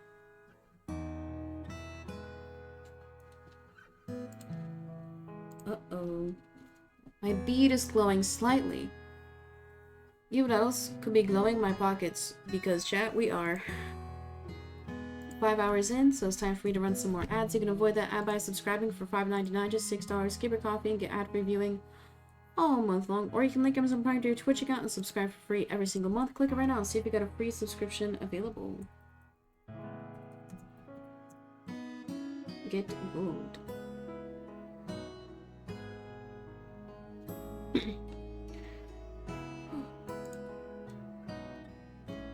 Just barely. It's so faint that I can only notice it in the darkness. Removing the necklace, I inspect it more closely. They're warm. Not just my magical bead, but the regular ones next to it. Not as warm as when I used my transformation magic, but enough that after hundreds of years of carrying them, I can detect the difference. I'm not sure what it means. Everything about my magic has always been a mystery to me, really. Some things, like transforming, I just knew how to do instinctively from the beginning. But other than the fact that my bead always comes back to me no matter where I leave it, I don't know much about it. Returning to my room, I brush my hair to the side and put the necklace back on. I don't have to wear it when I sleep, but it feels more uncomfortable not having it on, like something's missing. When I climb into bed, I pull the covers up to my chin like always. Rather than transforming, I just lay there, staring at the ceiling. Tomorrow is my first day of work. Never in a few hundred years had I expected that thought to ever cross my mind. Laying here, in the place that I've started thinking of as home, the idea doesn't seem that scary. I'm a bit nervous, but I'm excited too. Maybe I'll be really good at it. It'd be nice to be good at something other than thieving. As my eyes begin to get heavy, it occurs to me that usually I'd have changed into a fox by now. Except for the first night, when I was too tired. I spent all my nights here in that form. But tomorrow, I'm taking another big step into people life, so it feels more appropriate to stay this way. Rolling onto my side, I face out the window as I gently let myself succumb to sleep, with the gentle warmth of my beads against my neck.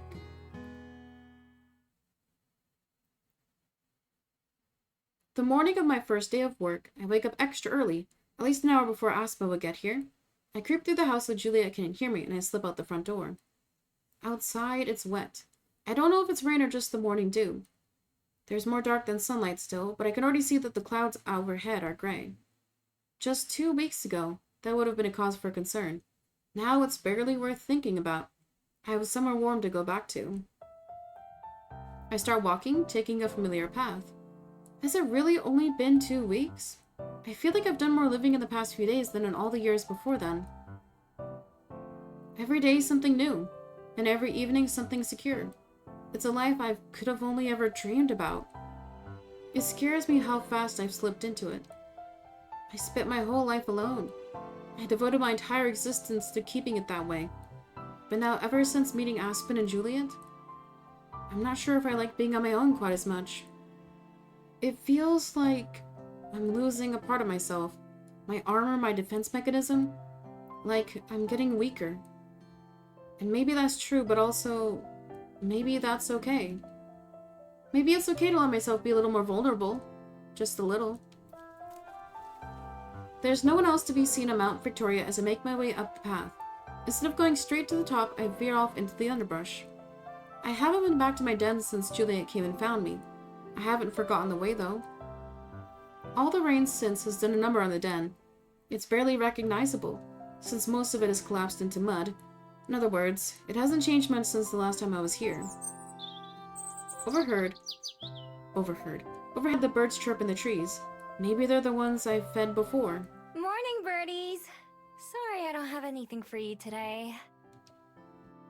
It didn't stop them from asking. Half-heartedly, I try scooping away some of the mud from the mouth of the den, but more just slides down, erasing my progress. Then one of the walls collapses even more, making things worse. Oh, so much for that. It's well and truly ruined. But that's okay, though. I don't think I'll be coming back here. Just 2 weeks ago, this is all I had. Now it doesn't feel like anything. Maybe that's okay, too. I turn, about to head back to the main path, when there's the rustle of a branch and something comes out of the brush. She walks confidently for a fox. She trots right out of the bushes and crosses in front of me, then freezes mid-step. Her fur is pure silver, except for a patch of black across her face and paws. We lock eyes. Instinctively, I can feel myself prepare to transform, so I can greet her as a fox. But I hesitate. Is that still my place? I'd be lying if I called myself a fox now, at least fully. I relax, not having noticed how tense I was. My beads also go cold, although they'd barely started to heat up. Hi there. I say it as a person instead, same as when greeting the birds. At the sound of my voice, the fox turns tails and runs. She doesn't give it a second thought. One second she's there, and the next she's almost out of sight. I can feel a pull in my chest telling me to run after her. I'm sure I could still catch her if I tried. Of course, I don't. I'm not the kind of person who goes chasing after foxes anymore. Instead, I watch her disappear. It doesn't take long. Not even the grass rustles behind her. I'm sure I'll still transform into a fox in the future. I love it too much not to. But I have to set some boundaries for myself. Watching her go fills me with a pang and longing, but also confidence. I'm making a choice to live this way. Even if I regret it later, at least I thought about it. At least I'm trying. I make my way back to the trail and up to the top of Mount Victoria. Coming up here never ceases to amaze me. No matter the weather or time of day, the view is always stunning. Right now it's just me and the breeze. I close my eyes and spread my arms out, letting the wind ripple through my hair and jacket. For a moment, I just let myself go and appreciate how it feels to exist. To be alive and enjoying the breeze. I'm pretty lucky, aren't I? Slowly, I open my eyes again, looking out over the city spread before me. The first time I came up here, I thought it felt kind of small. After all, I can see the whole thing from here. But now it strikes me how big it is. How big and how full. There are more people than there are buildings, and there are plenty of buildings. Humans and fabled, all alive and existing. Up until now, it's been easy for me to forget that people exist just like I do. That they have thoughts and feelings and things that they want, rather than just being problems to solve or obstacles to avoid. Now I can't help but notice just how alive the world around me is. Even at this early hour, I may be alone up here, but there's plenty of activity down in the city. I fumble around in my pockets until I find the right size coin and feed it into the binoculars nearby. I scan over the city looking for anything that I recognize. Finding the fishing spot is easy, since all I have to do is follow the coast. The whole pier is already covered in fishermen. From there, I managed to find the bell house. Its windows are dark and it doesn't stand out much. I wonder if Aspen will be the first one there again today. After the bell house, I aim the lens at the library. The windows are dark there too, of course, including the window to my room. I pause on that image. Just my window framed in the middle of the lens. From all the way up here, I can spot a tiny little place that I can call my own. I stare at it until the shutter clicks and the view goes dark. Just 2 weeks ago, I stood up here and wondered if I'd be better off leaving. I'm glad that I have an answer to that now. I turn around and begin the long walk home. The library is still dark when I get back, but I can hear the low murmur of conversation from the kitchen. As I step through the doorway, I find both Aspen and Juliet already seated at the table waiting for me. Breakfast is already cooked too. There's a lot more food than usual. Ah, Miho. Welcome back. There you are. We were wondering where you'd gone off to. Morning. Just went out for a walk. Sorry if you thought I ran away again. Oh. Aspen shakes her head, pouring herself a cup of coffee as I sit down. The thought crossed my mind, but I didn't really believe it. You've got a big day today, right? You can say that again. Went on my walk just to clear my head. I hope you're excited too. I'm happy for you, even if I am a teensy bit jealous. Aspen spoons a tiny scoop of sugar into her coffee and stirs it. Wait, that's how you're supposed to do it? I'll have to remember it in case Juliet ever makes me drink tea again. A teensy bit of jealousy is a good motivator to work even harder myself. Actually, about that... Juliet, you had better not be about to offer me a job. Rather the opposite. I have a favor to ask. Just for today, do you think you could assist Miho as she gets her bearings? It's getting near my bedtime, and while I'm sure Miho would be able to handle herself, I imagine a helping hand would make things easier. That is, assuming Miho doesn't mind. Of course not. Both of us look at Aspen expectantly. She bites her lip and tries to hide her smile behind her cup of coffee as she takes a sip.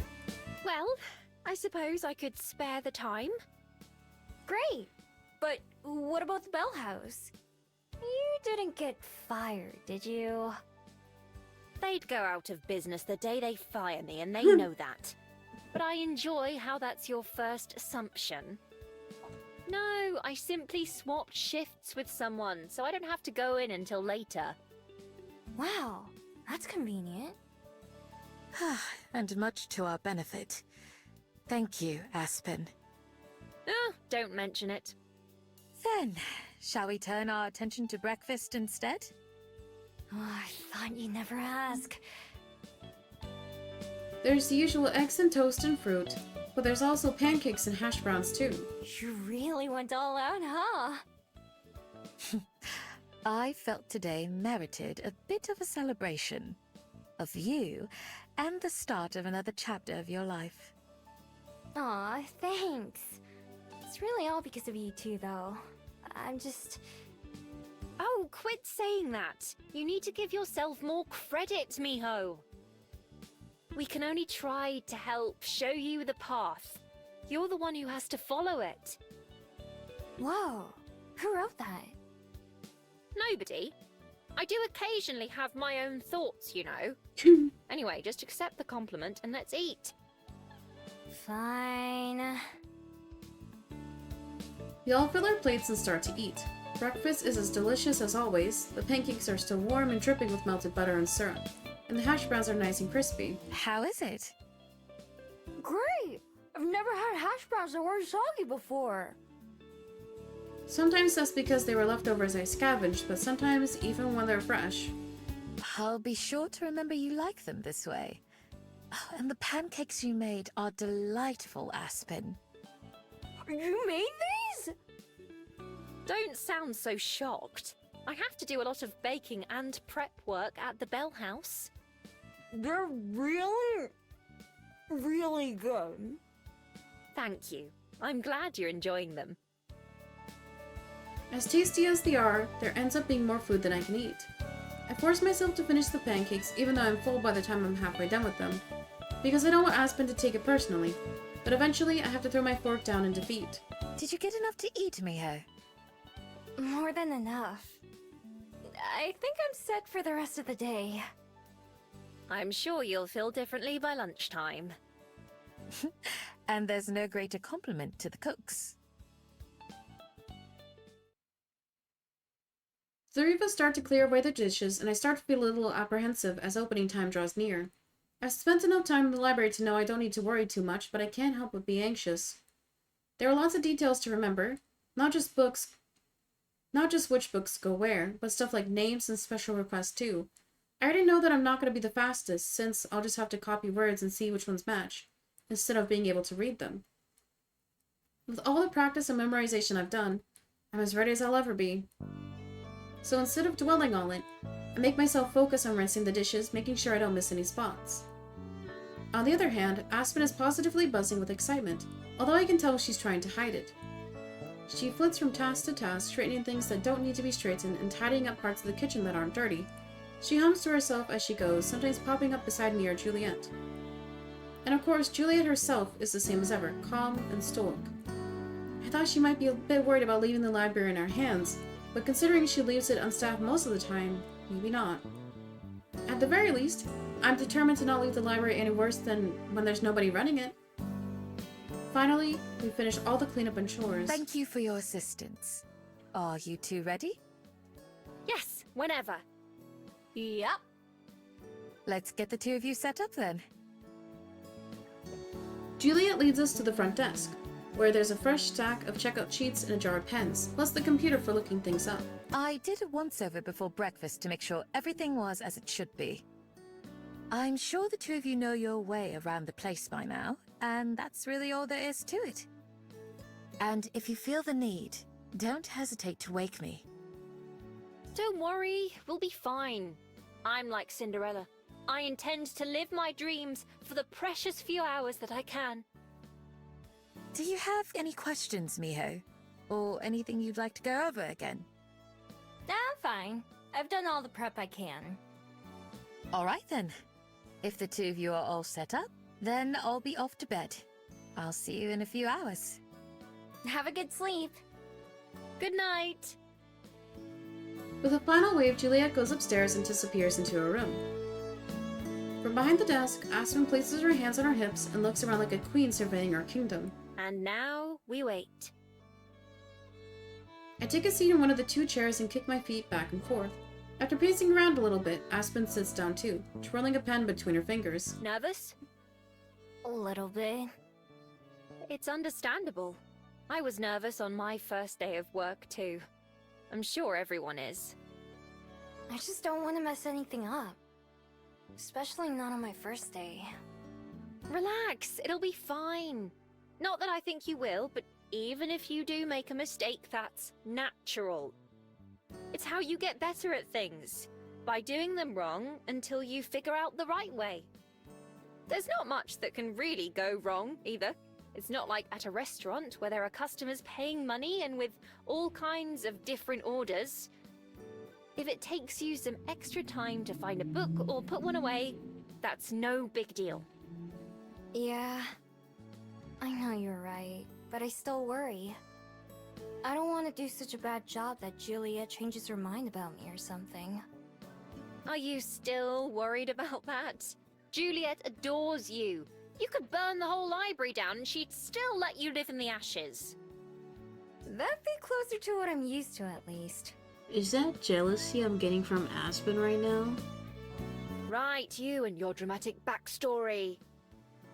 My what? Backstory? Life story? Whatever you want to call it. I'm sorry, I shouldn't make light of it. Oh, it's fine. I don't mind. Just forget that you think it's interesting. I hope someday you understand why. Maybe you'll hear a story that resonates with you and makes you want to know more, or get to know that person better. She pokes me in the side with her pen. Like me, when I met you. Oh. I guess that makes sense. Like when I talked to you and Juliet. Juliet, perhaps. Even I don't know much about her life before she came to Welly, and even that is fuzzy. And you? I know this makes me sound like a hypocrite, but there really isn't much to say about my past. For one thing, I don't have nearly as many years as you two. But also, I had a boring, normal childhood in a boring, normal town. I went to a boring, normal school for a while before I moved out here, hoping for a change of pace. But now I live a boring, normal life, just in a different city. I'll bet I wouldn't think it's boring. I don't even know what a normal town and normal school are like. Aspen opens her mouth to say something, but right as she does, the front door opens and Aspen leaps to her feet. Good morning! The guest, a red-haired human, looks surprised. Oh, hello. Wasn't aware there was anyone working this early. I'm just helping out today. But Miho here is the library's new daytime caretaker. Hi there. I wave, but I'm not sure if there's anything else I'm supposed to say.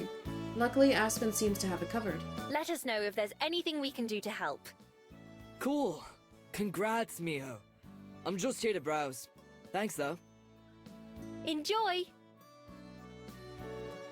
She gives him a bright smile as she walks in and heads to the books, before taking her seat again. Good job!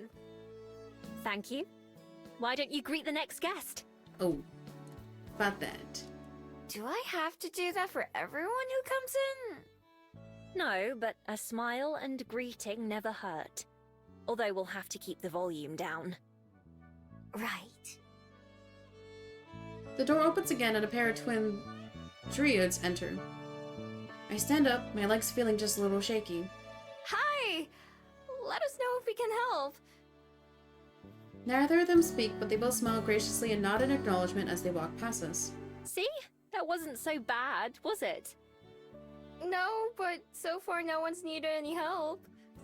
True. Let's see who we get next. We don't have to wait long. A breathless man carrying a stack of books staggers his way over to us. Do you work here? Can you check these in for me? I'm running late as it is. Thanks! Before we can even answer, he drops his books on the desk and then hurries back out the door. I wonder why he was in such a rush. No clue, but I respect him still taking the time to drop off his returns. Do you want to start writing them down? Sure. Taking a deep breath, I grab the top book and a pen. The title isn't too long, fortunately. Slowly, I start copying the letters down. First a curve, then a straight line, then a loop, then an arch. Hello, welcome. I didn't even hear the door open this time. As more and more people start to come in, Aspen and I end up pretty busy. The pile of books that need to be checked in grows fast, and I have to start taking some of them back to the shelves as I go, just to make space. By using a little chart with the alphabet and numbers on it, I'm able to slowly match the labels on each book to theirs. I'm able to slowly match the labels on each book to their spot on the shelves. As the library gets busier, though, I start making some educated guesses about where certain books belong and putting them with others that look similar. I can fix it later if I have to. Miho, could you give me a hand, please? Uh-oh, I'm gonna get in trouble. Over at the desk, the line of people has gotten pretty long. I've no idea what all these people normally did when there wasn't anyone to help them. I shove the rest of the stack I'm carrying into an empty shelf and hurry over to help. After finishing with one guest, she hands me a few handwritten notes with label numbers on them. Can you go find these? I think one was returned today, so it might not be on the floor yet. Oh, I was putting them on the wrong spot. Also, these ones were checked out in the wrong name, so they need to be corrected on the sheet. These 3 here are going to be picked up later, but we've been asked to pull them ahead of time, so make sure not to get them mixed up with the others. Okay? Got it. Maybe. You've got this. With a little cheer, she goes back to assisting people. I watch for just a moment. She's clearly in her element here. Even with the line growing longer, Aspen doesn't seem to be getting nervous. I can't say the same about myself, though. There's no time to waste. I bounce around the library trying to find the books Aspen wrote down. It takes a while, but I get the instructions mixed up a few times. But eventually, I manage to track them all down. When I bring them up to the desk, the stack of returns has gotten almost as tall as I am, so I start checking them in as quickly as I can. Meanwhile, Aspen has moved around to the front to give me more space to write and work. Alright, let's see. I grab the top book and start to copy, then the next, and then the one after that. Before long, they all start to blend together and the letters seem to swirl and move around on the page. I thought this was going to be easy, but it's making my brain feel like soup. I'm determined to push through it, though, even if it takes me forever, which at this rate it just might. If Aspen wasn't here, I don't know what I'd do. But what I'll even do tomorrow on my own. I can worry about that later. For now, I have to keep doing the best I can. Book after book, line after line, guest after guest. It gets easier as the day goes on, but I wouldn't say it gets easy. But Aspen and I keep going.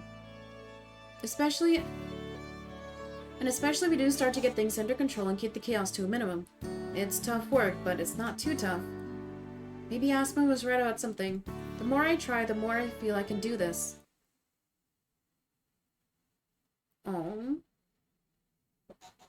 Well, that was chapter 2. A lot more development and building the dynamics between all the characters. I got a job, and I didn't totally fail even though I was putting books on the wrong shelf. Really cute and sweet. But we'll continue next time with chapter 3. So thank you for watching. Like, comment, subscribe. You can watch these early on Twitch, twitch.tv/peacein_17. Go follow right now. I'll see you in the next one. Peace out. Hell yeah. Okay, should we keep going? It's 4:45. I feel it's gonna be another 3 hours. And I don't know. Because I think I can save halfway through, right? Let's just start a little bit and see how I feel in like an hour and a half. Okay, guys, we're back with chapter 3 of Please Be Happy. Last time, we just finished our first day on the job. So hopefully, I don't get fired. I cannot be ruining the relationship with my new friends. Especially when I'm like sacrificing so much change in this new Wellington city. But let's start chapter 3, Old Scars and New Friends. Make sure to like, comment, subscribe. You can also follow my Twitch to watch these videos early. Go follow right now at twitch.tv/peacein_17. And let's go ahead and begin chapter 3. Have a nice day. Thanks. You too. The kind old man takes his book under his arm and shuffles out of the library, a wish of cool air passing over me as the door opens and shuts. Finally, time for a break. With no one else waiting to be helped, I glance around at a dozen or so people, mulling about before plopping myself down onto the cushion that Juliet set for me beside the desk. Who knew that working would be such hard work? These past few weeks since I started helping out at the library has been a bit of a blur. There's always so much to do. At least most of it is pretty easy, like straightening out furniture or putting things away when they get left out. I don't know what the big deal is. I think it looks better when it's a little messy. But it's what Juliet asked me to do, so I do it. Talking to patrons, Aspen taught me that word, is getting easier as well. The first few times someone came up to me for help, I was so nervous that I could barely speak. There's so much to remember and still so much to learn. I still don't like talking to people in general, but it feels easier now. I get a little anxious when I see someone walking up to the counter, but it's not too bad.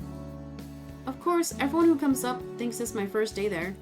Even though I've started to recognize some of the regulars, they never recognize me. Aspen's the only one who comes by every day. Oh yeah, I forgot about that. They all don't remember her. What I didn't expect was that the hardest part would be checking out books to people. There's a sheet of paper with a bunch of little boxes in them, and I'm supposed to write the names of each person in the books they're taking. Since I have to copy the letters by hand each time, it takes me a while. If someone has a lot of books, or ones with really long titles, then it takes me even longer. Sometimes people get a little impatient, but I'm going as fast as I can. Either way, it makes the days go by faster. I wouldn't really call it fun, but I don't hate it either. Having a bit of money that I earned rather than stole feels surprisingly good too. At least I don't have to worry about something. At least I don't have to worry about someone trying to take it back. I hear the front door open again and look up to greet the new person, like Julia taught me. It turns out to be a familiar face. My nerves settling a little as the sight of her. Hey, Miho. Oh. Hi, Aspen! Oops, sometimes I forget I'm not supposed to be loud here. Hi, Aspen. I say it again, but quieter. She comes up to the desk and sets down a couple of books that she just checked out a few days ago. Whoa! Done already? One of them I simply couldn't put down because I had to know how the story ends. I was worried it would have a sad conclusion, but the ghost girl becomes real and gets to stay with her girlfriend, and they all live happily ever after. Oh my god, spoilers! The other book was unreadable, unfortunately. I won't be trying that author again. That's too bad. Should I tell Julia we can get rid of this one? Well, it's not that terrible. I'm sure someone out there could enjoy it, just not me. If you say so. It seems to me like if Aspen doesn't like a book, then that book must be really, really bad. Maybe I'll ask Juliet about it later anyway. For now though, I start copying the titles down onto the return sheet while Aspen goes off to find new books. She comes back right as I'm finishing up, with a small stack in her hands. You find books as fast as you finish them. If only. I knew exactly what I was looking for this time. She hands me the pile and I begin writing the names down. I can feel her watching as my hand makes a slow line. Say, Miho. I have to finish the letter I'm working on before I can pay attention to Aspen. Yeah? Have you, She wrings her hands, looking like she's not sure how to ask her question. Aspen seems to think a lot before she speaks, so I've learned that sometimes it's easier just to make her spit it out. Just say it. I don't mind. Sure enough, her eyes widen, but she stops fidgeting. Have you ever considered learning to read and write? It would probably save you, quite a bit of time. I look down at the mess of scribbles on the paper in front of me. Even though I wrote them, they don't mean anything to me. Juliet never seems to have an issue though, so it's good enough for me. Not really. I've gotten by fine without it so far. Oh, come on. You can't keep using that excuse for everything. You've been here for more than a month now. Well... She does have a point there. I told myself so many times that I was going to stop letting my past define me. But still, reading and writing? It would be useful, it's true. With so many letters, though, it seems like a lot of work. But I'm already doing a lot of work as it is. I don't even know how to start doing that. I'd be happy to help you, and I'm sure Juliet would too. She'd be delighted if you picked it up. Her usually quiet voice starts to raise, only adding to my doubts. I'll think about it, I guess. No, I won't take no for an answer. I'll do some research when I get home and bring some materials later. We can make a lesson plan and a schedule and... Whoa, whoa, whoa. Don't I get any say in this? You didn't say no, and that's enough for me. Oh, but that isn't what I came here to talk to you about. Aren't you here to get books? Right, that too. But anyway... Aspen reaches into her purse and pulls out a slightly crumpled flyer, which she hands to me. Looking at the glossy cover, it's covered in pictures of little vases and statues and other odd-looking things. There's an exhibition at Te Papa about Korean history and culture, for a limited time only. I thought you might be interested in seeing it. Oh my goodness, museum date! An exhibit at your dad? No, it's our biggest museum. Te Papa is one of the most interesting places in Wellington, perhaps even New Zealand as a whole. You can enter for free, so that isn't a concern. Look, there's even a map of how to get there on the back. As I flip the flyer over, she points to a map of Wellington that's very similar to the one I used on my first day here. This is the Bell House, so you just go up this road, turn here, then here. I notice she explains, but it isn't really necessary. I may not be able to read, but at least I can use the map. Anyway, it's only open when I'm at work, so I won't be able to join you. But I imagine you might appreciate having some time to yourself too. Now that you mention it... yeah... It's been a long time since I've really had a moment to myself. Other than when I go to bed, I'm always around Aspen or Juliet, or the patrons at the library. That's another big change in me. I'm noticing them more and more these days. I'll check it out. Thanks. Maybe they'll have something that can help me find my person. Aspen smiles, but it's a thin smile, like she's once again holding back from saying something. This time, however, she doesn't give me a chance to make her say it. Perhaps, yes. Right, well, I need to get back to work. My break will be over soon. I just wanted to pick these up so I have something to read during any downtime at my shift.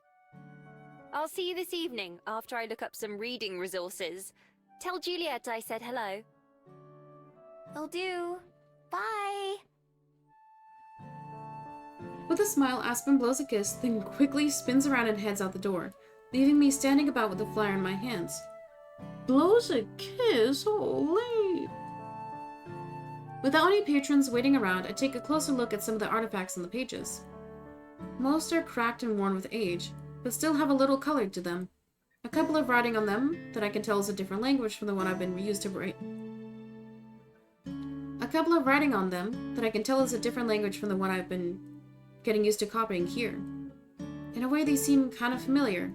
Not just familiar, but nostalgic. Like they're related to a memory that's just out of reach. I don't know if it'll bring me answers, but maybe there'll be something interesting to see. Hiya! I've got these to check out, please.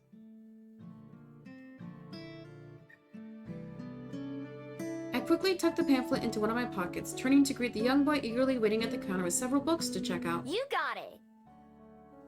I lift the first book off the stack and slowly begin my process. Maybe Aspen's lessons won't be so bad after all. Evening. Closing time finally comes around, the patrons slowly trickling out. Some of them linger for a while, making their final selections before bringing them up to the counter. Fortunately, Juliet's here to help me, or it'd take me all night to get through the line of people waiting. Thank you very much, Miss Callahan. We'll see you next time. Oh, Dottie. Glad to see you're still reading Pullman. Only one left to go in the series. Bye-bye, Abdul. Bye-bye, Jamar.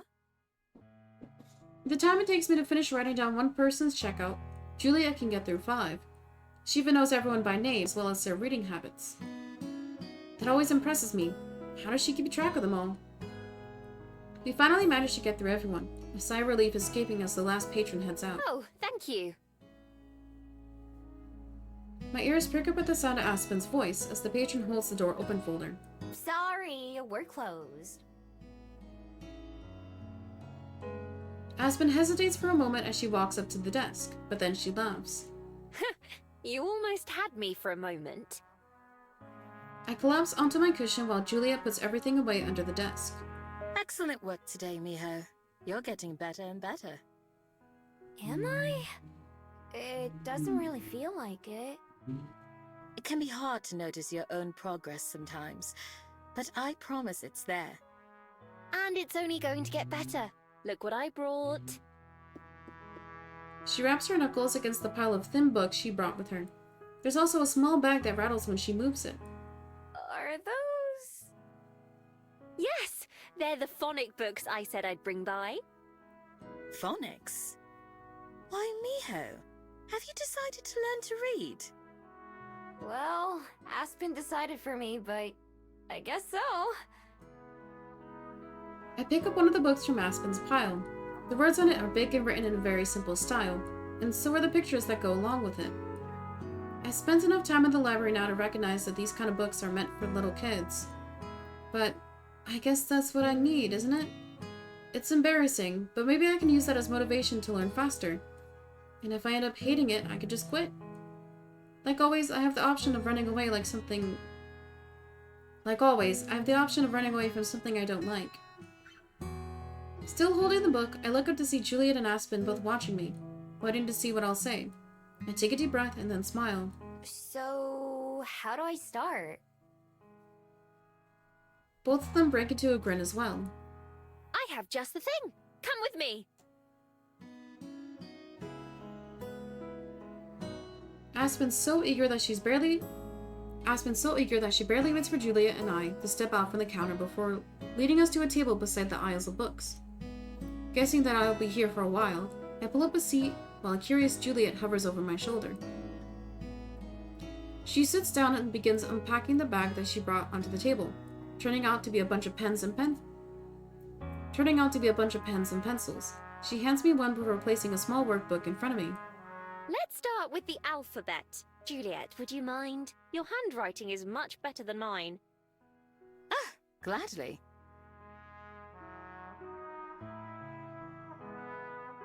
Realizing she's gonna be a part of this, she quickly takes a seat to my other side and selects a sleek black pen. Opening the book, she brings her pen to one of the blank lines. So, to begin with, this is the letter A. The two of them take turns going through the different letters of the alphabet and showing me how to write them. Although I have a hard time remembering which is which, I pick up the writing part pretty fast since I've had a lot of experience at work already. Each of them writes an example letter at the top of my paper first, before I take my turn to write it. Juliet's handwriting is very precise and clean, reminds me of something you'd see on an advertisement or book. Aspen's, on the other hand, is almost as messy as mine. Sometimes I'm not sure she's even writing the same letters as Juliet and I.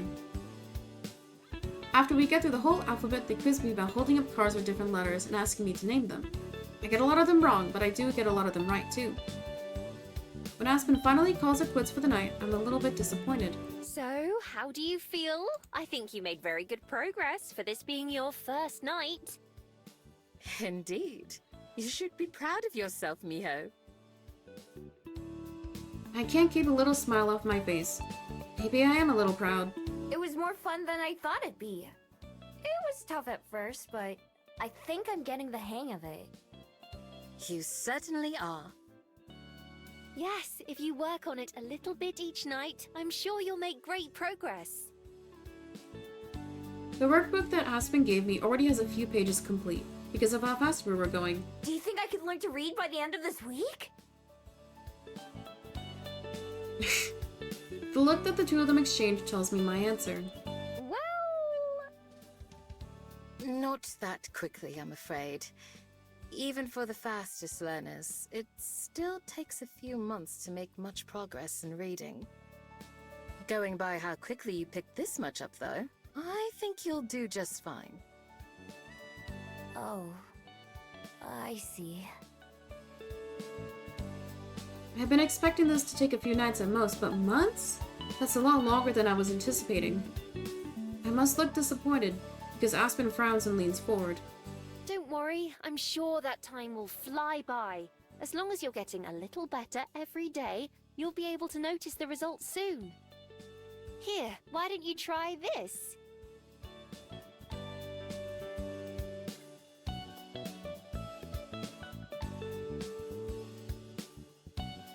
Y'all see this? Aspen is blushing! Aspen gets up from the desk and maneuvers behind me, putting her hand on top of mine. It's a little shaky, and I notice her face is red as she makes a point not to look at me. I almost jerk it away out of instinct, but I keep my cool instead. I'm not used to people touching me, but I know that with Aspen it's just a friendly gesture. No! Friendly! Here, follow these lines. No, Aspen is, like, coming onto us strong. She blew us a kiss earlier. Now she's holding our hand. She gently guides my hand up and down across the paper, slowly forming the letters on the page with me. After 4 letters, she stops and scurries back to her chair. Juliet's snort of amusement from my side only confuses me further. Can you read what that says? If it says I love you, I'm gonna cry. I look down. The word on the page looks familiar. I squeeze my eyes shut, picturing the cards that they were holding up and what each letter sounded like. Me. Oh, it's my name. Miho! With a jolt, I realize it's my own name. Juliet and Aspen both clap excitedly, a blush forming on my cheeks. Yes! You did it! I still can't shake the feeling that it's kind of embarrassing to have them cheer me on for something so simple. Looking down at the paper with my name on it though, I have to smile a little too. This is the first time I've written my own name. Even if I did have Aspen's help, it's the first time I've read it myself too. I stare at it intently, committing the shape of those letters and the motions to make them into my memory. I've used so many names in my life, but for some reason this one feels a bit special. Just for good measure, I write it down a few more times to practice. Each time it gets a little less shaky and more legible. Thank you. Seriously. Even if this wasn't my idea to start with, it feels like a new milestone in my life already. The start of something else that's new. I can add that to my list. It's our pleasure. Right. Especially since, I did kind of force you into it. Yeah. It's okay. Turns out I need people to make me do stuff sometimes. Consent is so important. I'm certainly good at that. You'll have to wait until tomorrow for more, though. I've already stayed a bit too late as it is. Oh my, I hadn't even noticed the time. It sure did fly by, didn't it?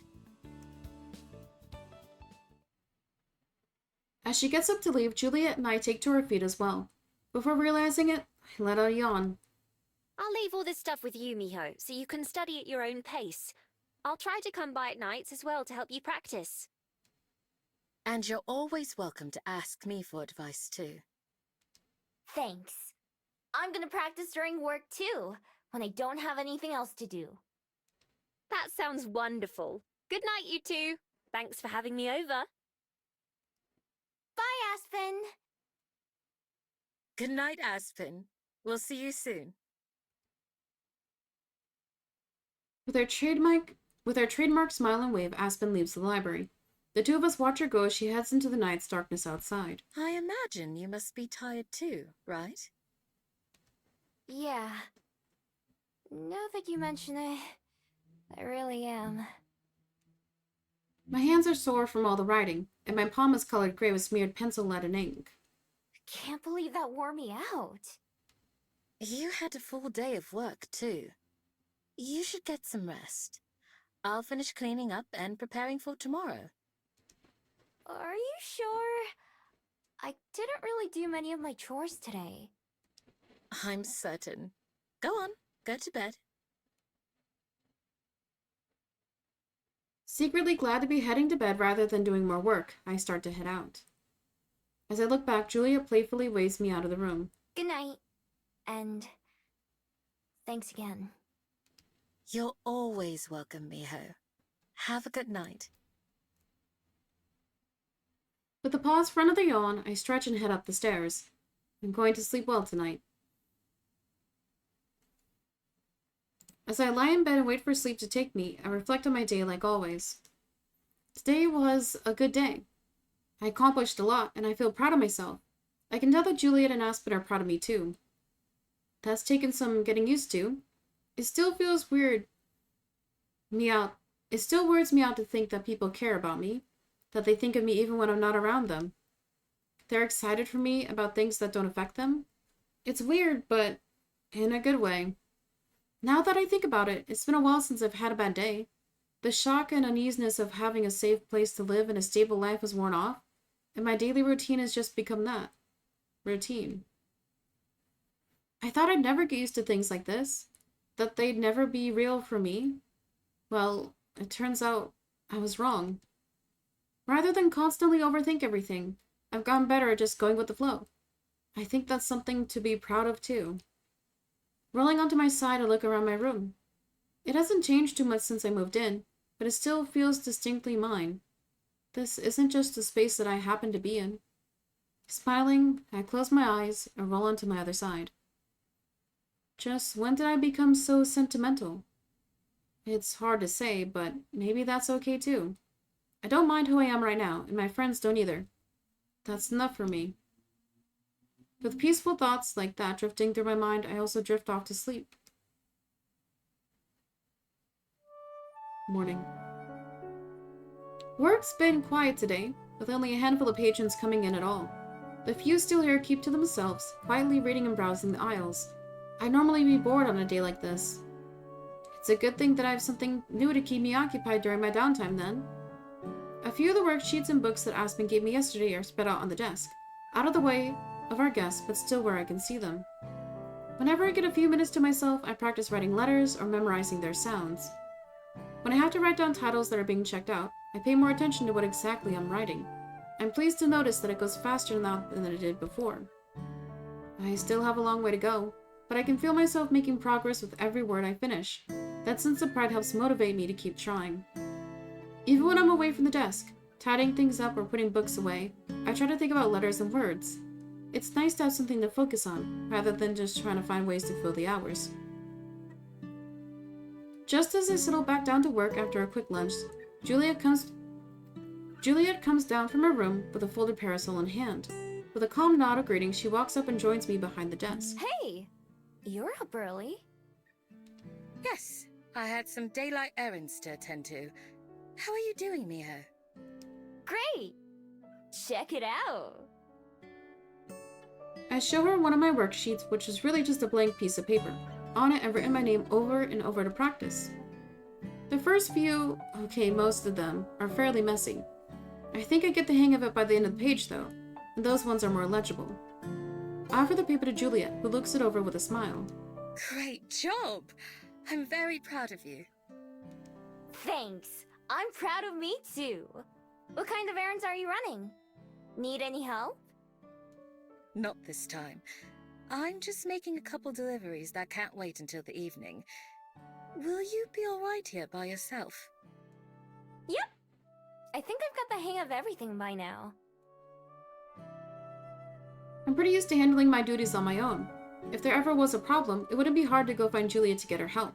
That hasn't happened yet, thankfully. Excellent.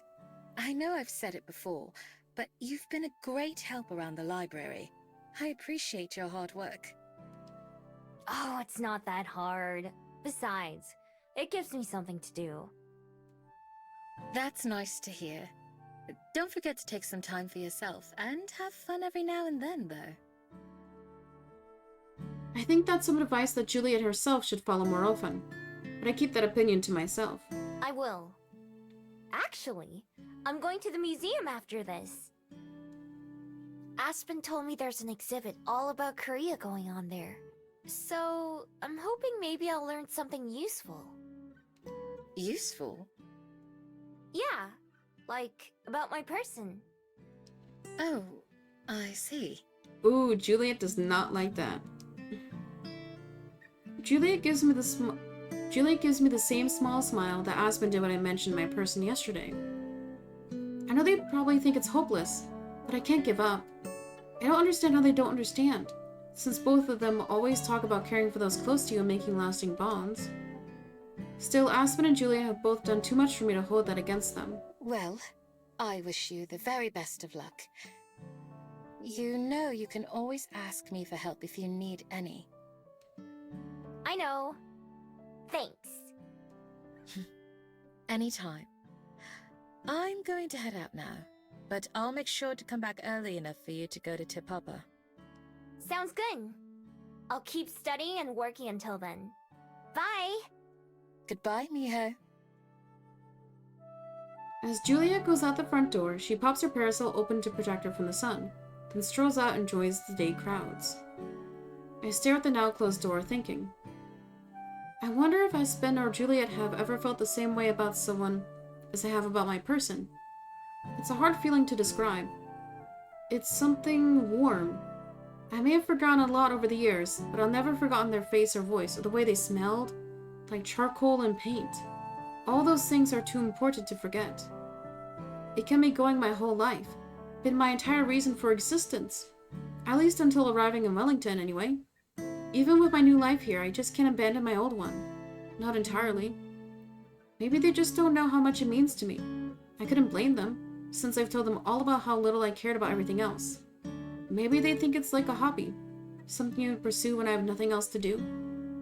But even here in the library, surrounded by friends and busying myself with my job, not a day goes by where I don't think of that person back in Korea, in my person. It's okay if Aspen and Juliet don't understand. They don't need to. It's important to me, and that's all that matters. So far, they've supported me in whatever I do. In fact, when I think about those two, I feel a similar way as to when I think about my person. That warm, safe feeling. It's not exactly the same, but it's close. I don't think that it's a coincidence. There have been lots of new feelings that I don't have the words for. Like so many other parts of myself, I'm still figuring them out. That may take time, but I have plenty of it. Realizing that I zoned out, I pulled myself away from my thoughts and get back to focusing on work and studying. I may have lots of time, but I need to make sure I use it well. Only an hour or two later, I look up from my work to see Juliet returning from her errands. Folding up her parasol, she soon joins me at the front desk again. Hello again, Miho. I tried to hurry back so you'd have plenty of time at the museum. You can go ahead and head off. I can handle the library for the rest of the day. Cool! Thanks! I tried to clean up and do as much as I could before you got back. Thank you. I appreciate it. Enjoy yourself. You'll have to tell me all about it when you get back. Will do! I put away my study materials in my room, and then with a big thumbs up to Juliet, leave the library. Fresh air again. Since I've been spending so much time inside since I started working, my walks and time outside are more refreshing than they used to be.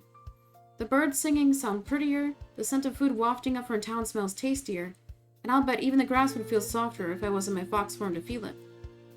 It's been a long time since I've transformed, now that I think about it. I need to stay focused for today, though. With the museum as the only thing on my mind, I pick up my pace as I walk into Wellington, heading along the now familiar streets. I pass by the bell house and glance inside, but I don't see Aspen. She mentioned she'd be working late today, so she must be in the back or maybe on a break. I follow the directions she gave me yesterday until I reach the building that has to be my destination. It's big, with parts that go off in all different directions. Near the front there are two sections flanking the entrance. One is round and tan. Oops, I skipped that. While the other is...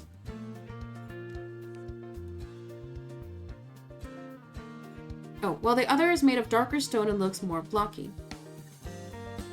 It's a bit intimidating, but seeing a few people heading in and out is reassuring.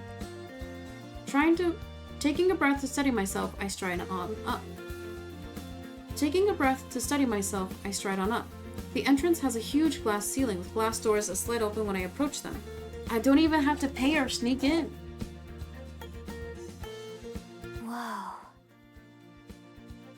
The moment I step inside, I can safely say that I've never been in a place like this before. It looked big from the outside, but from the inside, it's huge. How am I gonna find the Korean exhibit? I don't even know where to look first. Different paths lead to different types of displays, and I can see floors and elevators going all the way to the top. A family walks by me, following a big arrow that points deeper into the building. Without any better ideas, I decide to take the same route. I'm sure I could ask someone where the exhibit is, but I'll look around on my own first. If I can't find it for a while, then I'll ask for help. I start to wander about inside, looking for anything that I might recognize from Korea. To my surprise, there's plenty of other exhibits that end up catching my eye. In one section, a variety of sea life, fish, turtles, and others hang from wires above everything else. They look so lifelike that I think they're real animals at first, but after staring closely, I can see that they're just models. Another part of the museum is filled with skeletons of what look like giant monsters. I can't even imagine what kind of creatures they once were. Maybe dragons? Spotting a panel with some illustrations, I skip over for a quick look. They aren't dragons, but they look awfully close. I've only seen a dragon once or twice in my life, but I've never seen one of these. Other sections are dedicated to human and fabled civilizations. There are recreations of old human houses, as well as diagrams showing fairy homes and werewolf dens, plus plenty of others. A tour guide talks to a small group as I walk around, explaining this and that. I go slower through this part, feeling a little nostalgic. I even recognize some of the human technology and knickknacks from long ago. I had no idea they were old enough to be part of a museum now. There's even a big memorial to the war, showing humans and fabled fighting against one another. At the front is a painting of when the peace treaty was signed, which was the start of humanity and the fabled coexisting. I was around back then, but I stayed out of it, just like I stayed out of most things. Honestly, the history doesn't interest me too much, but I'm sure Juliet would love to see this. I'm sure she already has at some point. Just when I was thinking about giving up and asking for help, I finally find what I'm looking for. A large band with some text that I recognize as Hangul, the Korean writing system, is hanging over a number of display cases and tabletop exhibits. I almost had it, dude. That's a long sentence. A large banner with some text that I recognize as Hangul, the Korean writing system, is hanging over a number of display cases and a tabletop exhibit. I hurry over to get a closer look. It's quieter up here than it was on some of the lower floors. I'm able to take my time browsing without feeling like I'm getting in anyone's way. At the same time, my heart starts to beat fast with anticipation. I may not know what I'm searching for, but I'm sure I'll know what it is when I see it. I start at the entrance and slowly make my way through. The first section is full of pottery and carvings, like from the brochure Aspen gave me. There are little animals and people carved out of stone, and even a few made out of metal. A number of clay pots and vases sit on pedestals next to them. Most are cracked or damaged, but some look as good as new. Moving on to the next part, there are a few intricate-looking outfits adorning mannequins. Some are just pants and a jacket. I think we need to pause soon for today. After the museum, I think. Moving on to the next part, there are a few intricate-looking outfits adorning mannequins. Some are just pants and a jacket, but most are vividly colored dresses that hang to the floor. I can almost feel the delicate silk in my hands. If I was still a thief, I bet these would sell for a lot. After the clothes are paintings. Tigers and birds are common subjects, but so are people in cities too. Others feature gorgeous landscapes and flowers. I've never been a huge fan of art, but somehow these are different. Looking at them doesn't make me feel sad, but it does make me feel something, like I'm wanting something I can't have. Suddenly it comes to me, a feeling I've heard about, but I don't think I've experienced before. Homesickness. A painting of a green forest could be the one where I was born. I passed through towns that looked like those in the paintings, and hid from humans who looked like the ones shown inside them. Not all the memories are good ones, but they're mine. There's not much that I can relate to nowadays in terms of people or places. I have friends now, sure, but I don't have much in common with them. They've never mattered before, but now I wish I could reach out and touch the paintings before me, just to feel something from the same era as me. Of course, they're behind ropes which keep me well back. I reluctantly start to move on again. Just as I do, a certain painting catches my eye. It's small and displayed out of the way in a corner, as if nobody thought it was that important. The edges are jagged and torn, but the crucial part is still there. On one side, there's a fox surrounded by trees and leaves. Its fur is a different color than mine, but it's still clearly a fox. Just across from it is a human-like figure. She's dressed in an outfit similar to the ones I was just admiring, but that's not what stands out the most to me. On her head are 2 pointy ears, and several long bushy tails peek out from the bottom of her dress. When I look at the fox again, I notice that it also has more than one tail. I breathe in deeply, as if I could inhale the scent of the forest just from this artwork.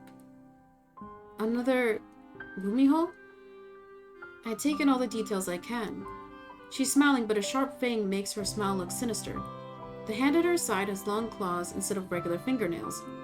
Claws that are clearly meant for ripping. Whatever she's looking and smiling at is missing, being part of the torn sections. There's just a small part that remains. A pair of boots on the ground surrounded by the edge of what must be a pool of blood. Only then did I notice the blood around her lips and on the ground beneath her claws. And then the unmistakable bone-white bead. Oh, that is singular bead. And then unmistakably, oh my dear, oh my goodness. I need water.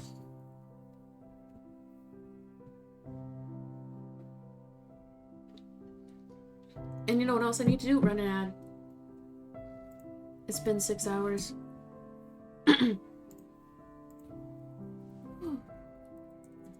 I gotta go grab my other water cup. I drank a whole cup.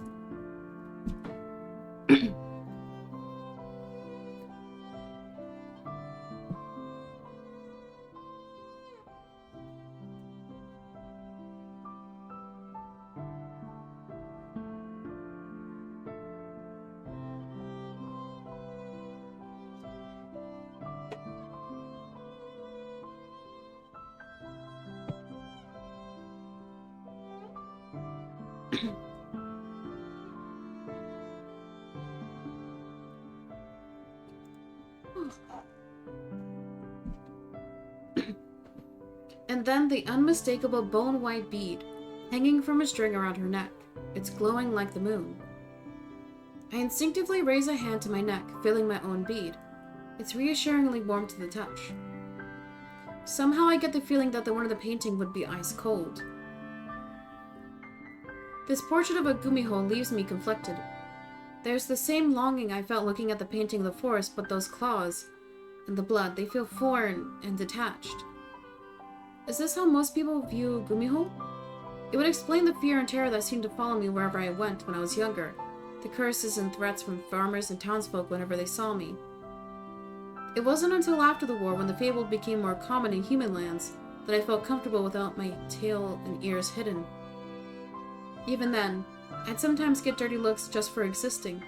The threats were usually reserved for when I got caught stealing. Still, I've never been like the Gumiho in the painting. Stealing is one thing, but hurting someone? That just isn't me. I wish I'd been able to explain that to them. I wonder how different my life would have been. I tear my eyes away from the painting, but I know I'll be thinking about it for a long time to come. There's no point dwelling on what could have been. I pass to the rest of the Korean exhibit quickly, barely glancing at the artifacts that I haven't seen yet. It isn't until I've nearly left the gallery that I see something that makes me pause again. It's a small, unremarkable display case among many others. There are a number of delicate scrolls. On each one, a few old-style Korean characters are written. I don't think they're Hangul, but I don't know what they're called. They do look familiar, though. I left my own scroll back at home for safekeeping, but I don't need it with me to compare. The sweep of the brushstrokes, the shape of the characters, the shade of the ink. Closing my eyes and breathing in deeply, I swear I can smell them. My person. I press my hand against the glass. This is the closest I've been in hundreds of years. After centuries of looking, I finally... Hey, no touching! Oh. I leap backwards as someone shouts. I look around and see a woman wearing a badge and a museum t-shirt stalking towards me angrily. The instincts I thought I'd bury kick in. It's time to run. Backing up, I look around for a getaway route, but there isn't one. I'm surrounded on almost all sides by cases. The only direction is the one the attendant is approaching from. Think, Miho, think. There has to be a way around to this. Could I jump over the displays? No, they're way too tall. Maybe if I transformed, I could get past the attendant. I have no idea how to navigate this building, though. And being a fox would attract too much attention in a place like this. If I wait for them to get close, then I could probably run right past them like the security guard when I first arrived in Wellington. Heart racing, my panic must show on my face, because they stop a couple meters away from me, frowning. Hey, it's not that big a deal. Just please keep your hands off in the future. With a shrug, they turn around, leaving me alone.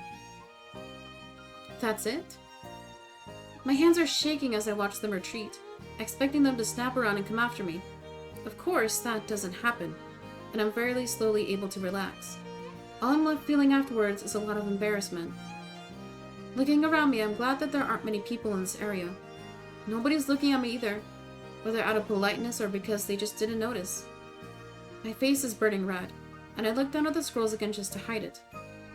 I sigh. Maybe it was silly of me to think that I could change myself entirely in such a short time, considering I'd just be remembering the old days, and all the abuse that I went through from humans. It makes some sense. After I settle myself down a little, I turn my attention back to what's really important. While I know that these scrolls have to be from my person, they don't help me much on their own. There's a little card in one corner of the case covered in text. It might have something useful written on it, but that doesn't do me any good. I consider trying to copy it all down to have Aspen or Juliet read it to me later, but there's so many words that I'm not sure I could get them all. I gulp, looking over at the museum attendant who I was just scared of just a moment ago. I do have one option. Summoning all my courage, I approach them slowly. They're just a regular person, I remind myself. Like Aspen or Juliet, or even like me. Just doing their job. Excuse me? I hope that's polite enough. As she looks over to me, her face doesn't look annoyed, more bored. Can I help you? I'm sorry for touching the glass.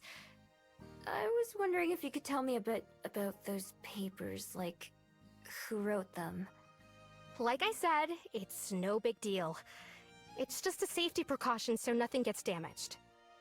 Anyway, there's an informational plaque in the corner. It should have all those details. The thing is, I can't read. Would they even believe me if I said I can't read? I worry that might make me even more suspicious. Can't see very well, and the words are so small. Can you read it for me? Oh, sure. Let's see. That was almost too easy. They don't question or analyze me at all, simply walking over and leaning it next to me. Says here these were some of the first works by a calligrapher whose name was Jong-in in the 17th century. They were a scholar who lived in Korea and... The attendant keeps reading, but I'm not listening. I've already gotten what I came for, a name. Jong-in. For the first time, I have something to call them. Something that's unmistakably theirs. I pretend to listen to the rest of what's being read out loud. I thank the person on autopilot when they're done. My head's not here in the present moment. It's back in the forest where I was born. 정인. Once they've walked away, I say it out loud, trying out how it sounds. I think it fits them. 정인.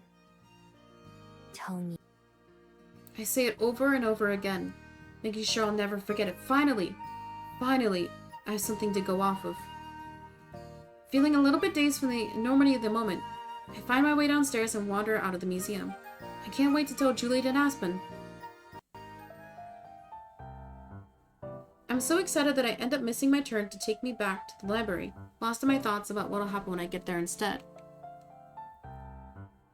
Oh, I just spoiled myself.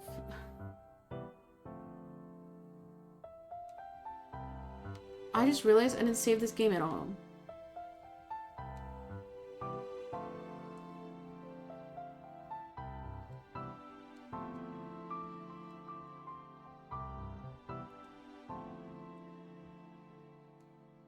Okay, let's see what happens when I load the game. I'll race you!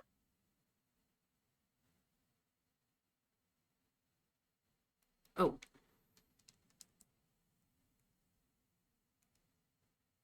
When you click start, you get a new game. Oh yeah, that's what happened. Okay, so we load here. Okay, that's fine. I just wanted to make sure it worked. Okay, guys, I think we're gonna pause here for today. 6 hours is a long time to do VA. Thankfully, this game has VA for the characters. Thank goodness. Thank goodness. Yes, we'll pause here for today. We got through chapters 1, 2, and I assume a third of chapter 3. I did get spoiled of what happens in chapter 3, but I figured it's what was happening based on like the chapter art that we saw at the beginning. But I like this so far. It's cute. I feel like it's gonna be slow burn. Like, I thought it'd be more like romance heavy, but it's more about like the actual character, like the protagonist, and discovering who they are, which I actually really enjoy. So yeah, we'll continue this tomorrow. So, gentle reminder, fill out this year's Halloween questionnaire. Tell me your scary stories. That stream will probably be Monday evening, so lock in, twin. And I will not confirm nor deny, but it might be a green screen stream. Okay. And if you guys want something to watch, go subscribe to the YouTube channel. I have a clip, VOD, and highlight channel. Go sub to all three. It's free to sub on YouTube. But yeah, thank you all for watching. I'll see you guys tomorrow. Have a good one. Goodbye. Cute game. Cute game. It is really sweet, though.